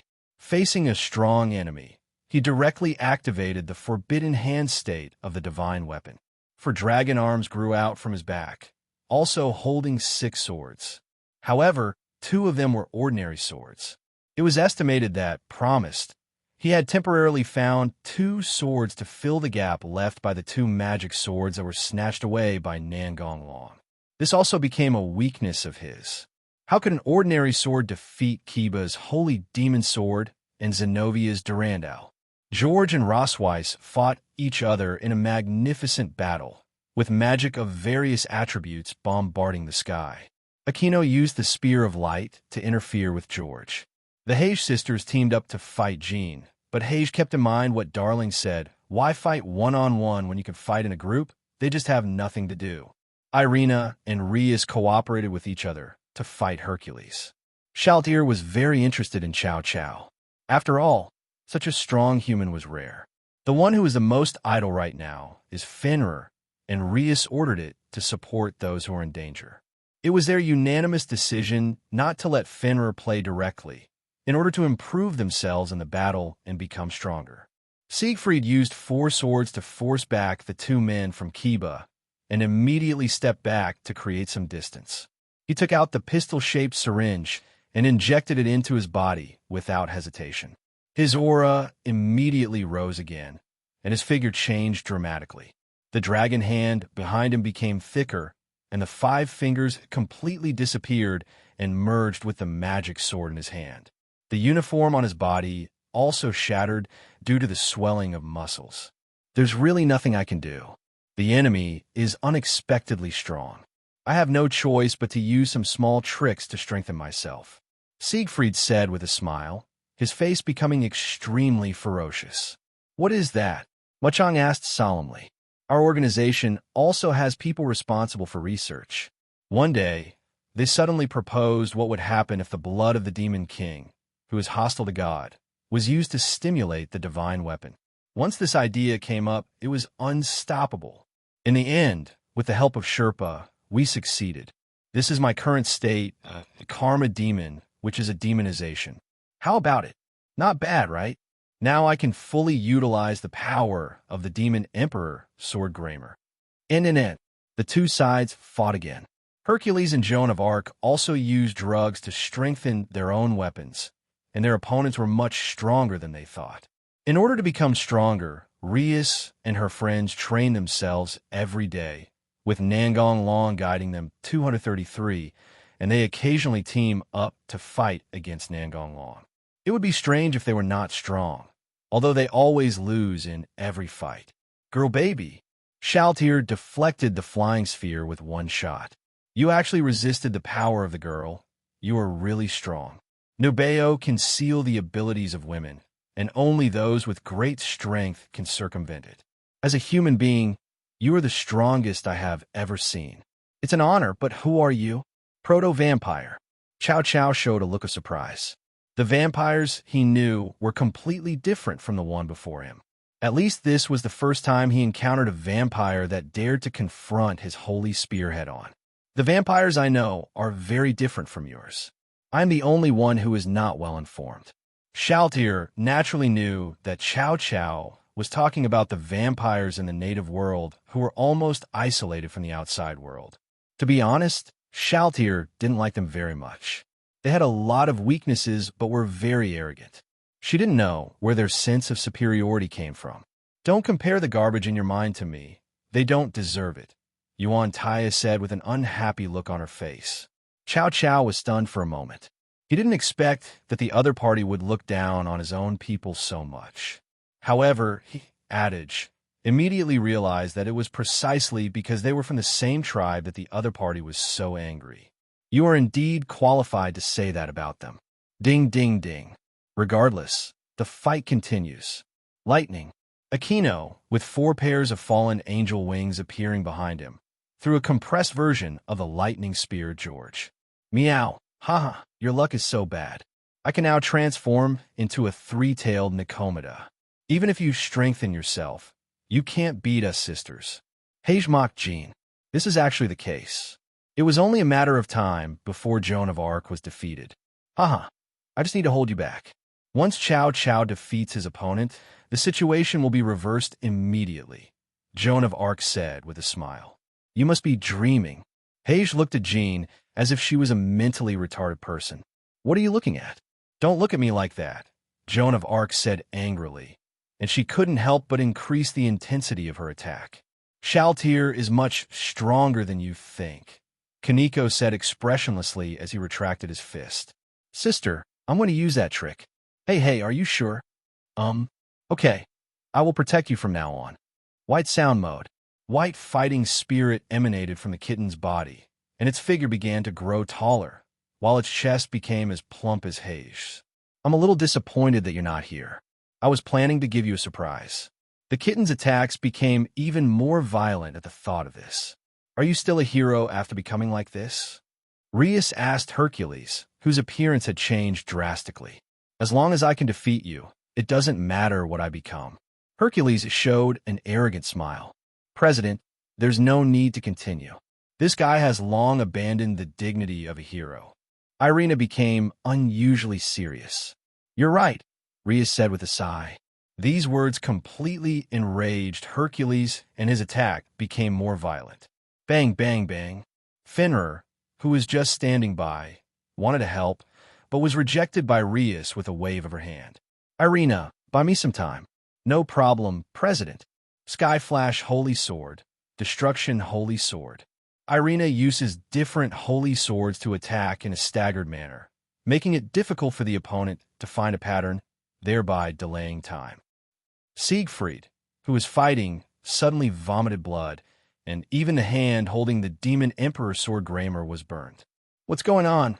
Grahii, are you rejecting me? Siegfried looked at the magic sword in his hand in disbelief.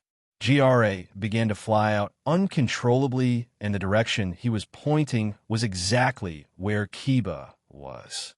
It seems that you have chosen a new master. Is this a side effect of my transformation into a demon?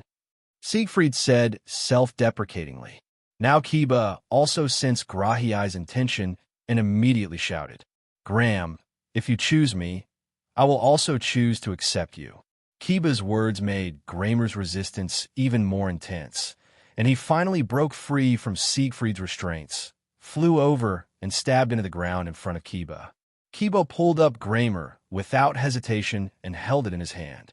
It seems that you and the Demon Emperor sword have a very bad compatibility, Siegfried. Yes, maybe the change of master is already destined. My artifact is the subspecies Dragon Hand, and Gramo is the dragon-slaying sword. It is ironic. If the power of the artifact is released too much, Gramo will hurt me, the master. After all, it is a magic sword. I thought that the demonization could control Gramo, but I didn't expect it to turn out like this.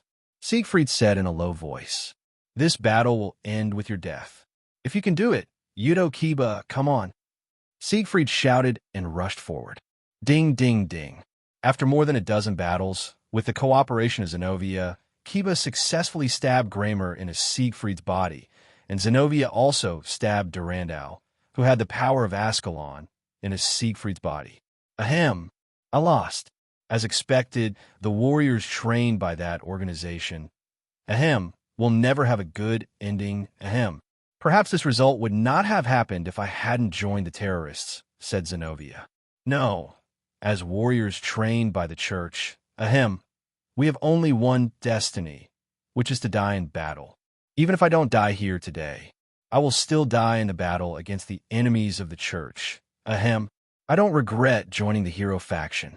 At least with their protection, I have done things according to my own wishes, instead of always being a puppet of the church. Siegfried's entire body began to break into pieces and finally disappeared completely. Hearing Siegfried's words, Zenobia fell silent. She also knew that the church was not as bright as it seemed. Kiba fell more deeply. After all, he had personally experienced the Holy Sword Project. But the enemy is the enemy, and they would not hesitate to do it again. Poor Irina, get out of the way. Hearing Rias's instructions, Irina quickly retreated. Rias walked forward, and above her head was a huge sphere containing destructive power. Rias pushed the huge sphere of destruction toward Hercules. The sphere of destruction moved slowly forward, and all the ground along the way was lifted up. It's powerful, but there's no way it can hit me at this speed, Hercules laughed. He was a little afraid of the destructive force emanating from the sphere, but was this speed just a joke? Rias didn't care about Hercules' ridicule at all. The bright red and black flames in the sphere of destruction began to rotate rapidly. Hercules suddenly felt a strong suction force. He was forced to get closer to the sphere little by little. Now he couldn't laugh anymore. Hercules used all his strength to retreat backwards, trying to escape the gravitational zone. But his lower body became unstable due to lifting his feet, and he got closer and closer to the destructive sphere. Unable to move, Hercules had to activate his divine weapon and fire cannonballs at the sphere of destruction. However, the cannonballs were completely destroyed as soon as they approached the sphere. No! Hercules cried out in pain, and the moment he came into contact with the sphere of destruction, his body began to disintegrate. The huge magic sphere swallowed Hercules completely and emitted a dazzling light. When the sphere disappeared, Hercules was completely destroyed without leaving any trace. President, you are amazing. Irina stared with wide eyes, looking extremely surprised. Rhea smiled sweetly. As the president, I have to become stronger too. I can't always rely on you guys. Boss, does this move have a name? Yes, its name is Destroying Demon Star. It ignores defense, ignores characteristics, and destroys everything. But it's also thanks to Darling that this move of mine has such power, Rhea said with a smile. Huh? Why? Darling suggested that I absorb the power of the dragon and see if it can change my magic power. Rhea's face flushed slightly. Boss, why are you blushing? Irina's IQ suddenly came online, and she looked at Rias with suspicion. President, could you please explain how to absorb the power of the dragon? Let's go help others first, Rias said, trying to get away with it. Didn't the president say that unless there's mortal danger, we can't interfere with other people's fights? He also said that this is a good opportunity to hone our skills. Really? Why don't I remember it? Rias said guiltily, glancing to the side. It doesn't matter if the president doesn't say it. I can ask Darling later, Irina said with a smile. No, let me tell you myself, it's just kissing. Real? Well, because Ling said it's called magic replenishment. Rias answered firmly. After all, it was true. But there was something she didn't say, that is, every time they kissed, something unspeakable would happen, and she blushed because she remembered these things. I'll also find Darling to make up for it, Irina said excitedly. Akino condensed an oversized dragon-shaped lightning bolt. Those with too little power were either offset by George's magic or blocked by the barrier created by the god-destroying tool. This small defensive barrier was as hard as a turtle shell. George can't use the large barrier in a short time. Maintaining two results at the end of the day is also a big consumption for him. Seeing that Rossweiss had bound George with magic, Akino immediately threw lightning at him. You have to know that George's magic attainments are not low, and the binding magic can't restrain him for long. George broke Rossweiss' magic at the last moment and dodged Akino's attack, but it was too late. Akino's powerful attack still affected him. Now he no longer looked as handsome as he did at the beginning. His whole body was a little black, which was caused by being struck by lightning. Ahem, although I'm not at my peak, you are definitely not weak. Especially you, Akino Himejima. I didn't expect you to have stimulated the blood of the fallen angel to this extent. Hee hee. Darling has completely accepted my fallen angel bloodline, so I naturally have no worries. Of course, I have to work hard to become stronger and not lose to others, Aquino said with a smile. Zero, request flowers. The Dragon Emperor? That guy is as strong as a monster, George said with a wry smile. The two sides started exchanging magic blows again. Hage is using her specialty, a mixture of sorcery and fairy magic, to bombard Jean Dark. However, if she wants to hurt Jean Dark, she must first deal with the Holy Dragon of Judgment, who has been blocking her way. The kitten waved his hand, and several huge wheels appeared in front of him, with white flames burning on the wheels.